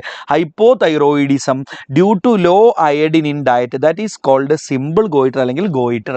ഇത്തരം ആളുകളുടെ തൈറോയിഡ് ഗ്ലാൻഡ് വലുതാവാനും തുടങ്ങും. Okay, so there will be enlargement of thyroid gland also, enlargement of thyroid gland, ഇവരുടെ തൈറോയിഡ് ഗ്ലാൻഡ് വലുതാവാനും തുടങ്ങും. ക്ലിയർ അല്ലേ കുട്ടികളെ? ഈ ഒരു അവസ്ഥയാണ് സിമ്പിൾ ഗോയിറ്റർ. അതേ സമയത്ത് വാട്ട് ഈസ് ക്രെറ്റിനിസം? ക്രെറ്റിനിസം എന്ന് പറഞ്ഞു കഴിഞ്ഞാൽ ഹൈപ്പോ തൈറോയിഡിസം ഇൻ ചിൽഡ്രൻ. സാധാരണ അഡൽട്ടിലാണ് സിമ്പിൾ ഗോയിറ്റർ കാണുക, അല്ലെങ്കിൽ ഗോയിറ്റർ പ്രായമായ ആളുകളിൽ, നമ്മളെ പോലെ 10-25 വയസ്സുള്ള ആളുകളിലാണ് കാണുക. അതേ സമയത്ത് ചെറിയ കുട്ടികളിൽ 1 വയസ്സ് 2 വയസ്സ് 3 വയസ്സൊക്കെയുള്ള കുട്ടികളിലുള്ള ഹൈപ്പോ തൈറോയിഡിസത്തെയാണ് ക്രെറ്റിനിസം എന്ന് വിളിക്കുന്നത്. So what is cretinism? Hypo thyroidism in children കുട്ടികൾക്ക് ഉണ്ടാകുന്ന ഹൈപ്പോ തൈറോയിഡിസത്തെ ക്രെറ്റിനിസം എന്ന് വിളിക്കുക. ക്രെറ്റിനിസത്തിൽ എന്തൊക്കെ പ്രശ്നങ്ങളാണ് ഉണ്ടാവും? ഒരുപാട് പ്രശ്നങ്ങൾ ഉണ്ടാവും ക്രെറ്റിനിസം ഉള്ള കുട്ടികൾക്ക്. ഒന്നാമത്തത്, there will be growth retardation, വളർച്ച മുരടിക്കും, പൂർണ്ണമായ വളർച്ച മുരടിക്കാൻ സാധ്യതയുണ്ട്. അടുത്ത കുട്ടികളെ, മെൻ്റൽ റിട്ടാർഡേഷൻ, ബുദ്ധി വളർച്ച കുറയാൻ സാധ്യതയുണ്ട്, കുറയും, ബുദ്ധി വളർച്ച കുറയും. അതാണ് മെൻ്റൽ റിട്ടാർഡ് ചെയ്യാന്ന് പറഞ്ഞാൽ അത് അതിൻ്റെ വളർച്ച മുരടിക്കുക. Okay, so there will be growth retardation, mental retardation ഉണ്ടായ ആ കുട്ടികളുടെ IQ കുറവായിരിക്കൂലടാ. IQ എന്ന് പറഞ്ഞാൽ ഇൻ്റലിജൻസ് ക്വസ്റ്റ്യൻസ്, ആ കുട്ടികളുടെ ബുദ്ധി കുറവായിരിക്കും. ക്ലിയർ ആണോ? ആ കുട്ടികൾക്ക് ചിലപ്പോൾ ഡെഫ്നെസ് ഉണ്ടാവാനുള്ള സാധ്യത. ഡെഫ് എന്ന് പറഞ്ഞാൽ എന്താ? ചെവി കേൾക്കാത്ത അവസ്ഥ ഉണ്ടാവാനുള്ള സാധ്യതയുണ്ട്. ആൻഡ് മ്യൂട്ടിസം, ഡെഫ് മ്യൂട്ടിസം എന്ന് പറഞ്ഞാൽ സംസാരിക്കാനും പറ്റില്ല, ചെവിയും കേൾക്കൂല. ഇത്തരം പ്രശ്നങ്ങളൊക്കെ ക്രെറ്റിനിസം ഉള്ള കുട്ടികൾക്ക് ഉണ്ടാവാൻ സാധ്യതയുണ്ട്. റെഡിയല്ലേ കുട്ടികളെ? ഓക്കെ, വേറെയും ഒരുപാട് കാര്യങ്ങൾ പറയാം, ഏറ്റവും മിനിമം ഇത്ര പഠിച്ചാൽ മതി. ഇനി ഹൈപ്പർ തൈറോയിഡിസം എന്ന് പറഞ്ഞാൽ condition in which there is increased thyroid hormone അല്ലേ? അത്തരം ഒരു അവസ്ഥയാണ് കുട്ടികളെ എക്സോഫ്താൽമിക് ഗോയിറ്റർ അല്ലെങ്കിൽ ഗ്രേവ്സ് ഡിസീസ്. എന്താണ് എക്സോഫ്താൽമിക് ഗോയിറ്റർ, അല്ലെങ്കിൽ അതർവൈസ് കോൾഡ് ഗ്രേവ്സ് ഡിസീസ്? പറഞ്ഞേ, ഗ്രേവ്സ് ഡിസീസ്, എക്സോഫ്താൽമിക് ഗോയിറ്റർ അല്ലെങ്കിൽ Graves disease. Okay, exophthalmic goitre അല്ലെങ്കിൽ ഗ്രേവ്സ് ഡിസീസ്. ഇതിൻ്റെ പ്രത്യേകത, ഈ രോഗമുള്ള ആളുകൾക്ക് ഇൻക്രീസ്ഡ് തൈറോയിഡ് ഹോർമോൺ പ്രൊഡക്ഷൻ ഉണ്ടാകും. അത് മാത്രമല്ല, there will B protrusion of eyeball. നിങ്ങൾ ഒഫ്താൽമോളജി എന്ന് കേട്ടിട്ടുണ്ടോ? +2 ഒക്കെ കഴിഞ്ഞ് ഒഫ്താൽ പഠിക്കാൻ പോകാന്നൊക്കെ. ഒഫ്താൽമോളജി പറഞ്ഞാൽ കണ്ണുമായി ബന്ധപ്പെട്ട ഇതിനാണ് ഒഫ്താൽമോളജി എന്ന് പറയുക. ഇപ്പോൾ എക്സോ എന്ന് പറഞ്ഞാൽ പുറത്തോട്ട്, ഒഫ്താൽ എന്ന് പറഞ്ഞാൽ കണ്ണ് പുറത്തോട്ട് തള്ളി നിൽക്കും ഇവരിൽ. ക്ലിയർലി കുട്ടികളെ? So there will B protrusion of eyeball ഇവരിൽ കാണാൻ പറ്റും. ക്ലിയർലി കുട്ടികൾ? അടുത്ത് നോക്കൂ, തൈറോയിഡ് ഹോർമോൺ ഭയങ്കരമായിട്ട് കൂടി എന്തുണ്ടാവുക? There will be increased metabolism in their body അല്ലേ? അവരുടെ ബോഡിയിൽ തൈറോയിഡ് ഹോർമോൺ ഭയങ്കര കൂടിയാൽ തൈറോയിഡ് ഹോർമോണിന്റെ പ്രൊഡക്ഷൻ എന്താ? It regulate basal metabolism. അതാണ് അയാളുടെ ഫംഗ്ഷൻ, പ്രൊഡക്ഷനിൽ അയാളുടെ ഫംഗ്ഷൻ. സോ തൈറോയിഡ് ഹോർമോൺ കൂടിയാൽ in their body there will be increased metabolism. അവർ കഴിക്കുന്ന ഫുഡിൻ്റെ ഒക്കെ മെറ്റബോളിസം ഭയങ്കരമായിട്ട് കൂടും. അപ്പോൾ അവരുടെ ബോഡിയിൽ ഫാറ്റൊന്നും ഇരിക്കൂല, ആ ഫാറ്റൊക്കെ മെറ്റബോളിസം നടന്ന് ഇല്ലാണ്ടായി പോകും. അപ്പോൾ അവരുടെ വെയിറ്റൊക്കെ കുറയാനുള്ള സാധ്യതയുണ്ട്. കാരണം എന്താ? ഇപ്പോൾ നമ്മൾ മെയിൻലി വെയിറ്റൊക്കെ വരുന്നത് മെയിൻ ഫാറ്റൊക്കെ കൂടിയിട്ടാണ്. പക്ഷേ ഇവരുടെ ബോഡിയിൽ ഫാറ്റ് ഇരിക്കൂല, ആ ഫാറ്റൊക്കെ മെറ്റബോളിസം നടന്ന എനർജി ആയിട്ട് മാറും ഈ തൈറോയിഡ് ഹോർമോൺ ഭയങ്കരമായിട്ട് കൂടിയാൽ. So there will be decreased weight അല്ലേ? അവരുടെ വെയിറ്റ് ഒക്കെ കുറയാൻ സാധ്യത, അല്ലെങ്കിൽ ഇൻക്രീസ്ഡ് മെറ്റബോളിസം ഒക്കെ നടക്കാനുള്ള സാധ്യത ഉണ്ട്. റെഡി അല്ലേ കുട്ടികളെ? അപ്പോൾ ഇത്രയാണ് തൈറോയിഡ് ഗ്ലാൻഡിനും അവിടുത്തെ ഹോർമോണുകളുമായി ബന്ധപ്പെട്ട രോഗങ്ങളും ചോദിച്ചാൽ പറയേണ്ടത്. ഇനി തൈറോയിഡ് ഗ്ലാൻഡ് ഉണ്ടാക്കുന്ന മറ്റൊരു ഹോർമോൺ നമ്മൾ പഠിച്ചിരുന്നു. ഏതാ? തൈറോ കാൽഷിറ്റോണിൻ അല്ലേ? What is the function of thyrocalcitonin? It decrease blood calcium. നമ്മുടെ ബ്ലഡിലെ കാൽഷ്യം ലെവൽ കുറയ്ക്കുക എന്നുള്ളതാണ് ഇയാളുടെ function. It decrease blood calcium. ബ്ലഡിലെ കാൽഷ്യം കുറയ്ക്കുക എന്നുള്ളതാണ് ജനറലി തൈറോ കാൽഷിറ്റോണിൻ്റെ ഫംഗ്ഷൻ. ക്ലിയർ ആണോ? It decrease blood calcium level. ബ്ലഡിലെ കാൽഷ്യം അയോണിൻ്റെ അളവ് കുറയ്ക്കുക. അതെങ്ങനെ ബ്ലഡിലെ കാൽഷ്യം അയോൺ കുറയ്ക്കുക? ഒന്ന് നോക്കൂ, നമ്മുടെ കിഡ്നിയിലൂടെ കാൽഷ്യം അയോൺ യൂറിനിലൂടെ പുറന്തള്ളപ്പെടാനുള്ള സാധ്യതയുണ്ട്. അപ്പോൾ യൂറിനിലൂടെ പുറന്തള്ളപ്പെടുന്ന കാൽഷ്യം അയോണിൻ്റെ അളവ് ഇയാൾ കുറക്കും. അപ്പോൾ കിഡ്നിയിൽ നിന്ന് പരമാവധി കാൽഷ്യത്തെ ബ്ലഡിലേക്ക് വലിച്ചെടുക്കാൻ ഇയാൾ സ്റ്റിമുലേറ്റ് ചെയ്യും. It increase calcium absorption from കിഡ്നിയിൽ നിന്ന് യൂറിനിലൂടെ പുറന്തള്ളപ്പെടേണ്ട കാൽഷ്യം ധാരാളമായി അബ്സോർബ് ചെയ്തെടുക്കാൻ ഇയാൾ കാരണമാകും. So it stimulate calcium absorption from kidney. ഇനി നിങ്ങൾ കഴിച്ച ഫുഡിലെ കാൽഷ്യം പരമാവധി ബ്ലഡിലേക്ക് അബ്സോർബ് ചെയ്തെടുക്കാൻ ഇയാൾ സ്റ്റിമുലേഷൻ കൊടുക്കും. സോ ഇറ്റ് സ്റ്റിമുലേറ്റ് അല്ലെങ്കിൽ it increase calcium re absorption from the ഫുഡിൽ നിന്നുള്ള കാൽഷ്യത്തിൻ്റെ റീ അബ്സോർപ്ഷൻ കൂട്ടും. അടുത്തത് നോക്കൂ, സോറി ഞാൻ പറഞ്ഞത് മാറിപ്പോയി. Decrease blood calcium. അപ്പോൾ ബ്ലഡിലെ കാൽഷ്യം കുറയ്ക്കുക ഇയാൾ ചെയ്യുന്നത്. ഐ എം റിയലി സോറി, നേരെ പറഞ്ഞതിൻ്റെ ഓപ്പോസിറ്റാണ്. ഞാൻ പറഞ്ഞതിൻ്റെ ഓപ്പോസിറ്റാണ് പറയേണ്ടത്. നോക്കൂ, ബ്ലഡിലെ കാൽഷ്യം കുറയ്ക്കണമെങ്കിൽ കിഡ്നിയിൽ നിന്ന് കാൽഷ്യം അബ്സോർബ് ചെയ്യപ്പെടരുത്. കിഡ്നിയിൽ നിന്ന് ബ്ലഡിലേക്ക് കാൽഷ്യം എത്തിയാൽ ബ്ലഡിലെ കാൽഷ്യം കൂടും, ഇയാൾ കുറയ്ക്കുക ചെയ്യുന്നത്. So it inhibit calcium absorption from kidney, അല്ലെങ്കിൽ it decrease calcium absorption from kidney. Really sorry, മാറിപ്പോയതാ പറഞ്ഞത്. കിഡ്നിയിൽ നിന്നുള്ള കാൽഷ്യത്തിൻ്റെ അബ്സോർപ്ഷൻ ഇയാൾ കുറക്കും. അപ്പോൾ എന്താ, യൂറിനിലൂടെ പരമാവധി കാൽഷ്യം പുറത്തു പോകും. അപ്പോൾ ബ്ലഡിൽ കാൽഷ്യം കുറയും. അടുത്ത ഫംഗ്ഷൻ ശ്രദ്ധിക്കുക, നമ്മൾ കഴിച്ച ഫുഡിൽ നിന്ന് കാൽഷ്യം ആഗിരണം ചെയ്തെടുത്താൽ ബ്ലഡിൽ കൂടും, ഇയാൾ കുറയ്ക്കുക ചെയ്യുന്നത്. So it decrease calcium absorption from ഫുഡിൽ നിന്നുള്ള കാൽഷ്യത്തിൻ്റെ അബ്സോർപ്ഷൻ ഇയാൾ കുറക്കും.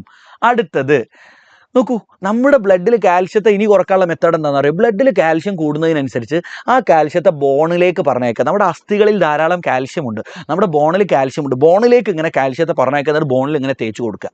അപ്പോൾ ബോണിലേക്ക് കാൽഷ്യം ഇങ്ങനെ ബ്ലഡിൽ നിന്ന് വലിച്ചെടുക്കുക, ബോണിലേക്ക് പറഞ്ഞേക്കുക. അപ്പോൾ ബ്ലഡിലെ കാൽഷ്യം കുറയും. ഈ 3 പ്രോസസ്സുകൾ വഴിയാണ് ഇയാൾ ബ്ലഡിലെ കാൽഷ്യം കുറക്കുന്നത്. ക്ലിയർ അല്ലേ കുട്ടികളെ?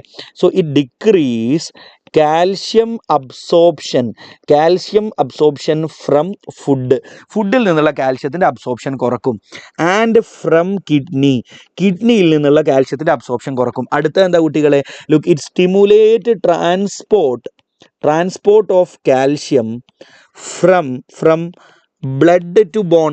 ബ്ലഡിൽ നിന്ന് ബോണിലേക്കുള്ള കാൽഷ്യത്തിൻ്റെ ട്രാൻസ്പോർട്ട് ഇയാൾ സ്റ്റിമുലേറ്റ് ചെയ്യും. ഇങ്ങനെ ഇയാൾ ബ്ലഡിലെ കാൽഷ്യം കുറക്കുന്നയാളാണ്. ക്ലിയർ ആണോ? അപ്പോൾ തൈറോ കാൽസിറ്റോണിൻ്റെ ഫംഗ്ഷൻ നമ്മൾ പഠിച്ചു. അടുത്ത് നമ്മൾ നോക്കാൻ പോകുന്നത് പാരാതൈറോയിഡ് ഗ്ലാൻഡിനെ കുറിച്ചാണ്. ശ്രദ്ധിച്ചു, പാരാതൈറോയിഡ് ഗ്ലാൻഡിനെ കുറിച്ചാണ് അടുത്ത് നോക്കാൻ പോകുന്നത്. നോക്കൂ മക്കളെ, എവിടെ പാരാതൈറോയിഡ് ഗ്ലാൻഡ് കാണുക? They are present on the back side of thyroid gland. Thyroid gland ഇവിടെയാണ്, അതിൻ്റെ ബാക്കിലായിട്ടാണ് പാരാതൈറോയിഡ് ഗ്ലാൻഡ് കാണുക. So we have 4 parathyroid glands on the back side of thyroid. തൈറോയിഡിൻ്റെ ബാക്ക് സൈഡിലേക്ക് അറ്റാച്ച് ചെയ്തുകൊണ്ട് വി ഹാവ് 4 പാരാതൈറോയിഡ് ഗ്ലാൻഡ്സ്. ഇവരുണ്ടാക്കുന്ന ഹോർമോണാണ് കുട്ടികളെ parathyroid hormone, അല്ലെങ്കിൽ PTH എന്ന് പറയും. എന്താണ് കുട്ടികളെ? PTH എന്ന് പറഞ്ഞാൽ പാരാതൈറോയിഡ് ഹോർമോൺ. ക്ലിയർ ആണോ? നോക്കൂ, തൈറോ കാൽസിറ്റോണിൻ്റെ ഷോർട്ട് ഫോം ആണ് TCT. ഇയാളാണ് PTH, പാരാതൈറോയിഡ് ഹോർമോൺ. പാരാതൈറോയിഡ് ഹോർമോണിൻ്റെ ഫംഗ്ഷൻ എന്താണെന്നറിയോ? It increase blood calcium. ബ്ലഡിലെ കാൽഷ്യം ഇയാൾ കൂട്ടും. ബ്ലഡിലെ കാൽഷ്യം കൂട്ടാൻ എന്തൊക്കെ ചെയ്യാൻ പറ്റുക? നേരത്തെ പറഞ്ഞതിൻ്റെ ഓപ്പോസിറ്റ്. ഒന്ന്, ഫുഡിലെ കാൽഷ്യത്തിൻ്റെ അബ്സോർപ്ഷൻ കൂട്ടുക, കിഡ്നിയിൽ നിന്നുള്ള കാൽഷ്യത്തിൻ്റെ അബ്സോർപ്ഷൻ കൂട്ടുക. പിന്നെയോ ബോണിലുള്ള കാൽഷ്യത്തെ ബ്ലഡിലേക്ക് കൊണ്ടുവരിക, അല്ലേ? ഈ 3 കാര്യം ചെയ്താൽ പോരെ? കിഡ്നിയിൽ നിന്ന് കാൽഷ്യം കൂടുതൽ വലിച്ചെടുക്കുക, ഫുഡിൽ നിന്ന് കൂടുതൽ ബ്ലഡിലേക്ക് വലിച്ചെടുക്കുക, ബോണിൽ നിന്ന് കാൽഷ്യം ബ്ലഡിലേക്ക് കൊണ്ടുവരിക. 3 കാര്യം ചെയ്താൽ മതി. അപ്പോൾ ഇയാൾ നോക്കൂ കുട്ടികളെ, it increase calcium absorption from ഫുഡിൽ നിന്നുള്ള കാൽഷ്യം അബ്സോർപ്ഷൻ കൂട്ടും. ആൻഡ് കിഡ്നി, അവിടെ നിന്നൊക്കെ ബ്ലഡിലേക്ക് കാൽഷ്യം കൂടുതലെത്തും. അടുത്തതോ ബോണിൽ നിന്ന് കാൽഷ്യത്തെ ബ്ലഡിലേക്ക് പറഞ്ഞേക്കുക, അല്ലേ? അതിനൊരു പ്രത്യേക പേരുണ്ട്. It stimulate the transport of calcium from bone to blood. ബോണിൽ നിന്ന് ബ്ലഡിലേക്ക് കാൽഷ്യത്തെ, അല്ലേ? ലുക്ക്, ദിസ് ഈസ് യുവർ ബോണിൽ നിന്ന്, ഇത് രക്തക്കുഴലാണ്, ബ്ലഡിലേക്ക് ആര് വരിക? കാൽഷ്യം വരിക. ബോണിൽ നിന്ന് ബ്ലഡിലേക്ക് കാൽഷ്യം വരിക. അതിന് നമ്മൾ വിളിക്കുന്ന പേരാണ് ബോൺ റീസോപ്ഷൻ. ഉറക്കെ പറഞ്ഞേ, ബോൺ റീസോപ്ഷൻ എന്ന് വിളിക്കാം. It stimulate bone resorption and increase blood calcium. റെഡിയാണോ മക്കളെ? Yes or no? അപ്പോൾ നമ്മളൊരു കാര്യം മനസ്സിലാക്കി. നോക്കൂ, TCT, thyrocalcitonin, it decrease blood calcium. ഇയാൾ ബ്ലഡിലെ കാൽഷ്യം കുറക്കുന്ന ആളാണെങ്കിൽ നോക്കൂ, PTH എന്ന് പറഞ്ഞാൽ parathyroid hormone, it increase blood calcium. ഇയാൾ ബ്ലഡിലെ കാൽഷ്യം കൂട്ടുന്ന ആളാണെന്ന് മനസ്സിലായില്ല. അപ്പോൾ അവർ രണ്ടുപേരും ഓപ്പോസിറ്റ് ഫംഗ്ഷൻ ആണ് ചെയ്യുന്നത് എന്ന് പഠിച്ചു. റെഡിയാണ് കുട്ടികളെ? Yes or no? അപ്പോൾ നമ്മൾ ഇവിടുത്തെ 2 ഗ്ലാൻഡുകൾ, തൈറോയിഡ്, പാരാതൈറോയിഡ്, അവരുണ്ടാക്കുന്ന ഹോർമോണുകൾ, ആ ഹോർമോൺസിൻ്റെ ഫംഗ്ഷനും പഠിച്ചു കഴിഞ്ഞു. പഠിച്ചില്ലേ? Yes or no? യെസ്. റെഡിയാണോ മക്കളെ? റെഡിയാണെങ്കിൽ കമൻറ്റ് ചെയ്തോളൂ. ഇനി നമുക്ക് നേരെ താഴോട്ട് വരാം. നമ്മുടെ ചെസ്റ്റിൽ ഒരു ഗ്ലാൻഡ് ഉണ്ട്, അയാളാണ് കുട്ടികളെ തൈമസ് ഗ്ലാൻഡ്. അടുത്ത് നമ്മൾ നോക്കാൻ പോകുന്നത് അടുത്ത ഗ്ലാൻഡിനെ കുറിച്ചാണ്. That is thymus gland. റെഡിയല്ലേ? Very good. നമ്മുടെ ചെസ്റ്റിലുള്ള ഗ്ലാൻഡാണ് തൈമസ് ഗ്ലാൻഡ്. ഇവിടെ ഉള്ളൊരു കുഞ്ഞ് ഗ്ലാൻഡാണ്. ആ തൈമസ് ഗ്ലാൻഡിൻ്റെ ഫംഗ്ഷൻ മാത്രം പഠിച്ചാൽ മതി. It is a lobular gland. അങ്ങനെ പറഞ്ഞാൽ എന്താ? ശ്രദ്ധിക്കുക, ഇതൊരു ലോബ്, ഒരു ലോബ് ഇങ്ങനെ കുറേ ലോബുകൾ ഇങ്ങനെ കൂടിച്ചേർന്നിട്ടുള്ള ഒരു സ്ട്രക്ചറാണ് ഇയാൾക്ക്. അതുകൊണ്ടാണ് it is a lobular gland എന്ന് വിളിച്ചത്. Okay, and this thymus gland produce a group of hormone called thymosins. ഇയാൾ ഉണ്ടാക്കുന്ന ഹോർമോൺസിൻ്റെ പേരാണ് thymosins. So the thymus gland produce a group of hormones called thymosins. ഈ തൈമോസിൻസിൻ്റെ ഫംഗ്ഷൻ എന്താണെന്നറിയോ? ആക്ച്വലി നമ്മുടെ ബോഡിയിൽ 2 തരത്തിലുള്ള ലിംഫോസൈറ്റുകളുണ്ട്. We have B lymphocytes and T lymphocytes. ആരൊക്കെയാടാ? എന്താ ലിംഫോസൈറ്റ് എന്ന് പറഞ്ഞാൽ? നമ്മുടെ ബ്ലഡിൽ we have red blood cell, white blood cell, platelets. 3 തരത്തിലുള്ള സെല്ലുകളാണ് ബ്ലഡിൽ കാണാൻ പറ്റുക. RBC, WBC, platelet. ഇനി WBC തന്നെ പല ടൈപ്പ് ഉണ്ട്. ഒരു ടൈപ്പ് ഓഫ് WBC ആണ് ലിംഫോസൈറ്റുകൾ. ഈ ലിംഫോസൈറ്റുകളുടെ മെയിൻ ഫംഗ്ഷൻ നമുക്ക് ഇമ്മ്യൂണിറ്റി തരിക, രോഗപ്രതിരോധ ശക്തി നൽകുക എന്നുള്ളതാണ്. നമ്മുടെ ബോഡിയിലേക്ക് വരുന്ന രോഗാണുക്കളെ നശിപ്പിക്കുക എന്നുള്ളതാണ് ലിംഫോസൈറ്റുകളുടെ ഫംഗ്ഷൻ. ഇനി ലിംഫോസൈറ്റുകൾ 2 ടൈപ്പാണ്, B lymphocyte, T lymphocyte. 2 type lymphocyte ആണ് നമ്മുടെ ബോഡിയിൽ. V have B lymphocytes and T lymphocytes. ശ്രദ്ധിക്കുക, തൈമോസിൻസിന്റെ ഫംഗ്ഷന് it regulate, it stimulate the development. ശ്രദ്ധിച്ചോ മക്കളെ, it stimulate the development of T lymphocytes. നമ്മുടെ ബോഡിയിൽ ടി ലിംഫോസൈറ്റുകൾ ഉണ്ടാവാനുള്ള കാരണം തൈമസ് ഗ്ലാൻഡ് ഉണ്ടാക്കുന്ന തൈമോസിൻ വഴിയാണ്. അതുകൊണ്ടാണ് ടി ലിംഫോസൈറ്റിന് ആ പേര് തന്നെ വന്നത്. ടി ലിംഫോസൈറ്റ് എന്നുള്ള പേര് വരാനുള്ള കാരണം തൈമസ് ഗ്ലാൻഡുമായി റിലേറ്റ് ചെയ്തിട്ടാണ് ആ പേര് തന്നെ ഇയാൾക്ക് കിട്ടിയിട്ടുള്ളത്. ക്ലിയർ ആണോ മക്കളെ? So it stimulate the development of T lymphocytes. T ലിംഫോസൈറ്റിന്റെ ഡെവലപ്മെന്റിനെ സ്റ്റിമുലേറ്റ് ചെയ്യുന്ന ഹോർമോണാണ് ആര്? തൈമോസിൻസ്. ക്ലിയർ അല്ലേ? അത് മാത്രമല്ലടാ, it also stimulate the functions of B lymphocyte. It also stimulate the functioning of B lymphocytes. B ലിംഫോസൈറ്റിൻ്റെ ഫംഗ്ഷനിങ്ങിനെയും ഇയാൾ സ്റ്റിമുലേറ്റ് ചെയ്യുന്നുണ്ട്. ശ്രദ്ധിക്കടാ, പ്രായമായ ആളുകളിൽ തൈമസ് ഗ്ലാൻഡ് നശിച്ചു പോകും. Thymus undergo degeneration. നിങ്ങൾക്കൊക്കെ ഒരു പ്രായമായി കഴിഞ്ഞാലേ, ഇപ്പോൾ ഈ തുള്ളി കളിക്കുന്നു കുഞ്ഞിപ്പുഴു എന്ന് പറഞ്ഞാൽ ഈ തുള്ളി കളിക്കുന്നൊന്നും നോക്കണ്ട. കുറച്ച് കഴിഞ്ഞാൽ എന്താവും കുട്ടികളെ? ആരോട് റോളക്സ് അൽസബീൻ പഠിപ്പിക്കുക? എന്തൊക്കെയാടാ എന്താ ഇവിടെ സംഭവിക്കുന്നത്?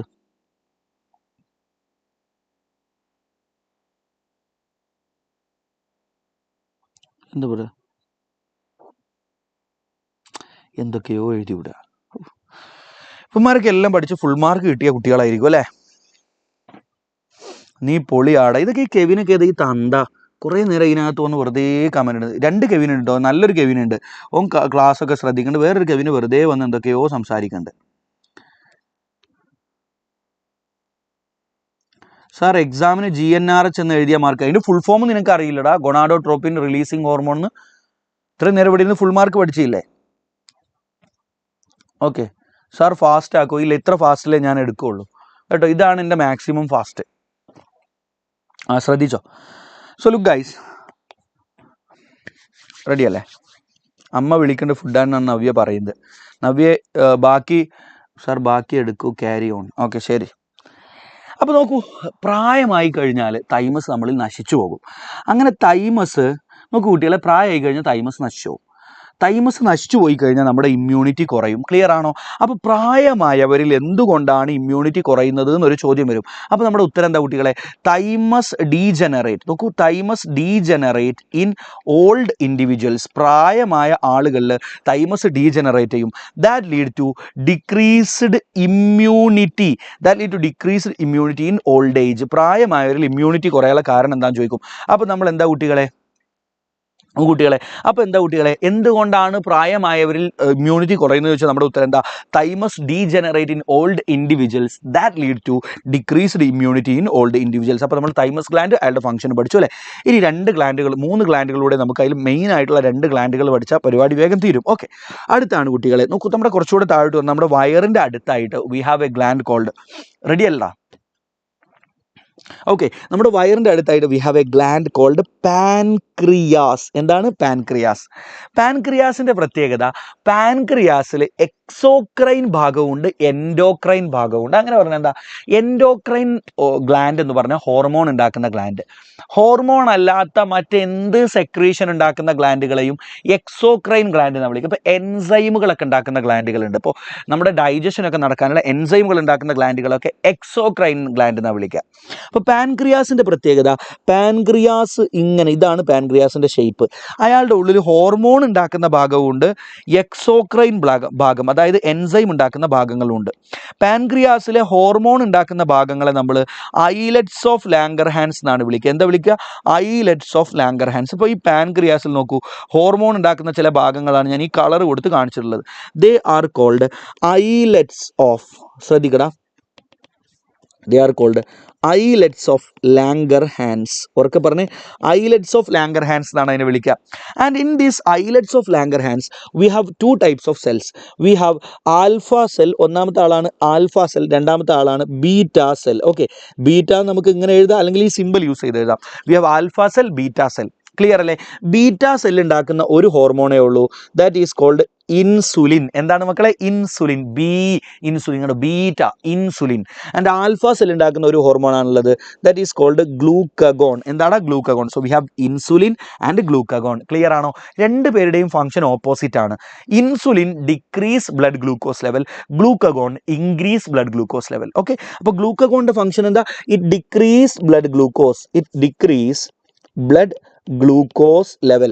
ബ്ലഡിലെ ഗ്ലൂക്കോസ് കുറക്കുക എന്നുള്ളതാണ് ഇയാളുടെ ഫംഗ്ഷൻ. അതേ സമയത്ത് insulin decrease blood glucose, insulin decrease blood glucose. ഇൻസുലിൻ്റെ ഫംഗ്ഷൻ ആണ് ഇറ്റ് ഡിക്രീസ് ബ്ലഡ് ഗ്ലൂക്കോസ്, ബ്ലഡിലെ ഗ്ലൂക്കോസ് കുറക്കുക. അപ്പോൾ ഗ്ലൂക്കഗോൺ നേരെ opposite, it increase blood glucose. അയാൾ ബ്ലഡിലെ ഗ്ലൂക്കോസ് കൂട്ടുന്ന ആളാണ്. ശ്രദ്ധിച്ചോ? അപ്പോൾ ഇവരുടെ ഫംഗ്ഷൻ പഠിക്കാൻ നല്ല സുഖമാണ്. നന്നായി ശ്രദ്ധിച്ചോ. എങ്ങനെയാണ് ബ്ലഡിലെ ഗ്ലൂക്കോസ് കുറയ്ക്കുക? ബ്ലഡിലേക്ക് എപ്പോഴാണ് ഗ്ലൂക്കോസ് എത്തുക? നിങ്ങൾ ഫുഡ് കഴിച്ചാൽ ആ ഫുഡിലുള്ള ഗ്ലൂക്കോസ് മുഴുവൻ നിങ്ങളുടെ ബ്ലഡിലേക്ക് എത്തും. അങ്ങനെ ബ്ലഡിലേക്ക് ഗ്ലൂക്കോസ് എത്തുമ്പോൾ ബ്ലഡിൽ ഇൻസുലിൻ റിലീസ് ആകും. നന്നായി ശ്രദ്ധിച്ചു, ഭയങ്കര സിമ്പിളാണ്. So this is your blood vessel. ഇത് നിങ്ങളുടെ രക്തക്കൊഴലാണ്. ഇതിൻ്റെ ഉള്ളിൽ രക്തമുണ്ട്, അതിനകത്താണ് നമ്മൾ ഗ്ലൂക്കോസ് എത്തുന്നത്. നിങ്ങൾ ഫുഡ് കഴിച്ചാൽ ഫുഡിൽ നിന്ന് ധാരാളം ഗ്ലൂക്കോസ് ഇങ്ങോട്ടെത്തും. അങ്ങനെ ഗ്ലൂക്കോസ് എത്തിക്കഴിഞ്ഞാൽ ബ്ലഡിലെ ഗ്ലൂക്കോസ് കുറക്കണം അല്ലേ? അപ്പോൾ നിങ്ങളുടെ ബോഡിയിൽ ഇൻസുലിൻ റിലീസ് ആകും. ഇൻസുലിൻ ആരാ പ്രൊഡ്യൂസ് ചെയ്യുന്ന കുട്ടികളെ? Beta cell. എവിടുത്തെ? ഐലറ്റ്സ് ഓഫ് ലാംഗർഹാൻസിലെ ബീറ്റ സെൽ ഇൻസുലിനെ റിലീസ് ആകും. Insulin stimulate, look guys, insulin stimulate absorption of glucose by liver cell. നോക്കൂ, ഈ ഗ്ലൂക്കോസിനെ ലിവർ സെല്ലുകൾ വലിച്ചെടുക്കും. ക്ലിയർ ആണോ? So it act on liver cell. Liver സെല്ലിനെ വിളിക്കുന്ന മറ്റൊരു പേരാണ് ഹെപ്പറ്റോസൈറ്റ്. എന്താ വിളിക്കുക മക്കളെ? ഹെപ്പാറ്റോസൈറ്റ് എന്നാണ് ലിവർ സെല്ലിനെ വിളിക്കുക. So it act on hepatocytes and it stimulate glucose absorption by, അല്ലെങ്കിൽ glucose uptake by hepatocells. Hepatic cells അല്ലെങ്കിൽ ഹെപ്പറ്റോസൈറ്റുകൾ, ലിവർ സെല്ലുകൾ ഗ്ലൂക്കോസിനെ അപ്ടേക്ക് ചെയ്യും. It act on hepatocytes and it stimulate glucose uptake by hepatocytes. ഹെപ്പറ്റോസൈറ്റുകൾ എന്താ ചെയ്യാന്ന് പറയുക കുട്ടികളെ? ഇവർ ഗ്ലൂക്കോസിനെ വലിച്ചെടുത്ത ശേഷം it convert glucose to glycogen. ഗ്ലൂക്കോസിനെ ഗ്ലൈക്കോജൻ ആക്കി മാറ്റുക എന്നുള്ളതാണ് ഹെപ്പറ്റോസൈറ്റുകളുടെ ഫംഗ്ഷൻ. ഇനി അടുത്തത്, ലുക്ക് ഗൈസ്, ശ്രദ്ധിച്ചോ, നിങ്ങളുടെ ബ്ലഡിൽ ഗ്ലൂക്കോസ് കുറക്കാനുള്ള അടുത്തൊരു മെത്തേഡ് എന്താണെന്നറിയോ? Uptake of glucose by fat cells. ആരുടെ? ഫാറ്റ് സെല്ലുകൾ. They are called adipocytes. എന്താണ്? ADIPO, അഡിപ്പോസൈറ്റ്സ് എന്നറിയപ്പെടുന്ന ഫാറ്റ് സെല്ലുകളുടെ പുറത്തും ഇൻസുലിൻ ആക്ട് ചെയ്യും. And it stimulate glucose uptake by fat cells. Fat cell ഗ്ലൂക്കോസിന് എന്താ ചെയ്യുക? It convert glucose to fat. ഇയാൾ ഗ്ലൂക്കോസിന് എന്താ കുട്ടികളെ? ഫാറ്റ് ആക്കി മാറ്റും. ക്ലിയർ ആണോ? ഇതാണ് ഇൻസുലിൻ്റെ function. So insulin act on hepatocytes and fat cells or adipocytes. Hepatocytes and adipocytes and it stimulate glucose uptake by hepatocytes and adipocytes and it stimulate conversion of glucose to glycogen. It also stimulate conversion of glucose to fat. ഇതാണ് ഇൻസുലിൻ്റെ function. Now let's talk about the function of glucagon. ഗ്ലൂക്കഗോണിൻ്റെ function എന്താ? ശ്രദ്ധിക്കടാ മക്കളെ. It stimulate the conversion of glycogen into glucose. ഇതിൻ്റെ നേരെ opposite നോക്കൂ മക്കളെ. It stimulate what? It stimulate the conversion of glycogen to glucose. Glycogen glucose ആകുന്ന പരിപാടിനെ നമ്മൾ വിളിക്കുന്ന പേരാണ് ഗ്ലൈക്കോജീനോലൈസിസ്. എന്താ വിളിക്കുക? ഗ്ലൈക്കോജീനോലൈസിസ്. So, glucagon act on liver cell and stimulate glycogenolysis. ഒന്ന് വായിച്ചേടാ മക്കളെ. It stimulate what? Glycogenolysis. That is conversion of glycogen into glucose. And ആ ഗ്ലൂക്കോസ് നേരെ എങ്ങോട്ടേക്ക് വരും കുട്ടികളെ? ബ്ലഡിലേക്ക് വരും. അപ്പോൾ ബ്ലഡിൽ കൂടുതൽ ഗ്ലൂക്കോസ് എത്തും. അടുത്തതോ, it also act on adipocyte. നോക്കൂ, ഗ്ലൂക്കഗോൺ നേരെ opposite function. It act on adipocytes and it stimulate the conversion of fat into glucose. Fat glucose ആകുന്ന പരിപാടിനെ ഇയാൾ സ്റ്റിമുലേറ്റ് ചെയ്യും. And that is called gluconeogenesis. എന്താണ് മക്കളെ? That is called gluconeogenesis. It stimulate gluconeogenesis. Okay, അപ്പോൾ ആ ഗ്ലൂക്കോസും ബ്ലഡിലേക്ക് എത്തും. And it increase blood glucose level. Ready ആണോ? ഇവർ രണ്ടുപേരുടെയും ഫംഗ്ഷൻ പഠിച്ചില്ലേ നിങ്ങൾ? Yes or no? രണ്ടുപേരുടെയും ഫംഗ്ഷൻ നിങ്ങൾ പഠിച്ചു കഴിഞ്ഞു അല്ലേ? ഇനി നമ്മളോട് നോക്കൂ, ഇതുമായി ബന്ധപ്പെട്ട 2 രോഗങ്ങളാണ് ചോദിക്കുക. ഓക്കെ, സോറി, ഒരു രോഗമാണ് നമ്മളോട് ചോദിക്കുക. ദാറ്റ് ഈസ് ഇൻസുലിൻ്റെ സെക്രീഷൻ ബോഡിയിൽ കുറയുന്ന അവസ്ഥ. ഇൻസുലിൻ്റെ സെക്രീഷൻ ബോഡിയിൽ കുറഞ്ഞാൽ എന്താ? ഗ്ലൂക്കോസ് ഒരിക്കലും ലിവർ സെല്ലിലേക്ക് പോകില്ല. ഗ്ലൂക്കോസ് ഒരിക്കലും ഫാറ്റായിട്ട് ഫാറ്റ് സെല്ലിലേക്ക് പോകില്ല. അങ്ങനെ ആയിക്കഴിഞ്ഞാൽ ബ്ലഡിൽ ഗ്ലൂക്കോസ് കൂടും അല്ലേ? ബ്ലഡിൽ ഗ്ലൂക്കോസ് കൂടുന്ന അവസ്ഥനെ ഹൈപ്പർ ഗ്ലൈസീമിയ എന്നാണ് വിളിക്കുക. എന്താ വിളിക്കുക? Hyperglycaemia. റെഡിയാണോ? ഓക്കെ, സോ look, secretion കുറയുക ഓഫ് ഇൻസുലിൻ നിങ്ങളുടെ ബോഡിയിൽ ഇൻസുലിൻ്റെ സെക്രീഷൻ കുറഞ്ഞു കഴിഞ്ഞാൽ what will happen? There will be hyperglycaemia അല്ലേ? ബ്ലഡിൽ ഗ്ലൂക്കോസിൻ്റെ അളവ് കൂടും. And that condition is called diabetes mellitus. Insipidus നമ്മൾ നേരത്തെ പഠിച്ചു. This is diabetes mellitus. ആ ഒരു അവസ്ഥനെ നമ്മൾ വിളിക്കുന്ന പേരാണ് diabetes mellitus. So hyposecretion of insulin in body lead to hyperglycaemia, that is increased glucose in blood. That is called diabetes mellitus. ഈ ഡയബറ്റീസ് മെല്ലിറ്റസ് ഉള്ള ആളുടെ യൂറിൻ നിങ്ങൾ നോക്കിക്കഴിഞ്ഞാൽ യൂറിനിൽ നിങ്ങൾക്ക് ഗ്ലൂക്കോസിൻ്റെ പ്രസൻസ് കാണാൻ പറ്റും. Presence of glucose in urine, അതിന് നമ്മൾ വിളിക്കുന്ന പേരാണ് ഗ്ലൈക്കോസ് യൂറിയ. എന്താണ്? Glycosuria. ഇനി ഇവരുടെ യൂറിൻ നോക്കിയ യൂറിനിൽ കീറ്റോൺ ബോഡികളെയും കാണാൻ പറ്റും. കീറ്റോൺ ഇൻ യൂറിൻ അല്ലെങ്കിൽ കീറ്റോൺ ബോഡി ഇൻ യൂറിൻ. ഇവരുടെ യൂറിനിൽ കീറ്റോൺ ബോഡികൾ എന്നറിയപ്പെടുന്ന കെമിക്കലിനെയും കാണാൻ പറ്റും. That is called ketonuria. എന്താണ് കുട്ടികളെ? Ketonuria. അപ്പോൾ hyposecretion of insulin lead to hyperglycaemia, that is increased glucose in blood. That condition is called diabetes mellitus. In such patients you can see glycosuria and ketonuria. ഇനി ഇവർക്കുള്ള treatment എന്താ കുട്ടികൾ? നിങ്ങൾ insulin കൊടുത്താൽ മതി. ബോഡിയിൽ insulin കുറയല്ലേ, അപ്പോൾ injection ആയിട്ട് ഇൻസുലിൻ കൊടുത്താൽ മതി. So it can be treated with insulin therapy. Insulin therapy കൊണ്ട് ട്രീറ്റ് ചെയ്യാൻ പറ്റും. So I hope it is clear. Ready അല്ലേ? ഓക്കെ, അവസാനത്തെ 2 ഗ്ലാൻഡ് കൂടെ പഠിക്കാനുള്ളൂ. സെക്കൻഡ് ലാസ്റ്റ് ഗ്ലാൻഡാണ് കുട്ടികളെ നിങ്ങളുടെ അഡ്രീനൽ ഗ്ലാൻഡ്സ്. എന്താടാ? Adrenal glands. So you have a pair of adrenal glands. നോക്കൂ, നമ്മുടെ 2 കിഡ്നിയുടെ മുകളിലായിട്ടാണ് അഡ്രിനൽ ഗ്ലാൻഡ് ഇരിക്കുന്നത്. നിങ്ങളെ കിഡ്നി ആണെങ്കിൽ കിഡ്നിയുടെ മുകളിലായിട്ടാണ് ഒരു തുപ്പി പോലെയാണ് അഡ്രിനൽ ഗ്ലാൻഡിൻ്റെ shape. So we have a pair of adrenal glands which are located in the upper surface of each kidney. 2 കിഡ്നിയുടെയും അപ്പർ പാർട്ടിലാണ് ഈ അഡ്രിനൽ ഗ്ലാൻഡ് ഇരിക്കുന്നത്, in the upper surface of each kidney. Ready അല്ലേ? നോക്കൂ, നമ്മൾ ഇനി adrenal gland എടുത്തു കഴിഞ്ഞാൽ അഡ്രിനൽ ഗ്ലാൻഡിന് 2 ഭാഗമുണ്ട്. അഡ്രിനൽ ഗ്ലാൻഡിൻ്റെ ഇന്നർ പാർട്ടിനെ നമ്മൾ അഡ്രിനൽ മെഡുല്ല എന്നാണ് വിളിക്കുക. ഇന്നർ പാർട്ടിനെ എന്നതാ മക്കളെ വിളിക്കുക? മെഡുല്ല. അഡ്രിനൽ മെഡുല്ല എന്ന് വിളിക്കും. ഔട്ടർ പാർട്ടിനെ നമ്മൾ അഡ്രിനൽ കോർട്ടെക്സ് എന്നാണ് വിളിക്കുക. ഔട്ടർ പാർട്ടിനെ എന്താ വിളിക്കുക കുട്ടികളെ? കോർട്ടെക്സ് എന്നാണ് വിളിക്കുക. ആൻഡ് ഈ കോർട്ടെക്സിന് 3 ലെയർ ഉണ്ട് കുട്ടികളെ. കോർട്ടെക്സിൻ്റെ ലെയർ നമ്മളോട് പരീക്ഷയ്ക്ക് വയ്ക്കും. ഏറ്റവും പുറത്തുള്ള ലെയർ ദേണ്ട് ഞാൻ റോസ് കളറിൽ കാണിച്ചിരിക്കുന്നു. പിന്നെ അടുത്ത ലെയർ ദേണ്ട് ഞാനൊരു യെല്ലോ കളറിൽ കാണിച്ചിരിക്കുന്നു. ഏറ്റവും ഉള്ളിലുള്ള ലെയറിനെ നമുക്ക് പച്ച കളറിൽ കാണിക്കാം. ഇങ്ങനെ 3 ലെയറുകൾ അഡ്രിനൽ കോർട്ടെക്സിൽ കാണാൻ പറ്റും. അഡ്രിനൽ കോർട്ടെക്സിൻ്റെ ഏറ്റവും ഔട്ടർ ലെയറിനെ നമ്മൾ നോക്കൂ സോണ ഗ്ലോമറുലോസ എന്നാണ് വിളിക്കുക. എന്താ വിളിക്കുക? സോണ ഗ്ലോമറുലോസ. രണ്ടാമത്തെ ലെയറിനെ സോണ ഫാസിക്കുലേറ്റ എന്നാണ് വിളിക്കുക. എന്താണ്? ഫാസ്റ്റിക്കുലേറ്റ എന്ന് എഴുതും. ഫാസിക്കുലേറ്റ നിങ്ങൾ വായിക്കണം. സോണ ഫാസിക്കുലേറ്റ. ഏറ്റവും ഉള്ള ലെയറിനെ സോണ റെറ്റിക്കുലാരിസ് എന്നാണ് വിളിക്കുക. എന്താ വിളിക്കുക? സോണ റെറ്റിക്കുലാരിസ്. അപ്പോൾ ഓർഡർ പഠിക്കാൻ നല്ല സുഖമാണ്. നിങ്ങൾ GFR എന്ന് കേട്ടിട്ടില്ലേ? GFR അത് ഓർത്താൽ മതി. ജി ഏറ്റവും പുറത്ത്, സോണ ഗ്ലോമറുലോസ, സോണ ഫാസിക്കുലേറ്റ, സോണ റെറ്റിക്കുലാരിസ്. സെറ്റാണോ? കോഡുണ്ട് GFR. കോഡില്ലാത്ത കളിയില്ലല്ലോ. കോഡ് GFR അല്ലേ? Okay, so we have zona glomerulosa, fasciculata, reticularis. Glomerulosa, fasciculata, reticularis. Clear അല്ലേ? ഇനി അഡ്രിനൽ കോർട്ടെക്സിലെ ഹോർമോണുകൾ, അഡ്രിനൽ മെഡുല്ലയുടെ ഹോർമോണുകൾ, അവരുടെ ഫംഗ്ഷൻ. ക്ലിയർ അല്ലേ? സോ ലുക്ക്, അഡ്രിനൽ മെഡുല്ലയുടെ ഹോർമോണുകൾ, hormones of adrenal medulla. Adrenal മെഡുല്ലയുടെ രണ്ട് ഹോർമോണുകളുണ്ട്. They are adrenaline and noradrenaline. We have adrenaline and nor adrenaline.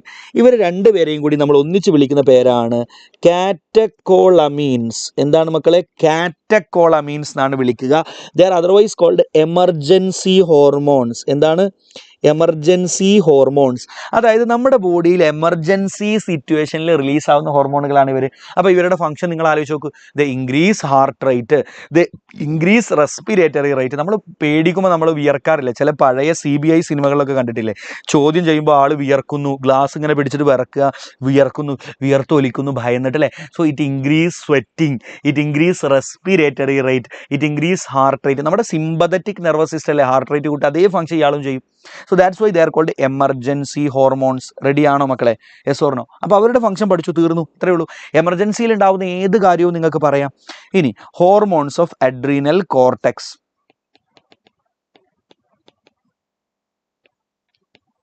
Adrenal കോർട്ടെക്സിന്റെ ഹോർമോണുകൾ നോക്കാം. ശ്രദ്ധിക്കാതിന് മുമ്പ് അഡ്രീനൽ ഒരൊറ്റൊരു രോഗം ആദ്യമേ ഞാൻ പഠിപ്പിച്ചു തരാം. അഡ്രീനൽ കോർട്ടെക്സിലെ ഹോർമോണുകളുടെ സെക്രീഷൻ കുറയുന്ന അവസ്ഥ, that is called Addison's disease. അതിനെ നമ്മൾ വിളിക്കുന്ന പേരാണ് അഡിസൺസ് ഡിസീസ്. കേട്ടോ, Addison's disease. So that is it is a disease in which there is decreased hormone production from adrenal cortex. Adrenal കോർട്ടെക്സിൽ നിന്ന് ഹോർമോണിൻ്റെ പ്രൊഡക്ഷൻ കുറയുന്ന അവസ്ഥയാണ് നമ്മൾ എന്ത് വിളിക്കുന്നത് കുട്ടികളെ? അഡിസൺസ് ഡിസീസ് എന്ന് വിളിക്കുക. എന്താ വിളിക്കുക? Addison's disease. റെഡി അല്ലേ? ഇനി നോക്കൂ, അഡ്രീനൽ കോർട്ടെക്സിലെ ഹോർമോണുകളുടെ ഫംഗ്ഷനും ഹോർമോണുകളും ആരൊക്കെയെന്ന് നോക്കാം. നോക്കൂ, മൂന്ന് പ്രധാനപ്പെട്ട ഹോർമോണുകൾ, മൂന്ന് ഗ്രൂപ്പിൽപ്പെട്ട ഹോർമോണുകളാണുള്ളത്. ഒന്നാമത്തെ ഗ്രൂപ്പാണ് ഗ്ലൂക്കോ കോർട്ടിക്കോയിഡ്സ്. എന്താണ് കുട്ടികളെ? ഗ്ലൂക്കോ കോർട്ടിക്കോയിഡ്സ്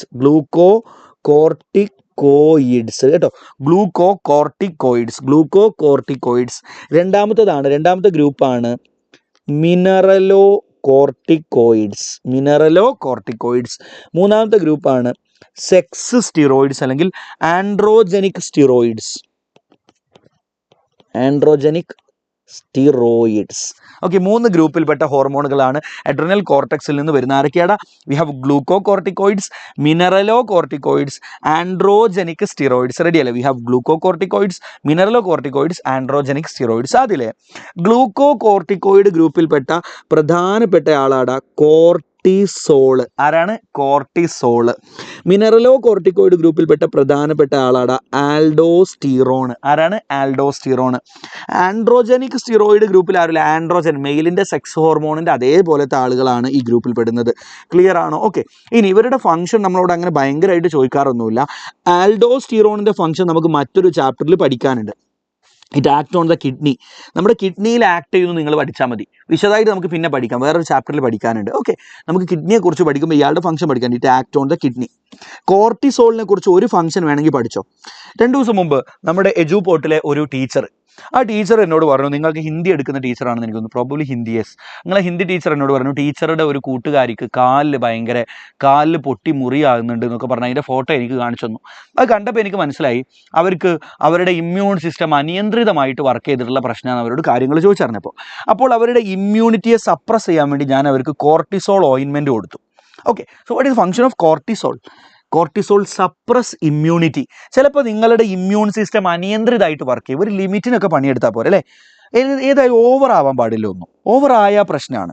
ചെറിയ വർത്താനൊക്കെ ഓക്കെ. കമൻറ്റ് ബോക്സിൽ തുടങ്ങിയത് മുതൽ ക്ലാസ് അവസാനിക്കുന്നവരെ ചില അതൊരു വലിയ സംഭവമാണെന്ന് കരുതുന്ന ചില മണ്ടന്മാർ, ലോ ക്ലാസ് ടീംസ്, ആ ഓവർ ആവുന്നത് ഭയങ്കര മോശമാണ്. അപ്പോൾ ഇമ്മ്യൂൺ സിസ്റ്റം ഓവറായിട്ട് വർക്ക് ചെയ്യാൻ പറ്റില്ല. അപ്പോൾ നമ്മൾ അതിനെ സപ്രസ് ചെയ്യണം. അപ്പോൾ അതിന് വേണ്ടി അതാണ് കോർട്ടിസോളിൻ്റെ ഒരു ആക്ഷൻ. It suppress immunity. നിങ്ങളുടെ ഇമ്മ്യൂണിറ്റി കുറക്കുന്ന ഹോർമോണാണ് കോർട്ടിസോൾ. ക്ലിയർ ആണോ? ക്ലിയർ ആണോ? ഒരുപാട് ഫംഗ്ഷൻ ഞാൻ തൽക്കാലം ഒരു സിമ്പിൾ ഫംഗ്ഷൻ മാത്രം പറഞ്ഞു തന്നു മാത്രം. സോ നമ്മൾ അഡ്രിനൽ കോർട്ടെക്സിൻ്റെ ഹോർമോണുകൾ, അഡ്രിനൽ മെഡുലയുടെ ഹോർമോണുകൾ, അവരിൽ ചിലരുടെയൊക്കെ ഫംഗ്ഷൻസ് നമ്മളോട് എക്സാമിന് ചോദിക്കുന്ന പേഴ്സ്പെക്റ്റീവിലുള്ള ഫംഗ്ഷൻസ് എല്ലാം നമ്മൾ പഠിച്ചു കഴിഞ്ഞു. ഇനി നമുക്ക് അവസാനം നോക്കാനുള്ളത് ടെസ്റ്റിസിനെ കുറിച്ചും ഓവറിയെ കുറിച്ചുമാണ്. ആണുങ്ങളുടെ കേസിൽ ടെസ്റ്റിസ് ഉണ്ട്, പെണ്ണുങ്ങൾക്ക് ഓവറി ഉണ്ട് അല്ലേ? അത് രണ്ടിനെയും കൂടി നമ്മൾ ഒന്നിച്ച് വിളിക്കുന്ന പേരാണ് ഗൊണാഡ്സ്. എന്താ വിളിക്കുക? ഗൊണാഡ്സ്. ഓക്കെ, ആണുങ്ങളുടെ കേസിൽ ടെസ്റ്റിസ് വൃഷ്ണം എന്ന് പറയും, പെണ്ണുങ്ങളുടെ കേസിൽ നമ്മൾ ഓവറി അല്ലെങ്കിൽ അണ്ഡാശയം എന്ന് പറയും. അപ്പോൾ ടെസ്റ്റിസിൻ്റെയും ഓവറിയുടെയും ഹോർമോണുകൾ നോക്കാം. നോക്കൂ, ടെസ്റ്റിസിൽ നിന്ന് ഒരൊറ്റ ഹോർമോണാണ് ഉണ്ടാവുന്നത്, ദാറ്റ് ഈസ് ആൻഡ്രോജൻസ് എന്ന് പറയുന്ന ഗ്രൂപ്പിൽപ്പെട്ട ഹോർമോണുകൾ. നിങ്ങൾ അങ്ങനെ പഠിച്ചാൽ മതി. ടെസ്റ്റിസ് പ്രൊഡ്യൂസ് ആൻഡ്രോജൻസ്. ആൻഡ്രോജൻസിൻ്റെ ഫംഗ്ഷൻസ് എന്തൊക്കെയായിരിക്കും കുട്ടികളെ? ഒന്ന്, it stimulate hormone production, it stimulate the production of male gamete അല്ലേ? മെയിൽ ഗാമീറ്റ് ഉണ്ടാകുന്ന പരിപാടിനെ നമ്മൾ വിളിക്കുന്ന പേരാണ് സ്പെർമാറ്റോജനസിസ്. ഉറക്കെ പറഞ്ഞേ, സ്പേം എന്നാണ് മെയിൽ ഗാമീറ്റിനെ വിളിക്കുക. അതുണ്ടാകുന്ന പ്രോസസ്സിനെയാണ് സ്പെർമാറ്റോജനസിസ് എന്ന് വിളിക്കുക. So it stimulate spermatogenesis. It stimulate the functioning of male sex organs. മെയിലിൻ്റെ സെക്സ് ഓർഗൻസിൻ്റെ ഫംഗ്ഷൻ അയാൾ സ്റ്റിമുലേറ്റ് ചെയ്യുന്നു. It stimulate male sexual behaviour. മെയിലിൻ്റെ സെക്ഷുവൽ ബിഹേവിയറിനെ അയാൾ സ്റ്റിമുലേറ്റ് ചെയ്യുന്നു. That is called libido. മെയിലിന് സെക്ഷുവൽ എന്താ പറയുക, ഒറോസലൊക്കെ തോന്നാനുള്ള കാരണം ആൻഡ്രോജൻ നിങ്ങളുടെ ബോഡിയിൽ ആക്ട് ചെയ്യുന്നതുകൊണ്ടാണ്. ആൻഡ്രോജൻ ഉണ്ടെങ്കിലേ നമുക്ക് ഈ ഫീലൊക്കെ വരുള്ളൂ. Okay, so it also regulate male sexual behaviour or libido. Okay, and it stimulate growth of facial hair അല്ലേ? നമ്മുടെ ഫേഷ്യൽ ഹെയറിൻ്റെ ഒക്കെ ഗ്രോത്തിനെ സ്റ്റിമുലേറ്റ് ചെയ്യുന്നു. അപ്പോൾ നോക്കൂ, ശരിക്കും പറഞ്ഞാൽ ബോഡിയിലെ ഫേഷ്യൽ ഹെയറിൻ്റെ ഒക്കെ ഗ്രോത്തിനെ ഈ ആൻഡ്രോജനിക് സ്റ്റിറോയിഡും റെഗുലേറ്റ് ചെയ്യുന്നുണ്ട്. ആൻഡ്രോജൻ്റെ ഏകദേശം ഫങ്ഷൻസ് ഒക്കെയാണ് ഇയാളും ചെയ്യുന്നത്. റെഡിയല്ലേ? ഓക്കെ, ഇനി ഓവറിയിൽ നിന്ന് വരുന്ന രണ്ട് ഹോർമോണുകളുണ്ട്. ദേ ആർ ഈസ്ട്രോജൻ ആൻഡ് രണ്ടാമത്തതാണ് പ്രോജസ്റ്റിറോൺ. എന്താണ്? പ്രൊജസ്റ്റിറോൺ. ഓവറിക്കകത്ത് പ്രത്യേക ഫോളിക്കിളുകളുണ്ട്. ആ ഫോളിക്കിളുകളാണ് ഈസ്ട്രോജൻ ഉണ്ടാക്കുന്നത്. These are produced by ovarian follicles. Follicle എന്ന് പറഞ്ഞാൽ ഒന്നുമില്ല, നമ്മൾ തൈറോയിഡ് ഗ്ലാൻഡിൽ ഫോളിക്കിൾ ഉണ്ടെന്ന് പഠിച്ചില്ലേ കുറച്ച് മുമ്പ്? നമ്മൾ when we studied about thyroid gland we were studied that there were follicles അല്ലേ? ഇതേപോലത്തെ ഫോളിക്കിൾസ് ഓവറിയിലുണ്ട്. ആ ഓവറിയിലുള്ള ഫോളിക്കിൾസ് ആണ് ഈസ്ട്രോജൻ ഉണ്ടാക്കുന്നത്. അതേ സമയത്ത് ഓവറിയിലെ ഫോളിക്കിളുകൾ ഇടയ്ക്കിടയ്ക്ക് ഓവറിയിലുള്ള ഫോളിക്കിളുകൾ പൊട്ടിക്കഴിഞ്ഞാൽ അവർ പിന്നെ മറ്റൊരു സ്ട്രക്ചറായിട്ട് മാറും. That is called corpus luteum. അതിന് വിളിക്കുന്ന പേരാണ് കോർപ്പസ് ലൂട്ടിയം. അങ്ങനെ ഫോളിക്കിളുകൾ പൊട്ടിയിട്ടുണ്ടാകുന്ന കോർപ്പസ് ലൂട്ടിയമാണ് പ്രൊജസ്റ്റിറോണിനെ സെക്രീറ്റ് ചെയ്യുന്നത്. Produced by corpus luteum. ആരാടാ? Corpus luteum in ovary. റെഡിയാണോ മക്കളെ? ഓക്കെ, അയാളാണ് പ്രൊജസ്റ്റിറോണിനെ സെക്രീറ്റ് ചെയ്യുന്നത്. ഇവർ രണ്ടുപേരുടെയും ജസ്റ്റ് ഫംഗ്ഷൻ പഠിച്ചാൽ മതി. പ്രൊജസ്റ്റിറോണിൻ്റെ ഫംഗ്ഷൻ ഇറ്റ് സപ്പോർട്ട് പ്രഗ്നൻസിയെ സപ്പോർട്ട് ചെയ്യുക. ഇറ്റ് സപ്പോർട്ട് പ്രഗ്നൻസിയെ സപ്പോർട്ട് ചെയ്യുക എന്നുള്ളതാണ് ഇയാളുടെ മെയിൻ ഫംഗ്ഷൻ. ഈസ്ട്രോജൻ്റെ ഫംഗ്ഷനോ നേരത്തെ പറഞ്ഞ പോലെ പ്രൊഡക്ഷൻ ഓഫ് ഫീമെയിൽ ഗാമീറ്റിനെ ഓവം എന്നാണ് വിളിക്കുക. സോ ഓവം ഉണ്ടാകുന്ന പ്രോസസ്സിനെ ഊജനസിസ് എന്ന് വിളിക്കും. എന്താണ്? Oogenesis. So it stimulate oogenesis. It stimulate the functioning of female sex ഓർഗൻസിൻ്റെ ഫംഗ്ഷനെ റെഗുലേറ്റ് ചെയ്യുന്നു. Okay, then it stimulate female sexual ബിഹേവിയറിനെ റെഗുലേറ്റ് ചെയ്യുന്നു. ഈ കാര്യങ്ങളൊക്കെ നമുക്ക് പറയാം. ക്ലിയർ അല്ലേ? അപ്പോൾ നമ്മൾ എല്ലാ ഗ്ലാൻഡുകൾ, അവരുണ്ടാക്കുന്ന ഹോർമോണുകൾ, ആ ഹോർമോണുകളുടെ ഫങ്ഷൻസും നമ്മൾ പഠിച്ചു കഴിഞ്ഞില്ലേ മക്കളെ? ഇനി അവസാനമായിട്ട് ക്ലാസിഫിക്കേഷൻ ഓഫ് ഹോർമോൺസിൻ്റെ ക്ലാസിഫിക്കേഷൻ നോക്കൂ മക്കളെ. ഹോർമോണുകൾ നമ്മൾ അതിന് മുമ്പ് ഐ എം റിയലി സോറി, വളരെ ഇമ്പോർട്ടൻ്റ് ആയ ഭാഗമുണ്ട് കേട്ടോ. ഐ എം റിയലി സോറി, ഒറ്റ കാര്യം കൂടി പറയാനുണ്ട്. Hormones of other organs. നോക്കൂ, നമ്മുടെ ബോഡിയിലെ എൻഡോക്രൈൻ ഗ്ലാൻഡുകൾ എന്ന് പറഞ്ഞാൽ ഹോർമോൺ ഉണ്ടാക്കുന്ന ഗ്ലാൻഡുകളെയാണ് എൻഡോക്രൈൻ ഗ്ലാൻഡുകൾ എന്ന് വിളിക്കുക. ആ ഗ്ലാൻഡുകളുടെ പേരും അവരുണ്ടാക്കുന്ന ഹോർമോൺസുമാണ് നമ്മൾ ഇതുവരെ പഠിച്ചു കഴിഞ്ഞത്. പക്ഷെ നമ്മുടെ ബോഡിയിൽ എൻഡോക്രൈൻ ഗ്ലാൻഡുകളല്ലാത്ത മറ്റു ചില അവയവങ്ങളും ചില ഹോർമോണുകൾ ഉണ്ടാക്കുന്നത് വളരെ ഇമ്പോർട്ടൻ്റ് ആണ്. ആ ഹോർമോണുകളുടെ പേരും ഫംഗ്ഷനും ആ ഓർഗാനുകൾ ആരൊക്കെയാണെന്ന് നമ്മളോട് ചോദിക്കും. അതായത് എൻഡോക്രൈൻ ഗ്ലാൻഡുകളല്ലാത്ത മറ്റ് ചില അവയവങ്ങൾ നമ്മുടെ ബോഡിയിൽ ചില ഹോർമോണുകൾ ഉണ്ടാക്കുന്നുണ്ട്. ആ ഹോർമോണുകളുടെ ഫങ്ഷൻസ് നമ്മളോട് ചോദിക്കും. Okay, so hormones of other organs നമ്മുടെ ബോഡിയിലെ മറ്റ് അവയവങ്ങളും അവരുടെ ഹോർമോണുകൾ എന്തൊക്കെയാണെന്ന് നോക്കാം. നമ്പർ 1, അവർ heart.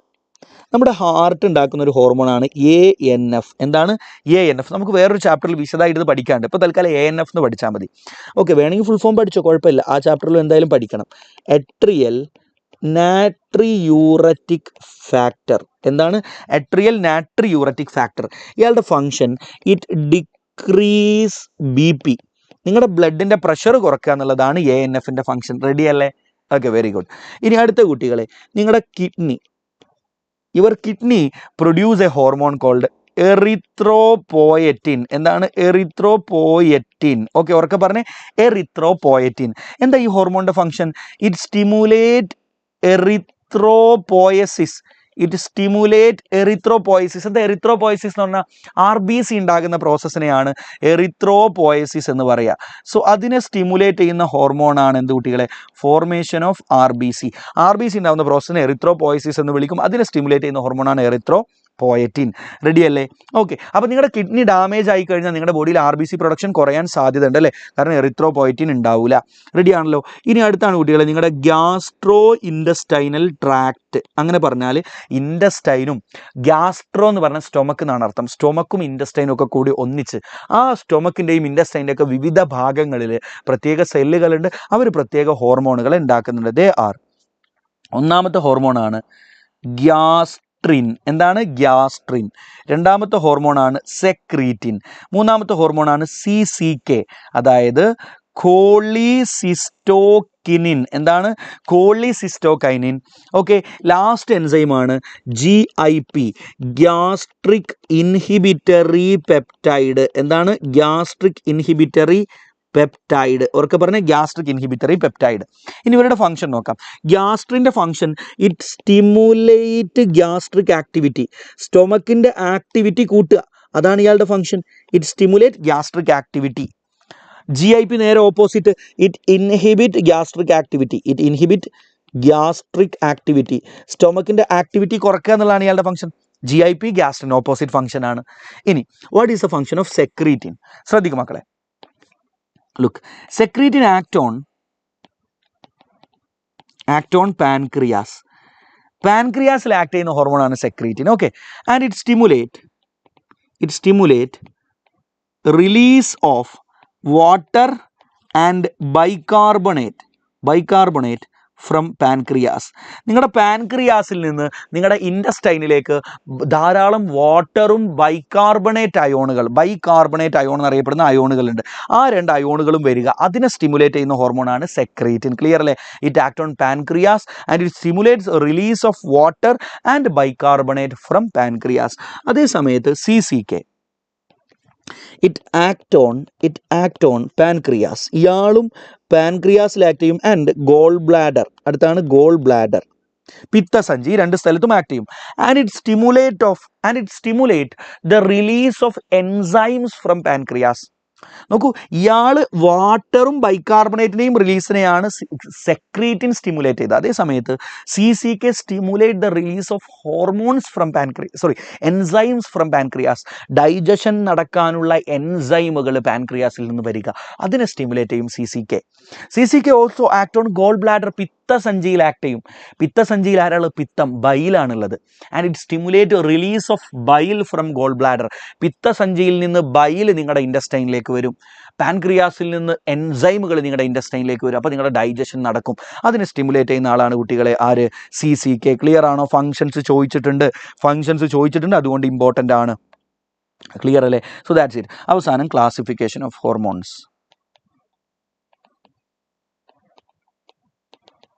ഹോർമോൺസിൻ്റെ classification.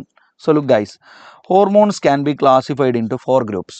ഒന്നാമത്തതാണ് protein peptide polypeptide group hormones. Protein peptide polypeptide hormones ഒന്നാമത്തത്. രണ്ടാമത്തതാണ് അയഡോതൈറോണിൻസ്. ആരുടെ? അയഡോതൈറോണിൻസ്. മൂന്നാമത്തെ ഗ്രൂപ്പാണ് അമിനോ ആസിഡ് ഡെറിവേറ്റീവ്സ്. ഓക്കെ, നാലാമത്തെ ആളാണ് കുട്ടികളെ സ്റ്റിറോയിഡ്സ്. സ്റ്റിറോയിഡ്സ് ഭയങ്കര സുഖ. സെക്സ് ഹോർമോണുകൾ, മെയിലിൻ്റെ സെക്സ് ഹോർമോണുകളെ നമുക്ക് എന്ത് വിളിക്കാം? ആൻഡ്രോജൻസ് എന്ന് വിളിക്കാം. ആൻഡ്രോജൻ അല്ലെങ്കിൽ ടെസ്റ്റോസ്റ്റിറോൺ എന്ന് വിളിക്കും. ആൻഡ്രോജൻ അല്ലെങ്കിൽ നമുക്ക് ടെസ്റ്റോസ്റ്റിറോൺ എന്ന് വിളിക്കാം. ടെസ്റ്റോസ്റ്റിറോൺ. ഇനി ഫീമെയിലിൻ്റെ സെക്സ് ഹോർമോൺ ഏതാ? ഈസ്ട്രോജൻ. Very good, oestrogen. പിന്നെ അടുത്ത ഏതാ? പ്രൊജസ്റ്റിറോൺ. പിന്നെ അഡ്രിനൽ കോർട്ടെക്സിൽ നിന്നുള്ള എല്ലാവരും, അതായത് കോർട്ടിസോൾ അഡ്രിനൽ കോർട്ടെക്സിൽ നിന്നല്ലേ, പിന്നെ ആൽഡോസ്റ്റിറോൺ അഡ്രിനൽ കോർട്ടെക്സിൽ നിന്നല്ലേ, അതൊക്കെ സ്റ്റിറോയിഡാണ്. ഇനി അമിനോ ആസിഡ് ഡെറിവേറ്റീവ്സ് എന്ന് പറഞ്ഞാൽ എമർജൻസി ഹോർമോണുകൾ അഡ്രിനാലിനും നോറഡ്രിനാലിനും, അഡ്രിനാലിൻ ആൻഡ് നോറഡ്രിനാലിൻ. അയഡോതൈറോണിനോ T3 T4 T3 and T4 അത് തന്നെ. ഇനി പ്രോട്ടീൻ, പെപ്റ്റൈഡ്, പോളിപെപ്റ്റൈഡ് ഹോർമോണുകളോ നിങ്ങളുടെ ഹൈപ്പോതലാമസിലെ എല്ലാ ഹോർമോണുകളും, പിറ്റ്യൂട്ടറി ഗ്ലാൻഡിലെ എല്ലാ ഹോർമോണുകളും. പിന്നെ അടി കൂടുന്ന ആൾ, അത് അടി കൂടുക. ഇൻസുലിൻ ബ്ലഡ് ഗ്ലൂക്കോസ് കുറക്കും. ബ്ലഡ് ഗ്ലൂക്കോസ് കൂട്ടുന്ന ആളാരാ? ഗ്ലൂക്കഗോൺ. അപ്പോൾ അത് രണ്ടാളും. ഇനി TCT ബ്ലഡിലെ കാൽഷ്യം കുറക്കും. PTH ബ്ലഡിലെ കാൽഷ്യം കൂട്ടും. അവർ രണ്ടാളും. റെഡിയാണോ? ഓക്കെ, തീർന്നില്ലേ? ഇതാണ് ക്ലാസിഫിക്കേഷൻ. പിന്നെ ഒരു കാര്യം പഠിച്ചോ, ഇൻസുലിൻ ബ്ലഡ് ഗ്ലൂക്കോസ് കുറക്കുക, ഗ്ലൂക്കഗോൺ കൂട്ടുക. TCT ബ്ലഡ് കാൽഷ്യം കുറക്കുക, PTH കൂട്ടുക. രണ്ട് ഓപ്പോസിറ്റ് ഫംഗ്ഷനുള്ള ആളുകളല്ലേ. ഇങ്ങനെ ഓപ്പോസിറ്റ് ഫംഗ്ഷൻ ചെയ്യുന്ന ഹോർമോണുകളെ നമ്മൾ ആൻറ്റഗോണിസ്റ്റുകൾ എന്നാ പറയുക. ആൻറ്റഗോണിസ്റ്റ് ഹോർമോണുകളാണ് ഈ ആൾക്കാർ. ഇൻസുലിനും ഗ്ലൂക്കഗോണും പരസ്പരം ആൻറ്റഗോണിസ്റ്റുകളാണ്. TCTയും PTHും പരസ്പരം ആൻറ്റഗോണിസ്റ്റുകളാണ്. റെഡിയാണോ കുട്ടികളെ? സ്വർണ്ണോ?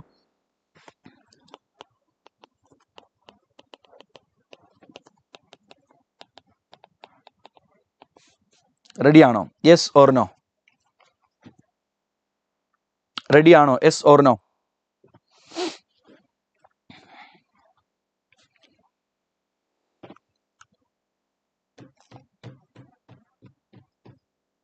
ഓക്കെ, ശരി, ഗ്രേറ്റ്.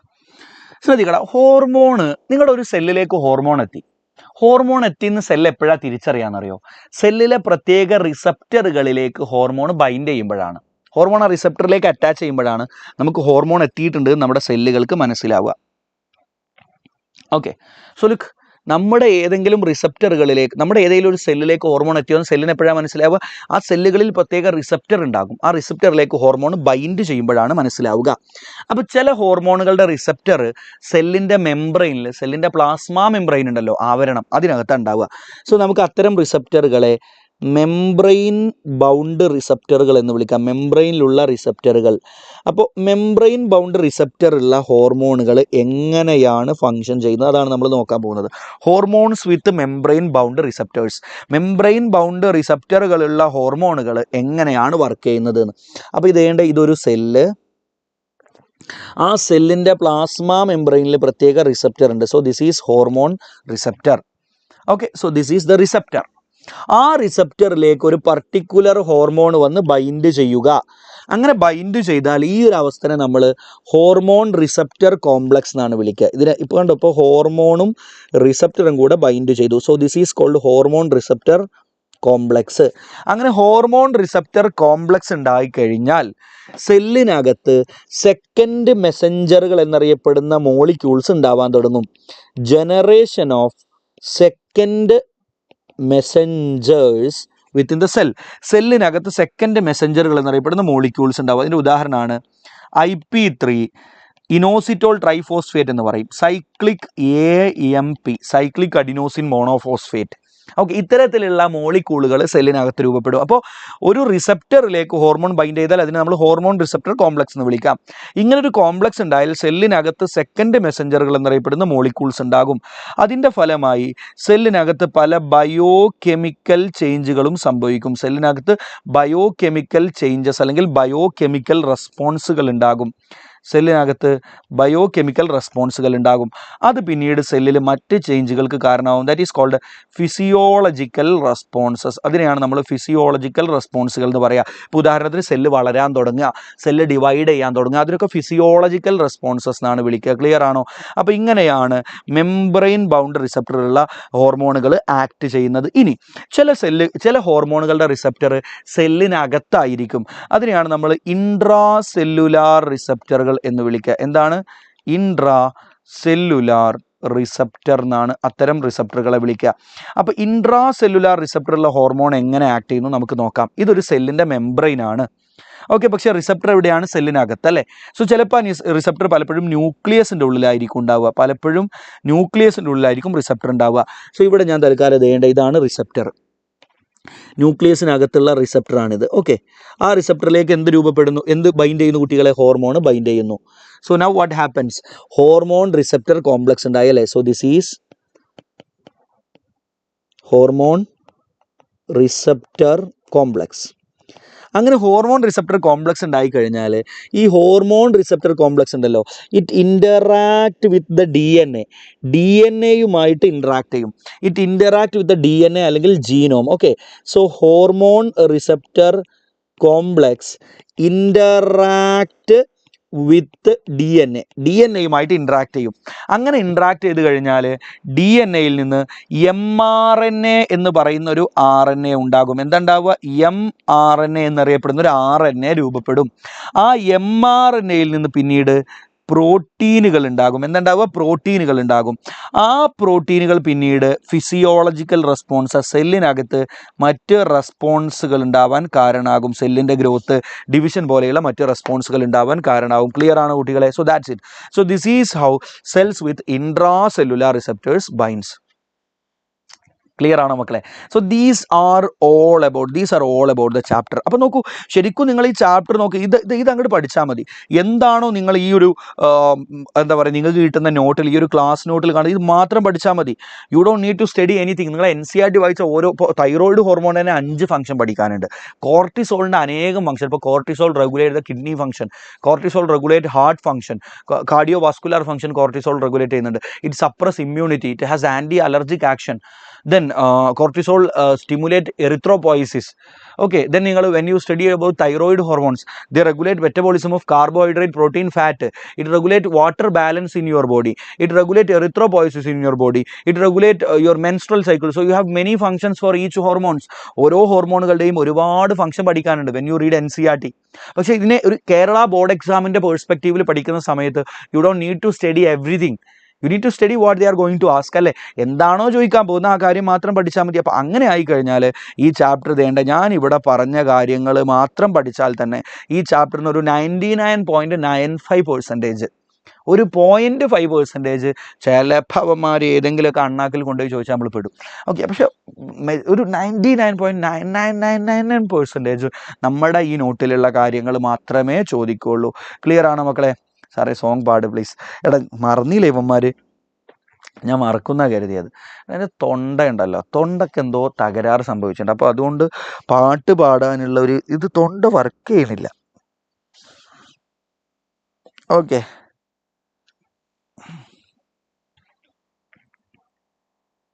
സാർ ഞാൻ സാറിൻ്റെ 10 മുതലുള്ള ഫാനാണെന്ന് പറയണ്ടല്ലോ കെവിൻ.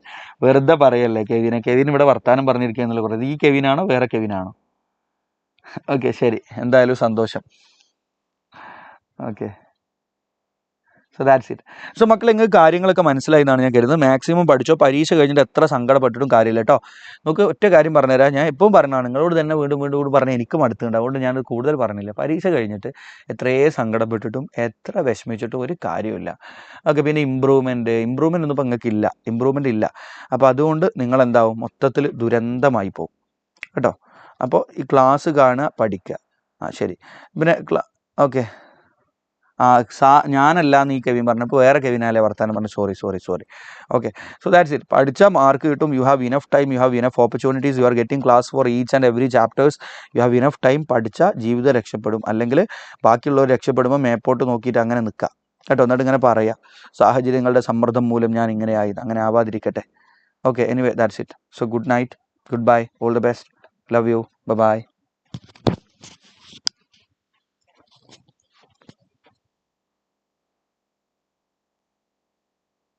എടാ ഞാൻ പാടിയാൽ നിങ്ങൾക്കൊരു